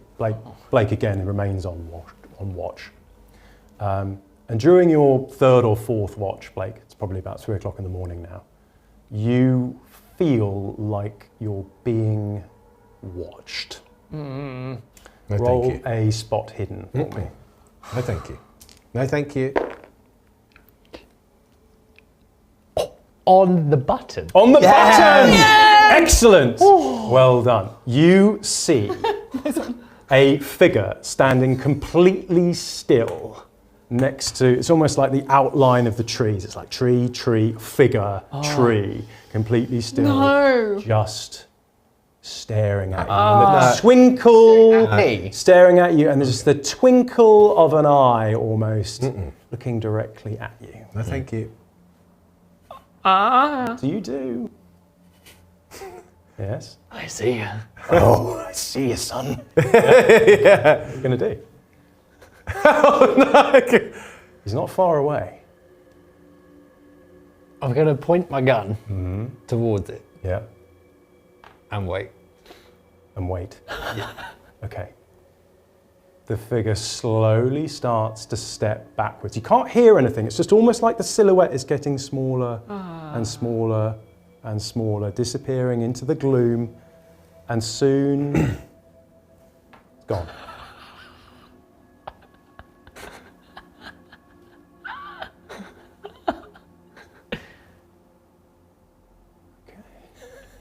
Okay. Oh, no, thank you. This is all too much. Sleep well. Good. Excellent stuff. Oh my goodness. The horror amidst the ancient trees is real. That concludes episode 3 of our Call of Cthulhu misadventure. Thank you so much. Do please join us for the 4th and final episode where we conclude this horror amidst the ancient trees. Goodbye.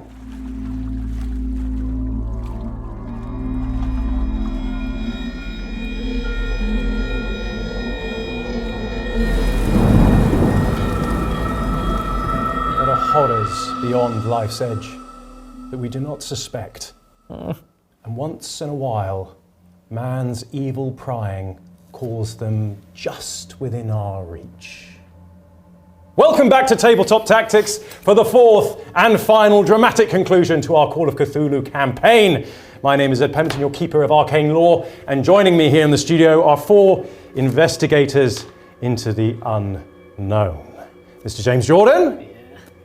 Lawrence Baker is your name. Thank you. Katie Fode and Joe Pointing. Welcome back. How are you all holding up, folks? Oh, I'm sure anymore. I feel frayed.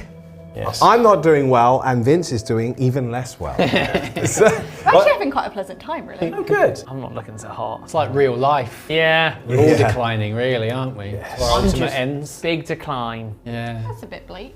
Yeah. Maybe life's one big happy rainbow. I think so. I would say that. Maybe it is a rainbow at the end of the reservoir. Well, Which is where we're heading. Speaking of that reservoir, you are approaching the edge of Horror's Basin, Oh, good. That sounds nice. and you don't have a towel. So, where are we right now? We've just bedded down for the night. There was a disturbance during at about midnight, wasn't there? What happened? You were all The big old bang. awoken rather unceremoniously by a raucous explosion. It's a big green explosion. Big green explosion. Yeah. I saw it in the distance. That's We not all saw natural. it. We all did. Feel Under good. the sea. Yes, and you all managed to get some sleep after that, just about. Now, we're not even going to roll for sanity at this point, because you're so close to the source that the dreams just come to you all anyway. Oh, I don't have one yet. You all have... No, I'm sleeping tonight. No. Oh, you're going to get the... Well, you are sleeping, but you're also dreaming. You're going to get the hat trick. Oh. Means you win a prize. No! The prize is insanity. Yeah. You all dream that you're standing on the shore of a stagnant black lake. Stinking water lies before you, whilst the pale green moon reflects its oily surface.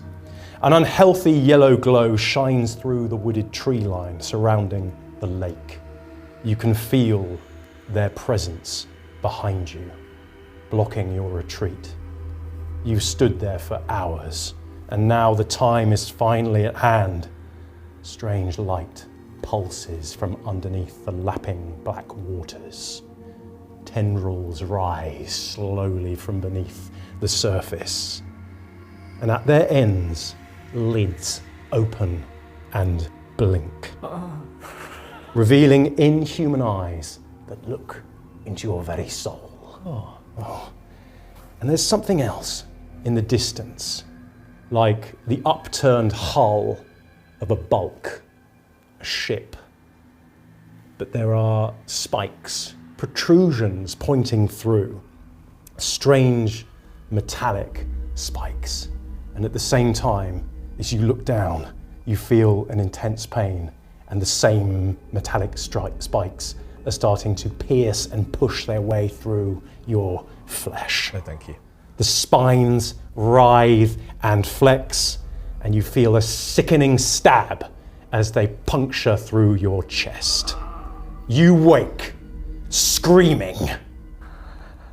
If everybody could make a sanity check on a D10. A D10? How do you do that, I wonder? So sanity, so on a, huh? What? So just roll Oh, sorry, a not a sanity, just roll a D10. Oh, roll a Oh, D10, yeah. sorry. I roll a 2. You roll I a roll a 2? 2. I rolled a 7. Oh, I used the wrong dice. Have you finally fallen? Oh boy! A 10! I rolled a 0. It's a 10! 0. It's a 10! It's as little as I. You rolled a 90, did you? No, I rolled. Oh, I see. Oh, you rolled a 10. Okay, so you take 10 sanity damage, right? And you failed as well, didn't you, Blake? Well, I just rolled a D10. You rolled a D10 and you got a 4? I got a 7. Okay, so because you both went over 5, we now need to roll to see if you're temporarily insane. Oh, Because you've taken such a volume, such a weight of sanity damage just in that one round. So to confirm, there was no sanity check. No. He just took this damage. Yeah. That was quite an unpleasant dream. Did everyone take the damage? Well, I took 2. I rolled a 2, 2. and Evelyn took 2 as well. Okay, but that's not enough to rock down their to world. 50. So what you need to do now is you need to do an intelligence check. And remember, at this point, you want to fail the intelligence check. I'm good at intelligence, Ed. You don't want to be bright when you're being faced with sanity blasting horrors. You want your dull wits to shut them down and suppress them. It's the first time I'm going to be good at something. Yeah. I passed.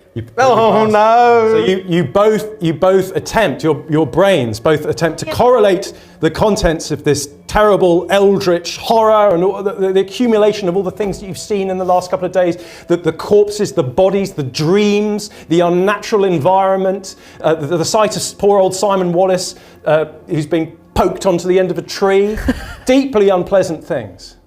So what's going to happen here is, Nick, because you're somewhat of an artist, you're very, very imaginative. Yeah.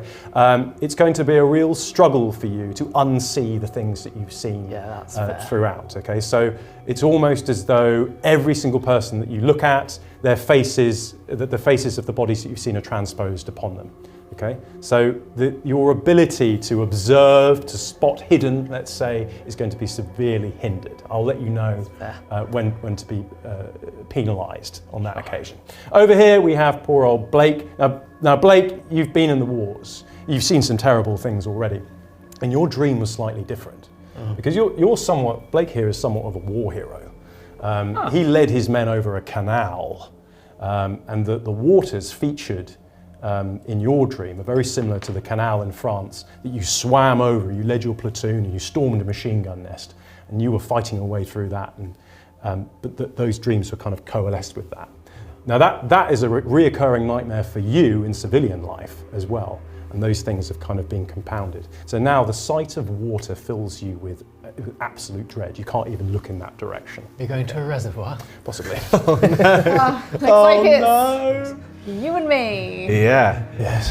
Good. So You're already pretty and crazy at this point. Well, It's you, guys. well, the thing is, I've now had I have had a sleep, and I've now recovered from the temporary insanity that you have. So strangely, despite having this horrible nightmare occur, whilst it has broken my sanity down, it's also sort of weirdly shaken me back into a more sharper clarity.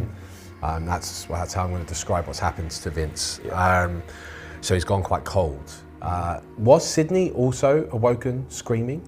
He was, yes. Yeah, so How's he holding up? Sydney, would you want to go and have a look and see how Sydney Harris is doing? Yeah, I will. Okay, so there's no need to roll for that. You can just go over I'm to... gonna go and look at him. He is absolutely catatonic. Okay. No reaction. No reaction. Dead behind the eyes. Like in front of him. He's sort of Nothing. whispering to himself. He's just in a terrible mess. He is going to be, to all intents and purposes, pretty much dead weight from here on in. So Vince has gotten up and he's sweating, but he's not shaking. He's just sort of cold.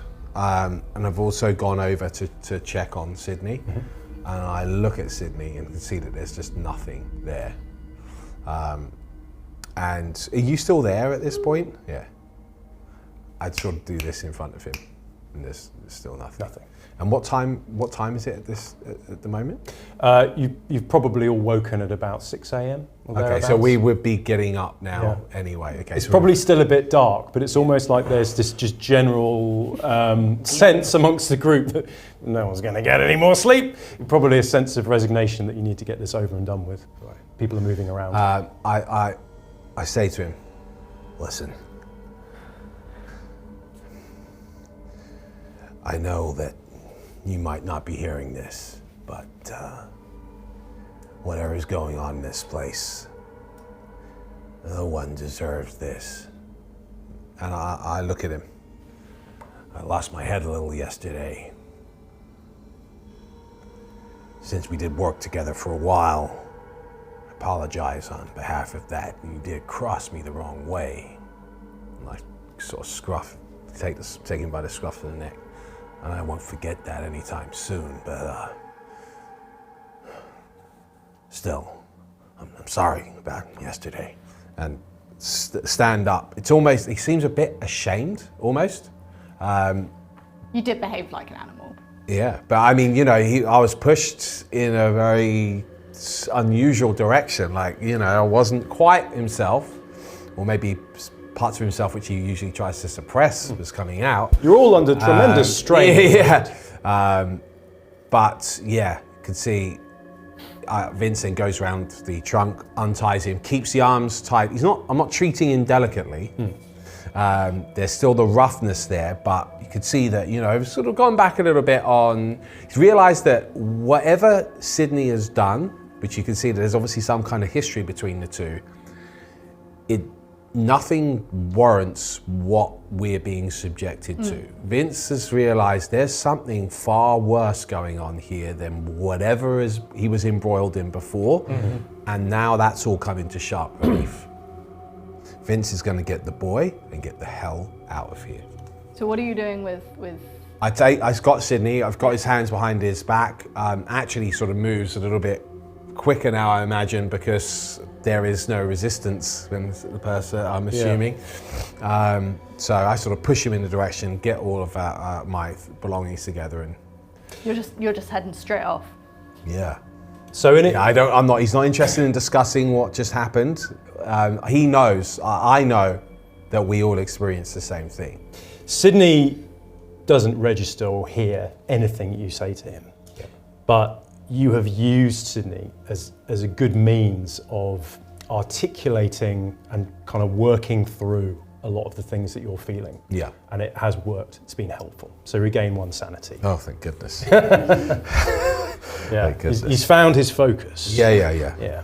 I have to grab onto something tangible. My character has to. Okay. So are you all going to descend? What's the word? It's not strike camp. What's the opposite of strike camp? Break camp. You're all going to break camp and head on up the trail. Could you all make a luck roll for me, please? Remember, this is with your remaining luck. If you've been spending. I'm not very lucky. Nope. No, not one bit. I can't spend 2 luck to make it. No. Luck on luck. luck. No, you can't do that. So, sorry, hands up around the table if you failed your luck roll just then. Oh my goodness me! Right, so all of you lose something of value to you. Oh no! Okay? You're just not thinking straight. This is the equivalent of leaving home without your keys. Yeah. Okay, so you have left your compass behind. I'm sorry. Your lucky cigarette case, gone. Oh man, I could do with a cigarette. You now have no money. Absolutely fine. I'm just ensconced in writing, quite frantic. And you wake up, and to steel yourself, you want to have another slug of whiskey. It's all gone. Oh, that's rough. Okay. Maybe I left I didn't quite seal the lid. It's all poured out. I actually stole it all in the night. I lied.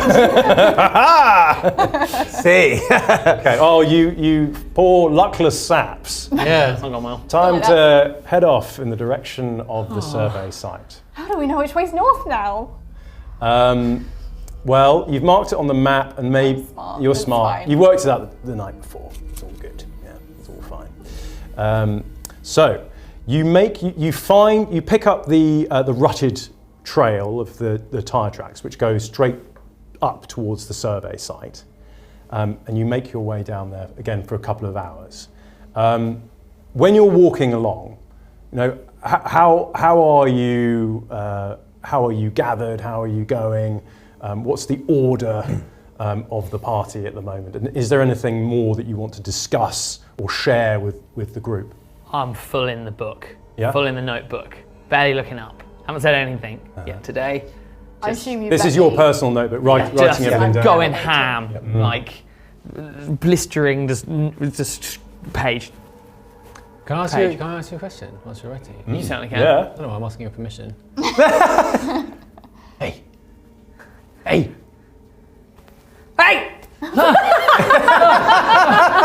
What is it? What is it?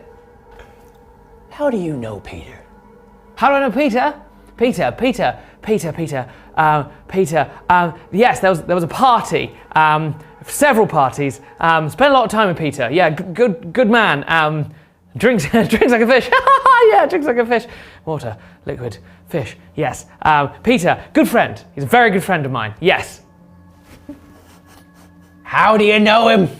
Partying. Part of the cliques and circles and, hanging out, just trouble. So,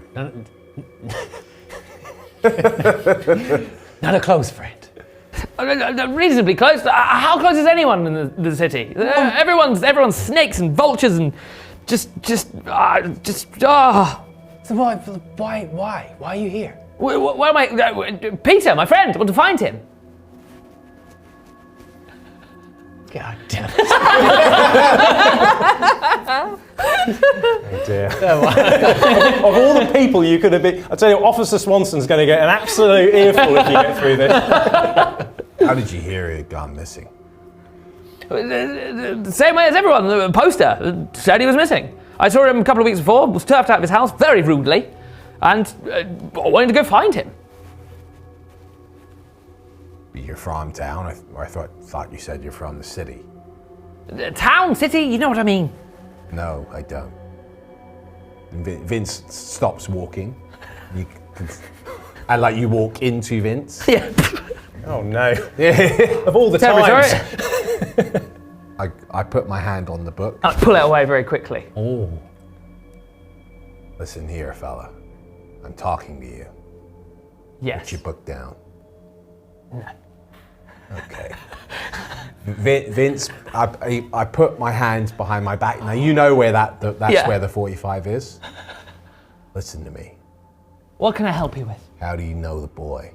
I told you, I met him at parties. He's a friend of mine. Hangs around with the same other social delinquents, all the elite, that kind of menagerie of people. What you're saying Drinking, about boozing, how you partying. found out he was missing doesn't make sense. You're from the city. You're not from this town. I am from the city. I was hanging out with some friends. I was turfed out of their mansion. They left me very unceremoniously in the woods. I had had way too much to drink. I woke up, walked into town. There's a poster. Peter's missing. I go to the police station. I know who he is. Figured it'd be more useful. Why did your friends leave you in the middle of the woods? I don't know, some form of jape. I'd had many substances and much booze, okay? Look, no one's going to arrest me for booze here, are they? You're not suddenly all massive prohibition nuts, are you? I think you know where I stand. Exactly, you know how it goes. One sherbet too many and I wake up in the woods. I'm a bit discombobulated, I head into town. Details about my friend gone missing and a big financial reward. I know who he is. Figure I lend a hand. Now, if you wouldn't mind getting back to my book. What's behind the words of both of you? What are you trying to do here at this point in time, Nick, in terms of these? I just want to get back to my book, if I'm honest. Right. And Vinny, what's he trying to do? Vince suddenly was quite suspicious because what he's saying doesn't really make much sense. Probably not going to. Yeah. You're worlds away, aren't you? Yeah. And also, the rewards, again, doesn't make sense. It's a lot of money, but he doesn't appear to be short of money or in desperate need to put his life on the line. I mean, unless you are in need of money. Realistically, most people are not going to go out after known armed gangsters, killers of police, and put their life on the line regardless of the reward, right? They're just not realistically going to do that, especially someone like you. So as far as Vince is concerned, he's putting two and two together, but it's not adding up how he would like. So suddenly the picture is falling apart for Vince. While you guys are having this conversation, obviously I've stopped navigating because no one's following me. But I would like to try and sneak around behind you and just see what you're scribbling. Okay, so a spot hidden. It's going to be quite hard to deduce this man's handwriting at distance. Or at least I can see if it's. Well, pretty sneaky. I'll roll the different one. I caught it in between my knees. Well done. It's a 32. My spot hidden is 60. Okay, so you might catch a glimpse of some of the things which are being written down. Nick? I mean, Is it actually just gibberish? no, it's sentences, but it's about trees and leaves and lakes and men and. A stream of consciousness. It's not good. It's quite relatable to everything that's been happening. Yeah. And I'm frantically writing, like to the point where it's not like I'm writing sentence by sentence. Sometimes it would be leaves on one page, next page, then more sentences about wandering in the woods. Yeah. And it's somewhat coherent. Yes. Well, I think you would be in enough academic circles. You would be in enough academic circles to know that this is perhaps a writing technique championed by W.B. Yeats or James Joyce. That it is a way of transposing one's thoughts and ideas on the page before a good edit, I would imagine. Yes, and some of it is quite colourful. It's not just mad writings. It's coherent and is quite poetic, but it's also mad in a way. Hand on your shoulder. I'd pull away. Stop doing my ideas! I don't think we're going to get much out of him today. Blake, what are you doing while this interesting little soap opera? I mean, you threw your pen at him. It's gone to. It was at. I don't know what it was. I would have had a pen, some kind of stick. Rock. Not a rock. Blake's just gone to go and have a cigarette. Now he's really upset. Okay. Yeah, Vince looks at him. I've let go of the 45 a while back. It's a relief. You're not going to shoot him at least. No. But when because he pulled away quite violently, so then Vince was like, "What's going on here?" I'm very a bit erratic suspicious. at the moment. Yeah. But seeing that he's not actually a threat per se, Vince just leaves him to it. Right. Has everyone come to their senses? Yep. Yeah, I think we're just going to keep Keep going. I walk up, I sort of go and I say to you, let's get back to it. And and I walk in line Oh my with God, you. find and another I say, bear. I don't think he's doing well. I have a feeling soon none of us will be doing well. You continue walking. I light up a cigarette at the same time. You continue walking in silence. Did you lose your cigarette case? I did. Oh, can I have a cigarette, please? I hand you one. Yeah. For your massive one. You continue walking in silence for some time, a couple of hours up the trail, and you soon come within striking distance of the survey site, and you can see far up ahead, all of you, the large, rather imposing iron fence which marks the boundary of the survey site, which is a few hundred meters up the track. But to the right of the track, there is a smaller path that pushes sort of up a slope, weaves out of sight into the woods. Could you all roll a spot hidden for me, please? Oh, a spot it. 3! A 3? 79! 83. Okay, so we've got a pass here. Yeah. Yes, a couple of passes, fantastic. So you both notice that the coloration of this small, almost deer track is completely different to the kind of dusty dirt track of the truck. It's actually a yellowish tinge. And upon closer inspection, you see that it is covered in autumnal leaves. Crispy, crunchy autumnal leaves. Nick's favourite. So I've not seen the autumnal leaves other than on the paintings and stuff. That's been. Yes, you've just seen them in the paintings. Some of you have seen them in the dreams as well. I've but seen not them. last night's dreams, I don't think. But so that's what you see. Okay. How do you proceed? Yeah, go on. I imagine, Nick would probably, while he's writing, without looking up too much, we'd probably just veer towards the leaves anyway. Yeah. Like, it almost has completely ignored the gate entirely. And as you go over, Like, are you picking them up, are you? having a little rummage. You notice, you see on every single leaf, T.S. Eliot's words, this is the way the world ends, this is the way the world ends, this is the way the world ends. It's almost like every single leaf. Is it like printed on there, or is it written, or? Well, why don't I would like to. Are you pick one. interested? I'd like to. Are we all seeing? If he's picking up leaves, I want to go pick up leaves. you Well, yeah, you want to pick up some leaves? I want to pick up some leaves. Pick up and link some leaves? I want to lick some leaves. Well, they're just autumnal leaves to you. Just innocent leaves. Just normal leaves. Normal leaves. But again, it's very strange because this is late June. I imagine I'm sort of slightly chuckling to myself. Yeah. Yeah. Of course. Yeah. D3 sanity damage. Now. Yeah. Only one! Oh, well done. There you go. I see. Yeah, I recognise that the leaves are out of place. I have seen leaves in one of the dreams. I remain steady because I'm being more and more less surprised by things. Yeah. But I turn to everyone and I say, look, I suggest we go up this path.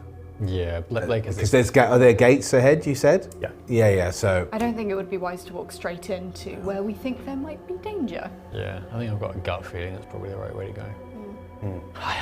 Is that Blake saying that? Yes. Say it again in the accent. No. God damn it. Okay, up the deer path. Nick, You're already walking up there. the leaves are telling us where to go. We follow the leaves. Let's follow the leaves. The leaves. Let's follow the leaves. Yeah, we'll Are follow you the leads, just fella. stuffing them in your pockets? I'm sort of like throwing them up. The leaves. Wonderful. So as if you can see the leaves. The leaves, everyone. The leaves. Let's follow the leaves. It's okay, we're going to follow the leaves. Sydney's still catatonic.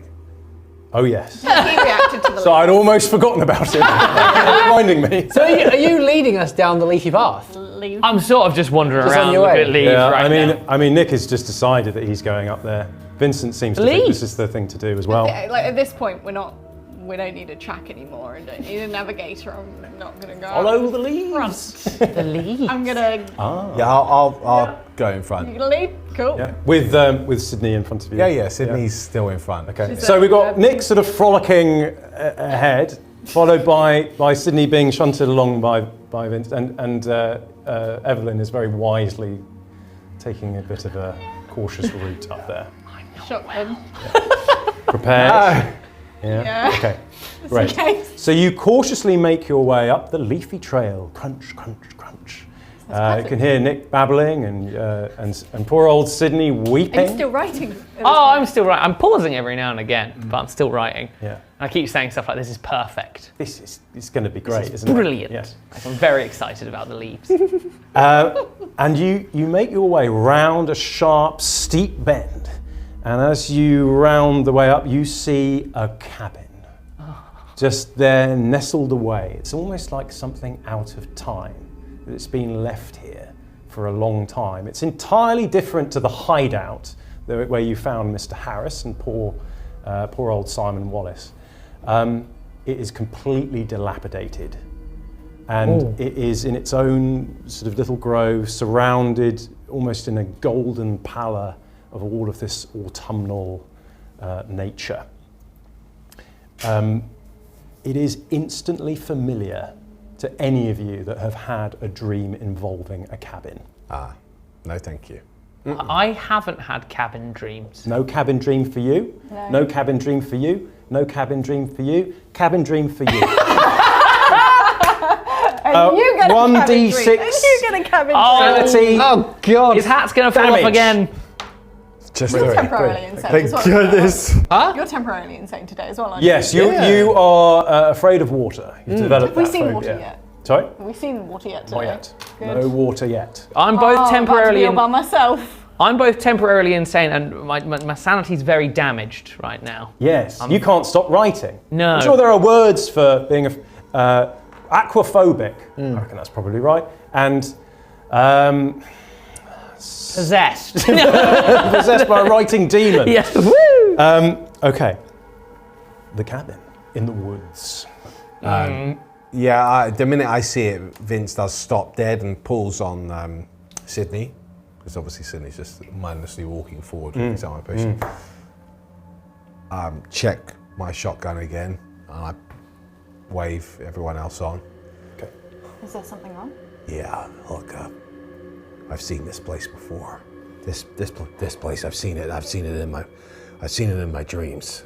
This is the cabin from my dreams. It's not a similar cabin. It's not something that looks the same. It's the same goddamn cabin. You saw it in the painting as well, I think. Yes, I did break that painting and said that it's not possible. So if you would care to just not remind me of that. Oh, sorry. How far away are we from the cabin? It's real close. Okay. I would like to pop my hand on your shoulder. Yeah. Just to, not to sort of like pull you away, but just to be like, stop for a second. Yeah. And then I'm going to go approach the cabin by myself. With my shotgun. Be careful. Be careful. I've got my you shotgun hear up me. as well. My voice is like slightly. Just sort of.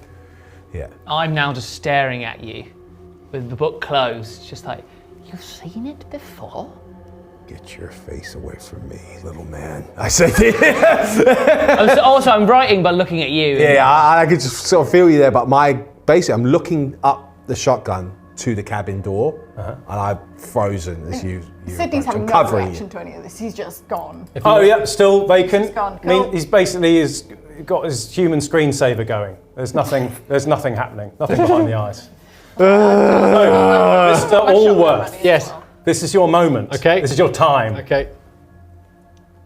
I'm going to approach the cabin. I'm approaching the cabin. If I look behind me, are you still pointing your gun at the cabin? I'm covering you. So when you sort of go, if you cross, I'm sure we're not going to shoot if you cross my shotgun, I will move it away. But I'm great. trying to make sure that I've got the shotgun trained on the door. Yeah.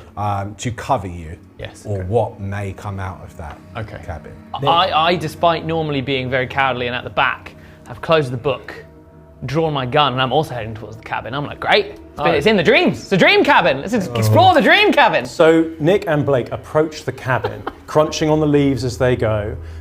Blake Allworth being substantially more soldierly and cautious in his approach than dear Nick here. Straight up. And as you get closer, you can see that it's completely dilapidated. There's sort of lichen and moss on it. It looks dead. The wood looks kind of dried as well. There's no varnish on it. It's kind of in a state of real entropy and decay. It should really be torn down, effectively. And as you get closer, you can even see that the door is not really on a latch. It's just kind of hung there. Okay. I will open the door. You peer inside and you're met by a kind of musty smell of rotten wood and also the smell of bone dust and rotting flesh. But long since rotten flesh. It's not a rank odour. Yeah. It's just a dead smell. It smells dead. Okay. And what do I see? So you can see it's very murky in there, very dark. Yeah. The roof is still kind of intact, it's not letting any light in. You can see the outline of a table and some chairs, maybe some cabinets. You can see what look like maybe some clothing hung up on some pegs by the door. Yeah. You can see maybe some kind of rubbish piled up in the corner. It looks also like there's some carcasses hanging by hooks as well over this table. But again, there's a real sense of entropy and decay there. That these animals that have been slaughtered. Oh, they're animals. They've been there for a very long time. Oh yes. Yeah, so I was thinking, what? Small, maybe like rabbits. Okay, So they've just been there Hunter's for a very long cabin. time. Yeah. Yeah. Maybe some weasels or something. Maybe some weasels. Have you stepped into the cabin now? Yeah. Oh, you're in the cabin now. Yeah. Okay. I'm start walking up. I'm gonna start I'm pushing following Sydney. alongside you. We've basically got Sydney in front of me in the shotgun. There's a stand. You know what, yeah. As you go in, you approach the table and you see that there's a collection of rusty hunting knives, similar to the one that you found near the artist's corpse, on the kitchen table.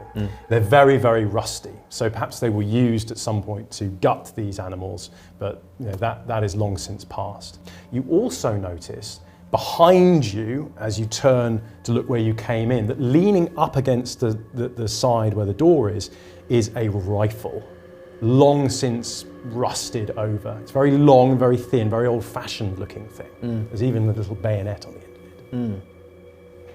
So would I, from my military knowledge, would this look like old Union weaponry? So you notice that they are certainly uniforms, but completely moth-eaten, almost kind of coming away in your hands. They're Union, so there's a sort of bluish tinge to them.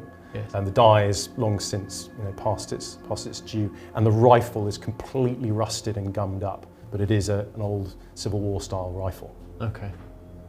I'm going to put my shotgun Okay. back in my Who's shotgun. in the cabin right now? I'm in the cabin. So Nick and Blake. And I'm following up And I'd moments be later. behind you. And you're all in the cabin now. Could you all roll a spot hidden for me, please? Okay. I pass. 11. Yeah, it's strong now. Blake notices, as you sort of scan around, taking everything in, you notice a pale greenish light shining up from between the floorboards. Basement. You just say it like that. God damn. You get a bit closer and you soon discern the outline of what appears to be a trap door. Okay. Right, I'm going to silently. Are you in yet? Yeah, Roll it. Okay. I've just stepped in. Sydney's walked in front of me. Yeah. And I'm gonna get your attention. Just. I look down. I see What's the the green trapdoor? light. Okay. Do this.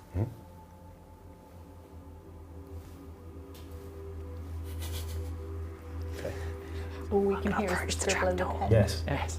Okay. here. And you're gonna try and open it silently. Is that what you're going to attempt to do? Yes. Okay. Take a and I cover and the you're trap doing door this with as my well. You're shotgun. covering Yeah. it. Okay. We don't know what's down there. Let's do On the a other side? do a strength Cool. check. So if you look at your characteristics at the top, you've got your strength characteristic. Unless I've made Yes. it up. Oh, you do have one. I yes, do. good, right. Okay. And I'm going to roll an opposing one. I'm going to be the trapdoor in this. Door the door. Okay. Okay. Okay. Oh, I want good. below my thing. Yes. Yes, you do want below. Okay. 34. Oh, that's a pass. Yes. Fantastic. And I as the trapdoor, as your mortal enemy, I failed spectacularly. So Yes. you succeed. You are defeated. And your intent to open it as silently as possible succeeds as well. As silently as is possible in the situation. It Yes. does creak and groan. But it seems to be that this is a joint which is used fairly regularly. It was easier to open than you expected. Okay. You open it up and you look down into the gloom, and there is a light emanating from what look like some strange kind of rectangular shapes below. There's a little step ladder that goes down into the gloom, and where this greenish, unnatural light is emanating. Okay. Do we go down? Yeah. Do we stick our heads down there Fit- first to Yeah. see if we can look around? Is that something you're asking, Evelyn? Yes. Okay. To my more sane Yeah. companions? Yeah. Let's get down there. Okay. Okay. Who's first? I've opened the door. I'll go first. Goddamn hero. God damn it. Okay. At this point, Vince looks. Is there are there any beams or anything that I could potentially tie Sydney to, which would trap him effectively, secure him? Nothing reliably, because everything's so rotten in here that's not liable to work. He's probably But leavable, yeah. isn't he? he's catatonic. He's not moved up Yeah, when you move yeah. him. I think he could be not catatonic soon. I don't know. I don't Yeah, trust I him, and that's wouldn't coming trust from that. crazy book boy. Just tie him up even more. Make him immobile. Could tie his hands to his feet.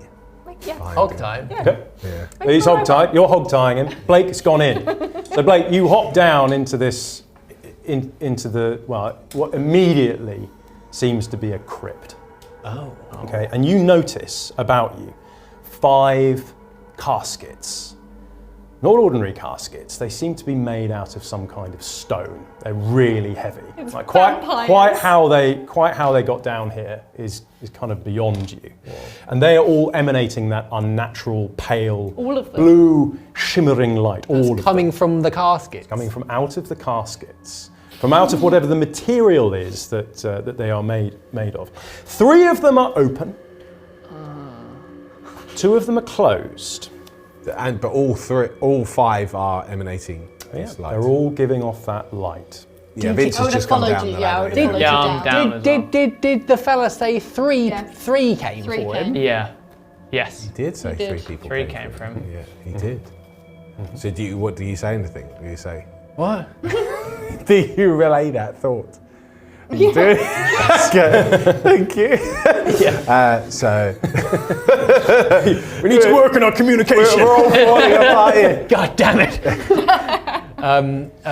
Well, yeah. You say 3 caskets, 3 people. I might even make the leap. Be like 3, like the men. Yeah. Like the night folk. Like the night I folk. sort of wince at both of you. How big are the caskets? They're man-sized. They are Well, yeah, no, man-sized. they're coffin-sized. You could. Are they shaped like coffins? Well, as you approach and look closer, you can see that there are some what look like possessions or trinkets and things in some of the open caskets. You can because it's sort of illuminated. You can see them. Okay, what are they? You can see some things which are almost kind of rotted away. It's hard to know, maybe hair or something. Lovely. But you do see what is clearly a very old locket of some kind. I'll pick it up. Yeah. Yeah. And look at it. Yeah. Okay, you open it up, and again, very, very old, faded, yellowed photograph of a young woman. Perhaps somebody's sweetheart. Oh, I hand it over to you. why me? Well, because you seem to be the historian. I'm not I mean, he's not going to hand it to me. Yeah, like, this guy's just still writing stuff. I'd like to try and see how old it is. Yeah, Probably. sure. So a history or archaeology roll would do the job. Whichever one I'm better at, Whichever right? one you're better at. Cool. No. I don't know. Yeah, It's old. it's old. Yeah, I say this mean anything to you. Nothing. Well, what might mean something is that you also notice what appears to be a diary in there, a small notebook. Books? Books? You want in on this? Nick? Have I noticed the diary? You've noticed the diary? Would you like? Okay, I immediately go and look at the diary. Absolutely. Oh. You open it up, Oh. and the handwriting is incredibly untidy. But because of your background and your own incredibly messy handwriting, you're able to deduce its contents. And you flick through the pages of this diary, and you flick, all the way through. You notice that the handwriting, eerily similar to your own, is getting messier and messier and messier. And then you come to the last entry, which is from April 6th, 1864. And it says, It's a while ago. "At last our journey is over. We fled the army to escape with our lives and make a new start in Canada. But instead, we have found that which we desire on the shores of a black lake north of Somerset. It called us here with the promise of life everlasting. It called us here in our dreams. It exists here and yet not here at the same time. It remains trapped in a crystal prison from which it longs to be freed. It came here so many centuries ago upon a comet that broke apart and was scattered around the world. One such piece landed here with part of the crystal that keeps it bound. If we aid it in finding the crystal and deliver it the lake, our benefactor can destroy it, weakening the strength of the prison that binds it. One day, it shall ascend to the stars," and this is where it gets really messy, "and we shall bask in its eternal gratitude and power. It is the one true God," in capitals now, "the one true master over life and death. We go to join with it in the black waters of the lake. We go now to be made immortal by our new God. Galaki, may your will be done." Do you read any of this to us? Simply marvellous. And do you read that out to us? I don't think I would have read it out, but I'm clearly very excited by the page. You must read it. You must look at this. Look, they found it. Okay. you gather around the notebook, and as Nick shares with you his discovery, I'd like all of you to roll a spot hidden now. Oh, yay! No. 33. I do not. Great. So out of the corner of your eye, Nick, you notice some movement. You turn around and see one of the closed casket's lids slowly grinding across the stone, and a hand comes scrabbling over the lid to lever it up. The hand of a corpse, bloodless and skeletal. Out it clambers, and the other casket beside it, another corpse stands up and stands out. No, thank you. God damn it! I imagine I've made everyone aware of this. Yes. And pointed. I think we're probably all aware of it. No, but you guys haven't spotted it. Well, let's see if you're able to do that. So, Because you guys haven't spotted anything, have you? No, I was looking at the book. Yeah. How do you draw everyone's? How do you draw Well, I everyone's probably, in my state, probably silently point. It takes me a few seconds to go, it's them. Okay. Let's roll a Constitution roll here. See if you can overcome the terror.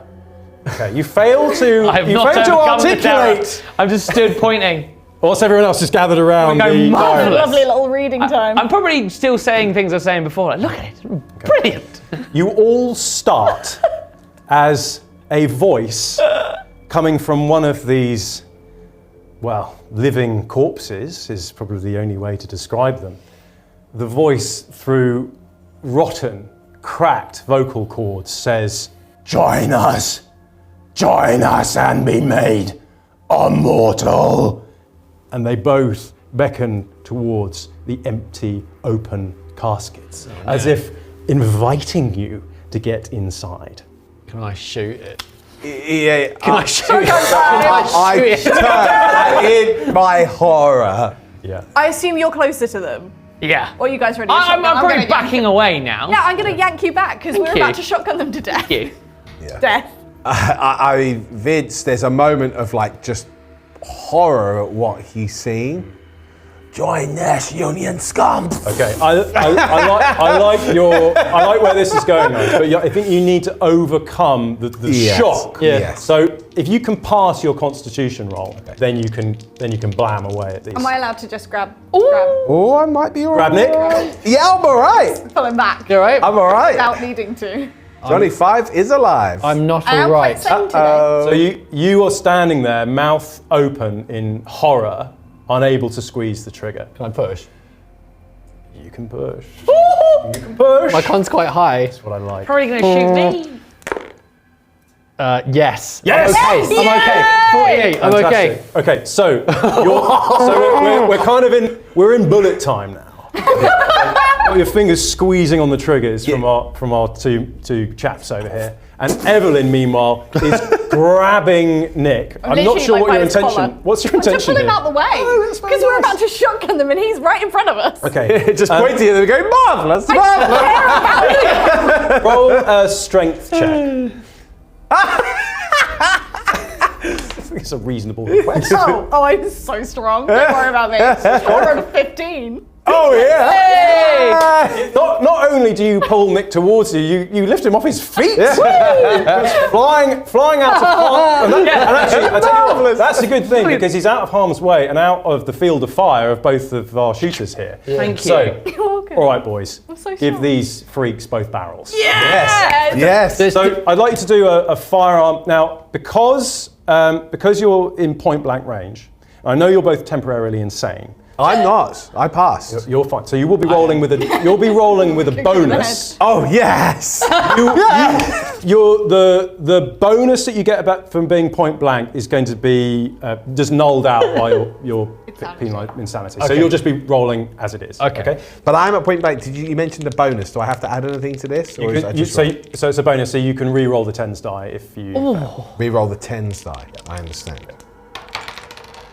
Oh, 9! Oh! 9! Yeah, very good. That's a big old success right there. 38. I'm good. And another success. Okay, so the damage for a shotgun in a confined space at close range is pretty spectacular. 4d6. Oh! 4d6. Wow. Can I have 3 Thank D6, you, Evelyn. please? 3. Not the duck ones. I've got a D6 if anyone Thank needs you. an additional. I'll just roll these and roll them again. Okay. Let's see how much damage we do. That's 5, 6, 7, 8, Oh! 9, 10, 11, 12, 13, 14, 15, 16, 17, 18 points of damage. Okay, so both of these man-sized these relics from the Civil War, these undead, they disappear in a mist of bone dust and rotten flesh. There's no blood, there's no liquid, they're powder dry. Chunky. They just explode in a shower of dust. And there are just 2 pairs of boots standing there. Smouldering. And you're all covered in basically just dead human grave dust, I suppose. Yeah. Nice. You should use it to start finger I pointing. immediately empty the used shells and reload. Yes, so do I. Still Now, got plenty left. Now he's out there, Billy. I'm gonna make sure I'm ready just in case. Okay. Your ears are ringing. You're in confined space. Yeah. All of your ears are ringing. Yeah. Just gathering your wits, but you have annihilated some unnatural creatures. Good. Let's go. And there's nothing else in this basement. It's all walled off. Is the glow still glowing? Are we still experiencing the glow now? Yeah. Well, yes. The caskets are still emanating that glow. It wasn't emanating from the 2 figures. Okay. We need to destroy the caskets. Oh yes. So there are 5 open caskets now. Yes. Okay. How would you go about destroying the casket? I want to shoot it with a shotgun. A stone casket? You want to shoot a stone casket in a confined space with a shotgun? Would you like to try and stop her, Nick? Yeah, can I come to and prevent the ricochet killing us all?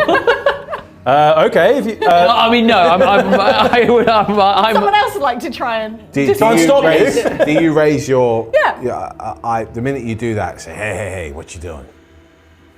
Maybe we need to destroy the casket. Yeah, I agree with you, but that's not going to do it. I sort of tap on it, and I'm assuming I feel stone. And we can't see any source of the light. You're just it's saying coming out of seeping out of this rock. But if we look into it, it's the stone itself. Glowy. It's as though the Glow stone has been made out of some kind of mineral that gives off light. Vince looks into the caskets which have just opened. Is there anything of interest in either of those? More doodads and trinkets, but again, Belongings. but it's almost as though originally they were in there almost as keepsakes. Yeah. But over time, they've just kind of been crushed and worn down by the corpses lying on them. Oh, lovely. I imagine I'm having a rifle through some of them as well, if there's anything to grab. Yeah. And there's nothing else down there outside of the caskets that we can see? No. Okay. No, I nothing guess more. we should go see what's going on at the site then. Okay, so you want to leave this place? Yeah. I'd like to leave the place. Okay. So You got any way of setting the place on fire? Fire Is there doesn't any- destroy stone either. Yeah, but it might collapse. it's a very, it's a wooden cabin, and it's a very dry, old, rotten wooden cabin. Do you want to set it on fire? Well, yeah, sort of. All right. Yeah, It do you might- suggest that? Are we grabbing Cindy before we set it on fire? I mean, it Pick 'em might up. sort of act as a beacon, but also scary. But if it's a beacon, we're now moving away from it. Yeah, well, I mean, it's basically, I say, So anyone that's here would know we're here by now. They would have heard that go off. Referring to our shotgun, so yeah, the let's coffin's light it up. blast. Do it. I presume I have some kind of... Well, yes, you've got the lighting means to cigarettes. start fires. Yeah. Yeah. Oh, yeah. Okay. Yeah. So, as you step away from the cabin, you actually notice that it's any sort of concerns you had about maybe that it would act as a beacon, that people would see the smoke dispelled because it's actually dark outside. So you've been in some sort of temporal rift. It feels like you've only been down there for half an hour, but it is night. Okay, marvellous. So, would you like to start a blaze and destroy this this tainted thing from out of time? Yes. I'm going to imagine Mr. Allworth walking away in slow motion as he flicks a cigarette. The flames of this thing, our 4 investigators continue on their way in the direction of the lake. You make your way to the edge of the lake, and on your way down there, you notice some strange, almost like posts in the distance. And as you get closer, you smell the dark waters of the lake before you see them. And the only way that you can see the lake is actually just almost like this abyssal void off to the right. It's completely undisturbed. You can't hear the lapping of the water or anything. You just almost detect that there's the presence of something deep and terrible near you. Blake is keeping well away from that. He's walking as far to the tree line away from this deep, dark presence as he can. The water source must be that from the one that you've had in your dreams. You know, it tracks. This is Set the lake on fire. this is where you saw the sort of bulk, the spiny bulk rise from. This is where you were stood when the spines leapt out of your chest. This is the place. This is where it happened. I don't want to go near What it. would you say I'm going to ask you to do right now? Insanity check. Insanity check. D6. D6. Just straight up D6. Oh, we're taking- You're just going to take it. Oh. You're just going to take it. Okay. Oh, only one. Very good. Oh, thank goodness, 2. 5. 5. Okay. Oh no. I'm still pretty decent on my sanity though. So that is a big old chip of Yeah. sanity damage. Would that equate to a fifth or more of what you have remaining? or I'm is it less than now. I've taken.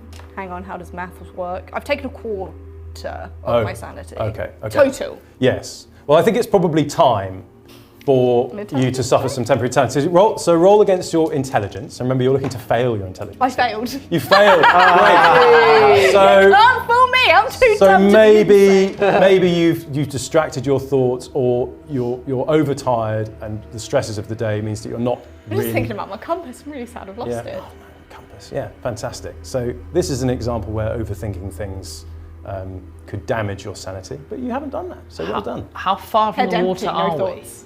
Well, Like down, or is it like a beachhead, or is it like in or down a sheer edge? it's accessible by foot. You could walk into it if you I'm wanted probably to. heading towards the water. You're heading towards the water. Yeah. Okay.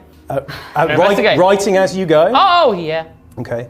All right. I'll follow you because I promised you I'd try. And So you're keep you walking alive. towards the water, and at this point, I'd like you to make a power check, Oh. which you fail. I would fail. Oh, I'm not. Oh, I'm quite far. I could use some luck. Okay.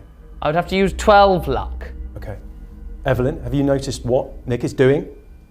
I'm following him, Yeah. so maybe. And you see him getting closer and closer to the water. Yep. Maybe his foot starts going into the waves. Oh. Am I going dear. to grab him out again? Are you? Yeah. Goals before Right. rolls. I don't think he's meant to be going in that water, and I promised I'd keep him alive, the idiot. Okay. I'm going to use 1 luck to Oh, pass my strength thank roll. you. Okay. So you manage to yank him away from the water's edge just I'm in time. so strong right now, by the way. Powered up on adrenaline. Okay. Now he's still pushing and pulling and trying to go into the water. You can't stop me. I'm witnessing this. At this point, I've shouldered the shotgun and I come over and help you. Thank you. I say, listen here. And I grab you by the shoulder and pull you back. Also, not really reacting to it. I'm just still trying to write my book. Can I slap him? In the dark. Of course you can slap I'm him. going to slap him. Yeah, slap him. Okay. Okay. That brings Nick to his senses temporarily. I did it. You kind of snap out of it, see Evelyn in front of you, and notice that you've got wet socks. Oh, wet socks. That's a horrible feeling. Worst. That's the worst horror we've witnessed. Oh, the horror! My feet! I hate that. Squelch, Yes. squelch. Sorry, I slapped you. So am I properly like? Has that dispelled my temporary insanity, or am I still? I mean, I'm not going to lie. My sanity itself is pretty low now. Okay. So am I compass mentis, or am I just not walking into the river? You're just not walking into the river. Marvellous. You're back to my book. Back to your default position of scribbling frantically. Yes. That worked. So, and as you turn around, you realise that you've come further along the embankment than you realised, and you notice that those sort of constructions that you saw in the distance are actually stakes, posts that have been kind of driven into the ground, and you notice that there are ropes around them which have been cut. And could you all roll spot hidden for me? Ah, I have spotted hidden. I spotted hidden. I didn't. Yeah, 22. 26.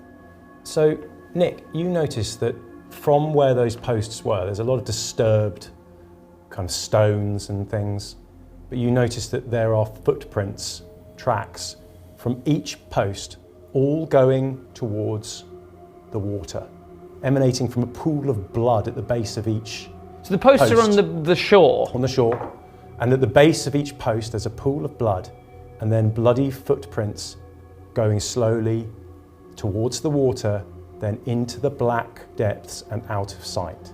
Evelyn, you see the same thing, but you also notice a familiar pair of spectacles on the ground by one of the posts.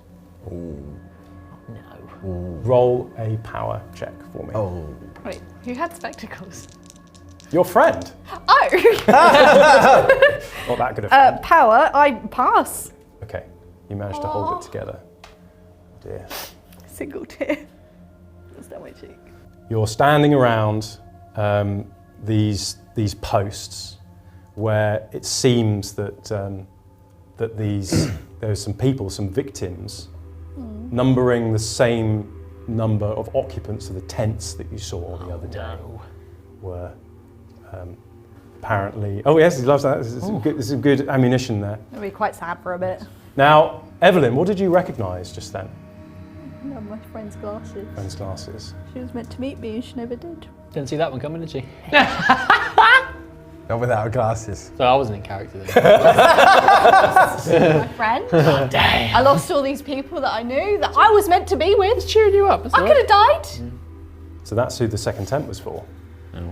Yeah. Okay. Right, My folks. second.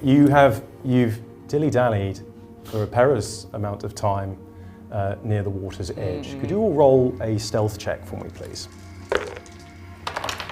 Hey! Yes, I do. Just. Is everyone okay? I hid myself under my book. We all passed! You're so far undetected, which is a very good thing at this I'm going to stage. quickly grab the glasses though. Okay. As you look out ahead of you, you can see that there's an even larger construction, almost like a giant post, kind of leaning up against another one, almost like some sort of pulley system.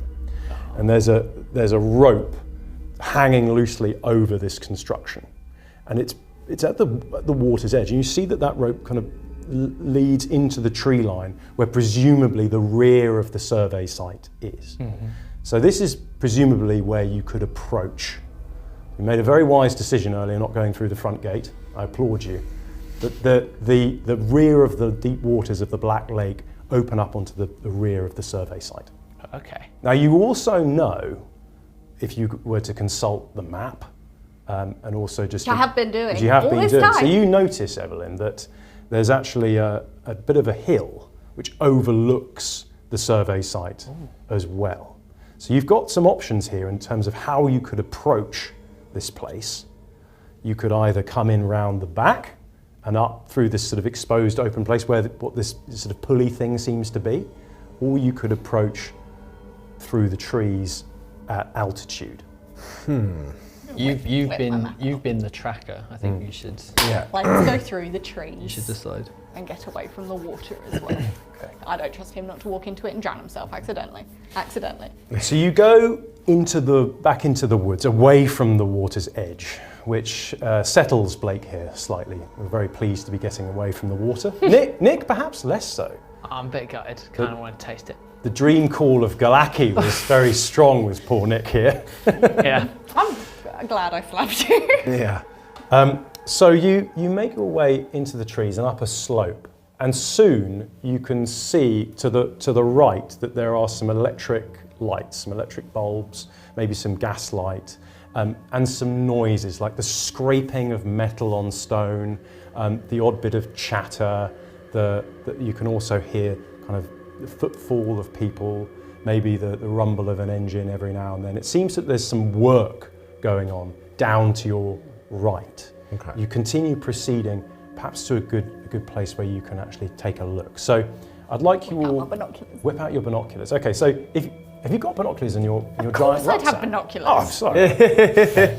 So Kind of explorer do you think I am? So do you want to take a closer look at this do. survey site? Okay. It is still very dark, but as I said, there's a little bit of artificial light, and also there's this unnatural glow coming from the full moon. The green. It's quite greeny. Cool. But there's a green light coming from somewhere else as well.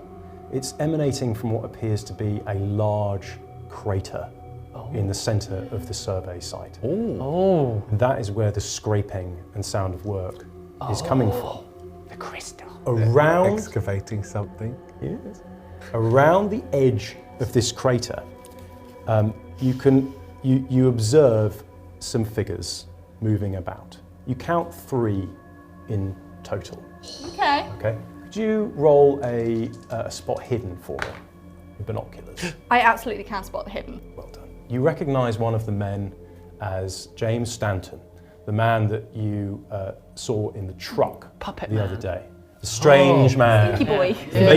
Vacant expression in his face and I'm going to relay that to everyone. Okay. And you also notice that it's easy for you to notice because he's wearing exactly the same clothes as well. Some of the men are bringing tools and what seems to be ropes to the centre of the crater. And you notice that those same ropes go up onto more of those large constructions. You count 1, 2, 3, 4, 5, all going towards the lake, and there's a rope leading to each one. I mean, I would kind of can't make heads or tails of this. Yeah. Pass the binoculars So you- around for other people to see. I have a look. So how many people roughly are down there? So 3. spotted 3, Just coming and 3, going out okay. of the crater. Okay. Yes. Which would make sense with the 3 open Yeah. caskets we So I tell you what. So as Vince is, works in logistics and knows about these things, he recognises exactly what this is for what it is. Especially when James Stanton goes over to the truck and drives it over to the base of the crater, and they actually hook one of the ropes to the rear of the vehicle, and he starts it up and starts driving slowly. Okay. And the rope goes taut. Yeah. And the men all come out of the crater and are all looking down, some of them with obviously guiding ropes as well, in an attempt to It's a pulley system. get something to out. Lift something out. Okay, so they're all very busy. Okay. Okay, so you continue looking around and you notice that there are 5 huts, okay, all kind of in a semicircle around the edge of the crater, not on the water side, on the wood side. And they're all a similar size. One of them you've noticed is the one where they've been going to and from to get tools and things. But that's all you see for now, which is quite a lot.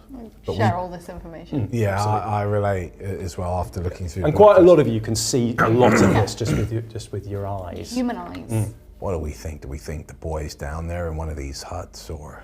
I'd completely forgotten about the boys to be That was the only thing, bit of sanity that I can cling to. That James fellow that we met, he certainly knows whatever it was that's gone on here. And, well, whoever was attached to those posts, he almost certainly was involved with it. They're all killers. Whatever the hell is happening SAT. here, it's not right. No, it's not. And if, well, the diary was correct, whatever's buried down there should stay buried forever. Just at that moment, there's a revving of the engine down below, and the truck almost comes up on its front axle.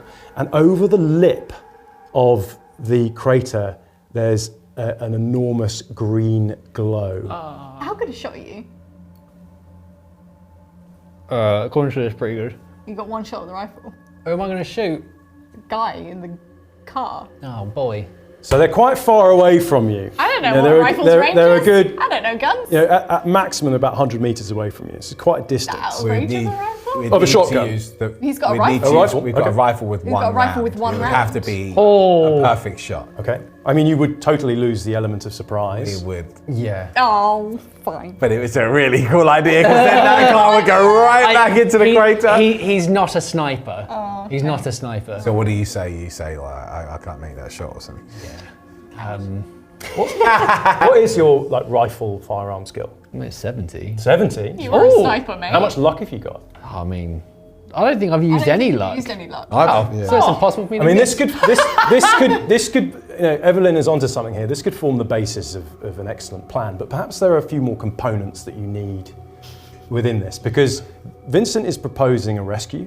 Well, yeah, Evelyn is proposing A murder. some killing, or at least some Oh, we ended up here disruption. again. Okay. You go. Gets the rifle. I'll cover you. All right, you want me to check these huts, see if the boy's in there? Because one hut appears to be a tool shed. The others there's 4 others which we don't know what's inside, right? We should. Because realistically, if you go down, Yeah. I can keep an eye on them. Yeah. And if you get seen, I can. You can cover me. Just at that moment, you Oh, hear right. a cheer. Oh, praise be! Praise be! God is coming! As the crystal fully comes out of the crater and thunks onto the ground and is slowly dragged along as the Model T makes its way unsteadily towards the water's Would have edge. stopped the whole thing. How big is it? But no. Don't listen to me.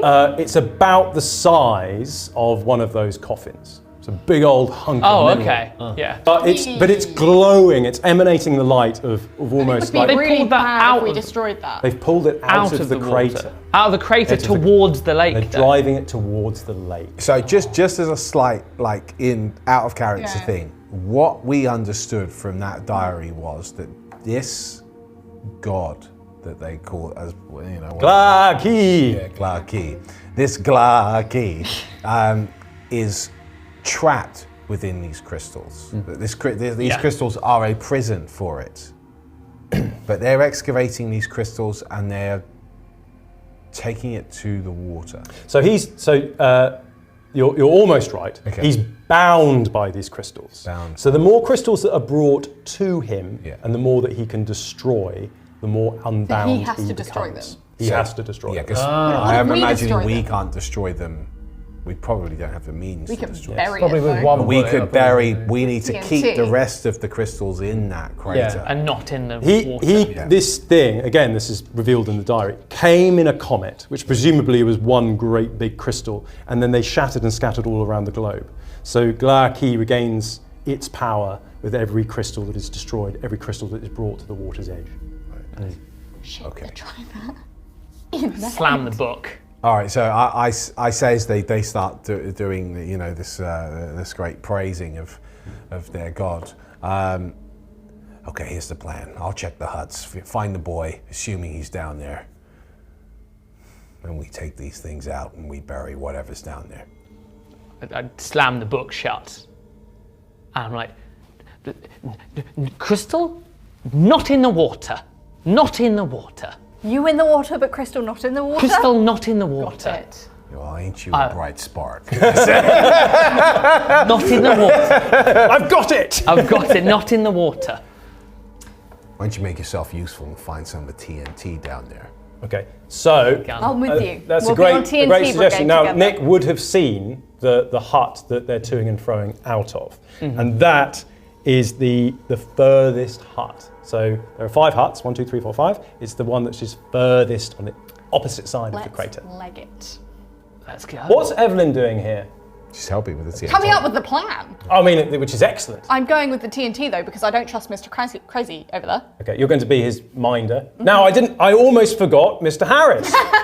Oh, he'll stay with Oh me. no, where is he? He'll stay with me. I was keeping it. He's on the beach. Yeah, well, he's no longer hogtied, obviously, because he was. He's just got No, his you've been hands carrying tied around like behind that. Like a handbag. He's just got his In hands my tied head, behind that's his what's been back. happening. Yeah, I make my way down around through the woods towards the first hut. Okay. And you've got Eugene's rifle. Yes. with a scope. Yes. With one round. The driver. Yeah. You're intending on shooting One the driver. opportunity. I'm keeping my eye on the driver. But if you shoot him, they don't get it into the water. And they know we're here. Yeah. Wait till we're down. I'm gonna wait. What are the other two doing? Because obviously Let's you've got move James into it. Watson's now. What's his name? So James Clayton. Clayton, There's yeah. there's someone driving, and then there's someone else. You know that one of the others is called Carl White, who's the survey director. So that's everyone accounted for down there. Now during this planning session, the truck is making progress. And these two are also guiding, because they've got pulleys on either side as well as it sort of strays off. And they're about a quarter of the distance now towards the water. So you're going to have to act quickly. We need to just get down there and That's stop them. off to the TNT.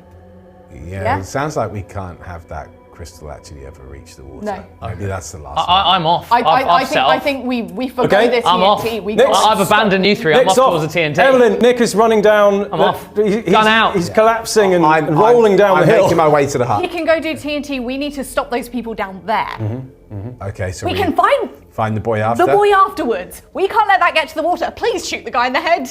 Yeah, the minute you start saying this, I realise that this is urgent. I'm running. I'm going. Yeah, and I shotgun. follow, but I'm trying to Don't even know how to use this thing. make my way through the trees so that I have the element of Stealthily. surprise. Okay. Yeah. Running. Okay. So you're being stealthy. Now the racket of the engine and the work that the men are carrying out, they're completely distracted. They're not doing anything. Now, as you run down, as you're about to break out of the tree line and head presumably through the open ground towards where they are. Yeah, well, I'm going to try and... Can I line up a shot at the driver? Is it possible that I can get so I can see through the passenger side and, take him out? Is that possible? Again, quite far away, but as you come out of the tree line, you notice something in the corner of your eye. What? In the fourth hut, the door opens and two more figures come out. Just as you were about to enact your plan. Get to a stop and then shoulder up against the tree. Okay. What are these figures? I've Blake, seen this. through your Stop. Through your scope, you see another two figures walking out. Could you do a spot hidden for me, please? You can discern two shapes. 19. Nice. Okay. So you see that they too are bedecked in the accoutrement of a Union soldier, circa 1864. It is the other caskets, the open caskets. Are the workers dead? But there were 3 open caskets. That's only 2. Is there a third withered zombie-like creature walking around in a Union uniform? Who knows? So are the workers alive or dead? Can't say, Nick. Well, Can I have a look? Can I try and spot hidden while I'm zooming around? So whereabouts are you, Nick? Are you skirting around the edge of the hut? I'm going like the long way around because I figure that being in a similar kind of trance-like madness. Going around the back of the huts? They're a bit busy. Okay. So I'm just going around the back towards the TNT. So you make your progress. You don't, because the huts are between you and where the door is open and the two soldiers have come out. You don't see them, but you're continuing to make your way. So I'd like you to make a stealth roll for me. At disadvantage. Oh, because you are all over the place. Oh dear. I mean, that's already a fail, so we don't need to roll again. Oh, are you sure? You make well, let's roll again and see if it's even worse. It's better. It's better, okay. So that's very fortunate. Now, you notice, Blake, through your scope, those two figures turn around and walk the other direction as though they're about to take a look at something that's drawn their attention away from the crater, but towards the rear of the huts. Great. You would notice this as well, Vince. Are they going to pass by my general direction? No, they're on the other side. They're away from you. So I'm quite far from them at this point. You're by the first hut, and they're way over by the fourth and fifth huts. Right, so I've not noticed this. They've come out of the fourth hut. I've got no shot. Can you see me where I am? Yes, you can. So you're kind of at the bottom right of your vision. Seeing this, I signal to the truck. Okay. As in, shoot. Okay. I'm going to shoot the... Let's see if you actually notice this. I do. I'm telling you. I see. Please said. All right then. Well done. Convinced me. And then what I want to do, seeing these two, is I want to, assuming that the shot goes off, whether it takes out the driver or not, that should hopefully distract them to then go up towards them, and I want to catch them in a crossfire with my shotgun. But I've not seen these two people. I've not seen. Well, I've told you, no, but remember, I've told you to wait. Yeah. And you're with Nick at this point. No, I ran down after him. Oh, you actually ran down. Yeah, because I realised he can do what he wants. We need to kill the people. Okay. We need to stop the people. Yeah, and at this point, I've turned to murder again. waved you towards me. Yeah. Right, here we go. Right. The plan. Seeing that, Yeah, and you've got your shotgun too, yeah. So we're going to catch you in a crossfire. Hopefully they'll stop, and then they'll start moving up towards him, and we'll blast them in the back with our shotguns. So we'll have to run out, but... Come on, I believe in you. Come on. One shot. yes, I'm Yay! fine. A shot rings out. And you're aiming at the driver. Yes. Okay, well, let's roll for damage. What is my damage? The damage of a rifle is 2d6 plus 1. Right. Oh, okay. Come on, I believe in you. 4, 5, 6, 7, 8 pieces of damage. So, Can it also get a crit hit? 'Cause I assume you'd be aiming at his head. Make up your own rules. Yeah. nice try, Evelyn, but no. But I can tell you there is a major wound. So if you do more than half the damage of a creature, then it is a major wound. So he's probably stopped driving at this point. Oh, well, the shot rings out and it blasts. You see through your scope, it blasts a section of this thing's head and sort of splatters the front of the windshield and it goes limp, prone. And the engine goes dun dun dun dun dun dun dun. Nice. And that's it. I'm going to ditch the rifle and start running down. Nice. At that very moment, the two Union soldiers, the figures, slowly turn around and start shambling towards the crystal. Likewise, Carl White and the other worker start looking around frantically and ready their weapons as well. Uh-oh. Meanwhile, Well, if they haven't turned towards him and run up to him, they turned towards the crystal. the Union soldiers have run towards the crystal, Right. whereas Carl White and the remaining... Oh, it is James Stanton, actually. Yes. They're looking around, frantically trying to spot But we should be right by where the whoever crystal is, is in theory. doing it. Yeah, yeah. So they're coming towards us. Could you all roll a stealth check again, please? I No. Okay. No. Yes, 14. So Blake remains in a concealed position, whereas both Nick and Evelyn don't have anything, even though you failed spectacularly. Such is the distraction of the shot and what is really the devastation of a plan generations in the making. Yeah. But all eyes are on Vince right now. I'm right next to Vince, bear in mind. Yeah. And you. We've both got our shotguns. So really, as described, we were trying to do a crossfire ambush. They've come towards So us. they suddenly turned and are coming effectively towards us. I say, "Get up!" Yeah, let them have it. Yeah. So who are you aiming at this point? So it's Union. The Union Union soldiers. soldiers. Okay, let them have it. So those are the things which are like. Yeah. I'm still making a beeline for the TNT shed. You're still aren't heading I? towards the TNT I need shed. to roll really low. Yeah, me too. Oh! Hey, bud! Yeah! All right. How to use a shotgun? I got a 3! Yes! Okay. Yes! Yes! I want to take damage though, please. Okay. Realistic. So you have got a good success over there, Yeah. Evelyn. What you need to do is you need to roll for the damage, but do it at the mid range. So Yeah, the that's mid damage. 2d6. So 2d6? 2d6 damage 2d6. for you. Now, I'll come to you in a Sorry, second, yeah. Lawrence. Yeah. So 2d6 damage. 5. So you do 5 damage. That is a major wound, and one of the figures just goes prone on Brilliant. the ground. Now, because you rolled a critical success, you basically just get max damage on the damage that you pour out there. So you would do 12 damage. Blow his head off. We get the same You got success. a 3 as well. Yeah. Oh, you got critical success We as well? both You both rolled a 3. I apologise. Yeah, we literally rolled the same. Oh, I'm sorry. I should listen harder next time. You failed your listening I failed my check. listening check. Okay, let's dial that back. both of the figures just like in the crypt, they disappear. These are.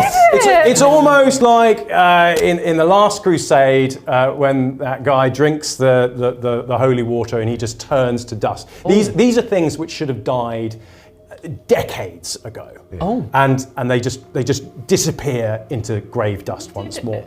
Boom. This leaves Nick with a clear line to make it towards the tool shed. My day's back in cross country. Yeah, off he goes. Now, what do you see once you make it to this shed? Let's see. What is it you're looking for? What is it you're trying to do here? TNT, some sort of explosive device. Okay, let's see if you can find it. Oh. How is your knowledge of firearms and expertise and things like that? Brilliant. Yeah, it's strong, is it? No, but I've got eyeballs. Let's do it, because it's not just a case of finding it. I reckon that Nick could find it very easily, but it's also a question of how to use it as well. I've got quite a good throwing arm. Oh, this is exciting. So, Oh my goodness! All that time playing cricket. so I don't think there'll be time enough for you to throw it this round. Oh, that's okay. But first of all, you need to identify and ready the TNT. So let's roll this against your firearms. Oh, against my firearms. I do quite well. I actually do great. 23. I needed 40. Well, that's fantastic. So you rifle through everything. Perhaps you find a crowbar and lever open some of the crates, and you identify TNT lined up. And it's just like you've seen in the comic strips at the back of Boy's Own magazines. Nice. There's a fuse coming out, just like in those westerns that you used to enjoy as a boy. Marvellous. And so all you would need to do is light the fuse. Perhaps do you grab a bundle of these, or? Have I found a crate with loads of them in? Oh yes. How far is the door of the cabin to the crystal? It's a good 50 meters away. Only 50 meters? Yeah, it's 50 meters. But like a decent No, throw. I mean, that's a pretty good throw, isn't it? It is a good throw. Yeah. That is pretty. Is that a Pretty big impressive. throw? It's pretty big. Okay, cool. I might go a bit closer. I'll maybe take 2. Okay, good. Right. Meanwhile, the two other figures make their way towards Evelyn. Reloading towards Evelyn and Vinny. Smoking barrels. Yeah. Praise Galaki, save the crystal. Bum, bum, bum. Over they come. Just look at you again. Yeah. Okay, so you're reloading. You're going to fire again. Come on. No. Oh no. Nope. That time I will take damage, please. Okay. How much damage do I take? Why would you take damage from your own weapon? Because it's a shotgun.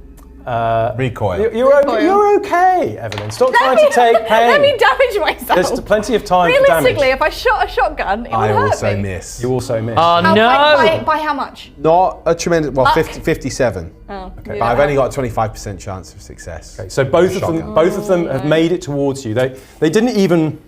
It must be something to do with the control that they're under, but they didn't even try and dodge these rounds. They just sprinted towards you. It's evident that unlike those shambling horrors that were the Civil War soldiers, that they haven't atrophied as much as the others. So they're still quite fast, and they barrel into both of you. Okay.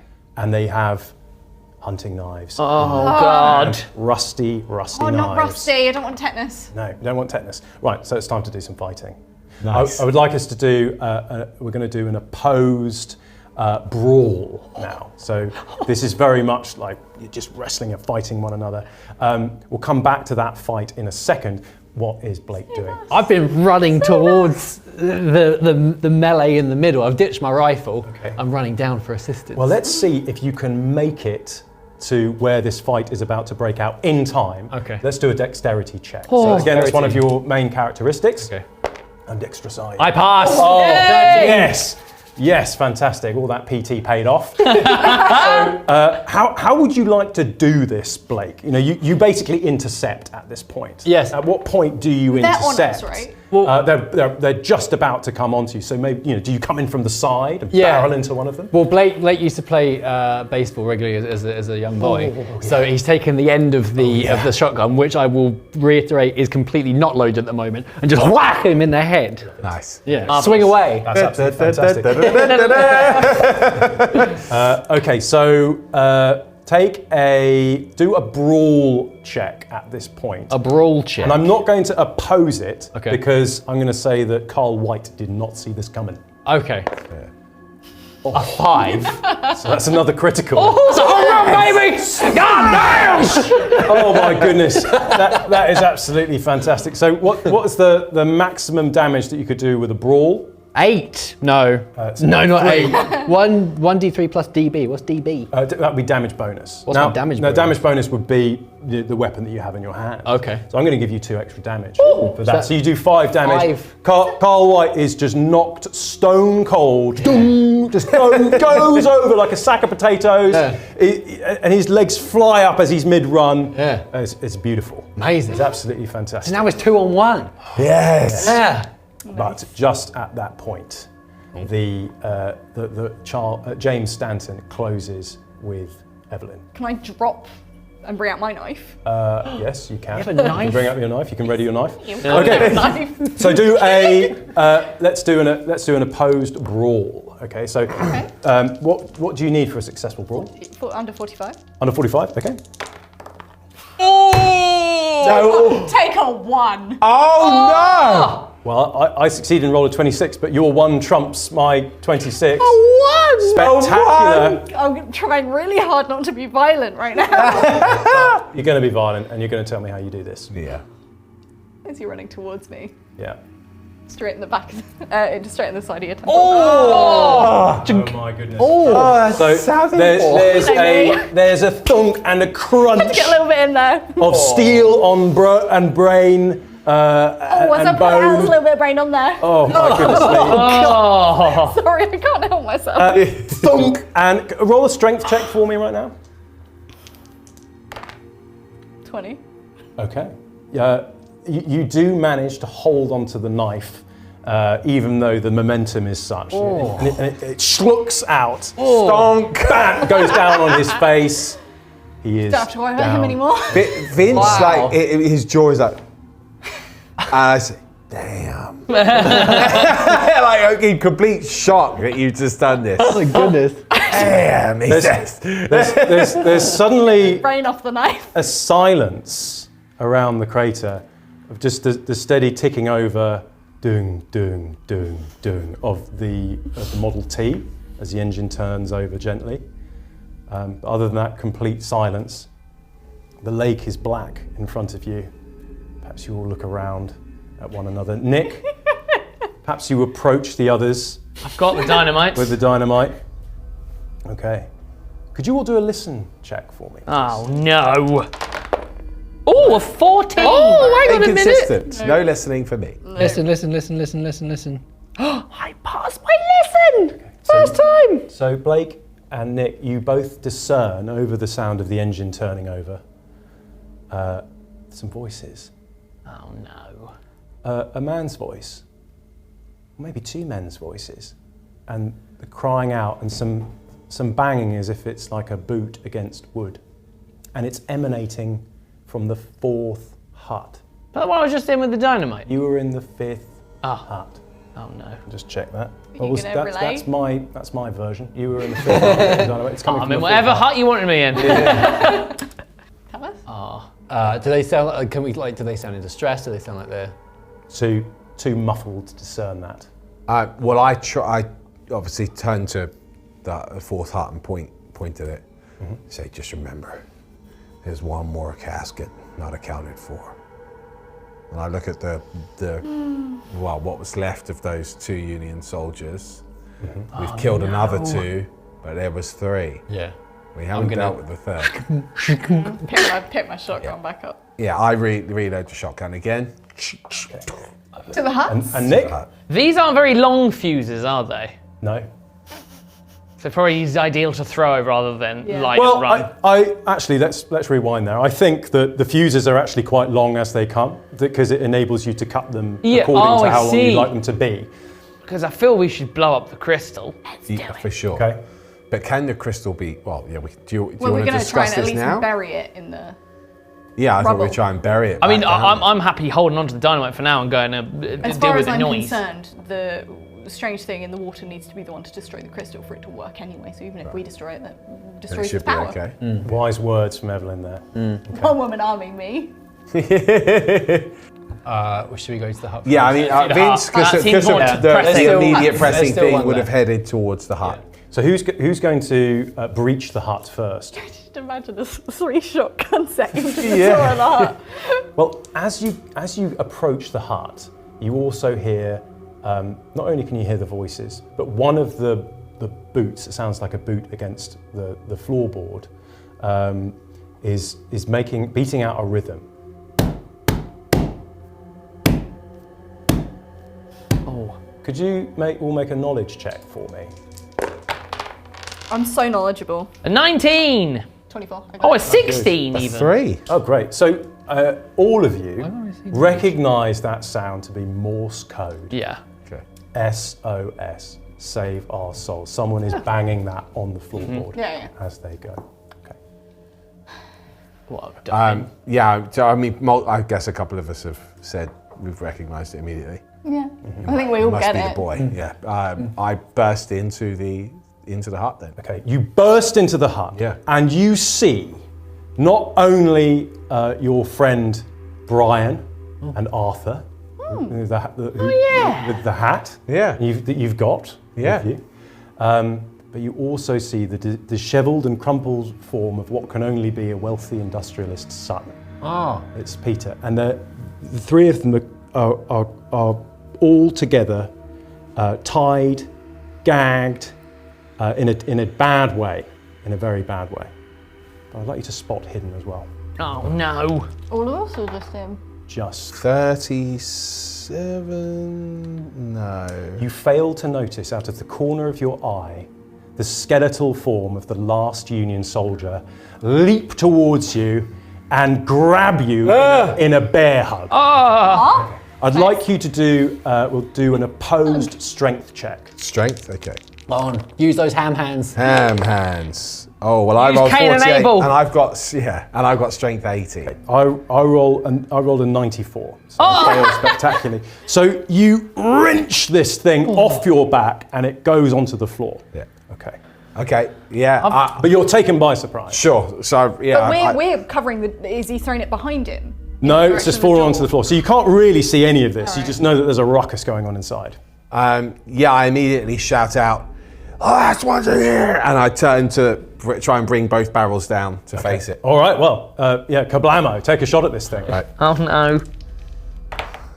Oh, 19! 19. 19, yes! Okay. That's good. I mean, it might not be enough to kill it, but that's going to be, oh gosh, it's going to be big damage. It 'cause is it's point blank. 4d6.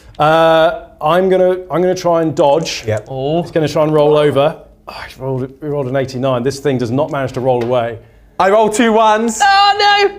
followed by 2 1s. Oh no. It's only 4 damage. Can you use luck on damage rolls? Okay, and that's Apparently not. that's not enough to major wound it either. So you just wing this thing. Perhaps you blow its arm off. Yeah. But then it gets up again with its knife, and it lunges at you with this rusty bayonet. Let's do a brawl. Okay, an opposed brawl. Okay. Oh dear. 23. I'm rolling terribly. My brawl is 80. Okay. So you. So as he comes at me, Yeah. this is not Vince's first knife fight. With a You're not- zombie. So yeah. So as he comes in me, I actually use the shotgun to deflect the blade, and then I try and smash him in the face with the butt. Oh no. Let's see if you succeed in doing that. Let's do a dexterity check. Okay. To follow that through. 4. Oh. As I described. I'm going to roll. There's no way. You rolled a 75. Smash! You bring this thing up into the chin of this beast, doing D3 damage. Nice. Crap. Another one. Chipping away. How Okay. close is it to the door now? Is it because it's obviously up on its feet? I think you two are now firmly in the room. You might actually even be standing on some of these poor, tied up, bound individuals no. as well. Don't squish them. You're kind of all over the place. Oh. Good. Well, and what's going Help. on? Help! Little help! What are you all doing in the meanwhile? Well, how big's the hut? Like, can we Yeah. get in? Like, how big's the doorway? I mean, they're all kind of 6x4 huts. Right. So there's a reasonable amount of space in there. Yeah. I mean, I love your reluctance to help. Try and get him outside. So we But that's what shotguns. I was, because what I was going to I'll angle go for is can pistol I him. kick him outside? Okay, Nick's Got heading my in. gun. Oh, great. There's a whole bunch of hostages in there, plus this. In Shotgun's Big probably not person. ideal. In comes Nick. Now brandishing his pistol, the man of the hour. You're wrestling with him, right? Can I try and because the Skeletor's not seen me. Well, he's probably just staggered back as I've cracked him up underneath. Tell me the butt of what the it is you shotgun. wish to do. I want to just run point blank, just bang on this, just run up to it, and so I can't miss. Okay. I'm not going to try and shoot through the door. I'm just want to. Well, I think that sounds like a stealth check to me. Oh, why? Oh, you're not very stealthy, are you? Could I push? Could I push? Could I push? Okay. Oh. 27! Oh, that's my lucky number, Well baby! done. I had something quite juicy lined up if you failed there. So you make it and you run straight up to this thing. And I imagine it probably turns to face me if I. oh, it does. And then I'm just Right in the mouth. bang. Okay, bang. Bang. You shoot it, point blank. Firearms check. Oh, 22! Yes! D6 damage. There's a little 2-2 pistol. Come on. Hup. 6! Big 6! Its eye socket falls out and it falls dead finally. As it should have done many, many years ago. Crumbles into dust on the floor. Silence. Last. I imagine, can I also, while I'm stood over the zombie, look at Peter and go, hello, Peter! Remember me? Remember me, Peter? Thanks. Vince says. You still got that TNT? I do have the TNT. Right. Were these, they're all gagged or? Gagged and bound. Yeah. Take him out. Yeah, Yeah. let's free him. Yeah. Seems like the right thing to do, doesn't it? Get him out the hut. You have you've conquered sanity blasting evil. You've rescued an industrialist son. You've got a $5,000 reward to claim. Oh, no. I managed to commit murder. You've managed to commit it. You've salvaged a father and son's hunting trip. And you've also found Brian's hat. And he is very, very grateful. The large blue crystal, that's the only question that's remaining. What are you planning on doing with this thing? Drive it. So Vince says, listen, we should use the Ford, drive the crystal back into the crater, maybe use some of that TNT there and bury it. Yeah. They could have done that in the first place. They could have blown it up. They got TNT in a crate. So is that what you'd like to do? I don't know what to do with the crystal. I'm just in awe of it. It's mad. It's like nothing I've ever seen before. Yeah. Will it even explode? Blow it up. If it doesn't explode, at least it'll be buried in the rubble. Should we not contact some sort of authority? Science? Look at this thing. Do you think they're going to believe anything that's happened here? When they see that, they will. It's a giant space rock. They're going to see that and think, oh, that's worth a lot. Let's try and make money off of it. Yeah. Blow it up. Blow it up. Look. Blow it up. Gonna give you the TNT. Should we all take one? Yeah. So I get into the Ford and then try and drive the crystal back into the crater because then we could Bury it. all of the Yeah, TNT. Yeah, that's a good idea. Maybe not all the... I think the whole crate. We send the whole thing down there. Yeah, why not? Why not? Would that create an exponential explosion? Just big boom. Oh, we could even put it in the back of the Ford and. Let's blow up the whole Ford go earth. over. Nothing to worry about. Okay. I trust you. Yeah. Well, I think Vince's skills in machinery and in logistics would be more than enough to perform this. What if it cracks the earth and lets all the water in? That'll be very sad. I think it's further enough away from the water for that not to be I an think we issue. can just explode it. Blow it up. Yeah. Well, folks, well done. I think you've done incredibly well. Just to summarize, how is everyone doing? When you look at your sheets and think about your sanity and health and things, everyone's all right. I've had a rough day, but I'm all right. Sanity-wise. 5 away from insane. Oh! 36. I'm a 31. I've got 45. Okay. I went down a bad sane. path, but I Yeah. pulled it back. You did, which was Yeah. fantastic. And I feel like you're a better man now. Yeah, Vince, this is a new page for Vince. He's therapy for aware Vince. well, he's aware of you're gonna pay something for. far greater than it's mind altering, isn't it? I do want to go back and find my compass. It means a lot to me. Yes. So, at the end of that adventure, you do as you said that you would do. You put the TNT down there, you blow the thing up, you nuke it from orbit, to use the 1925 parlance. You also find in the first hut, the sort of survey hut, amongst the notes from the survey team before they were converted by Galaki into his servants, a telephone as well.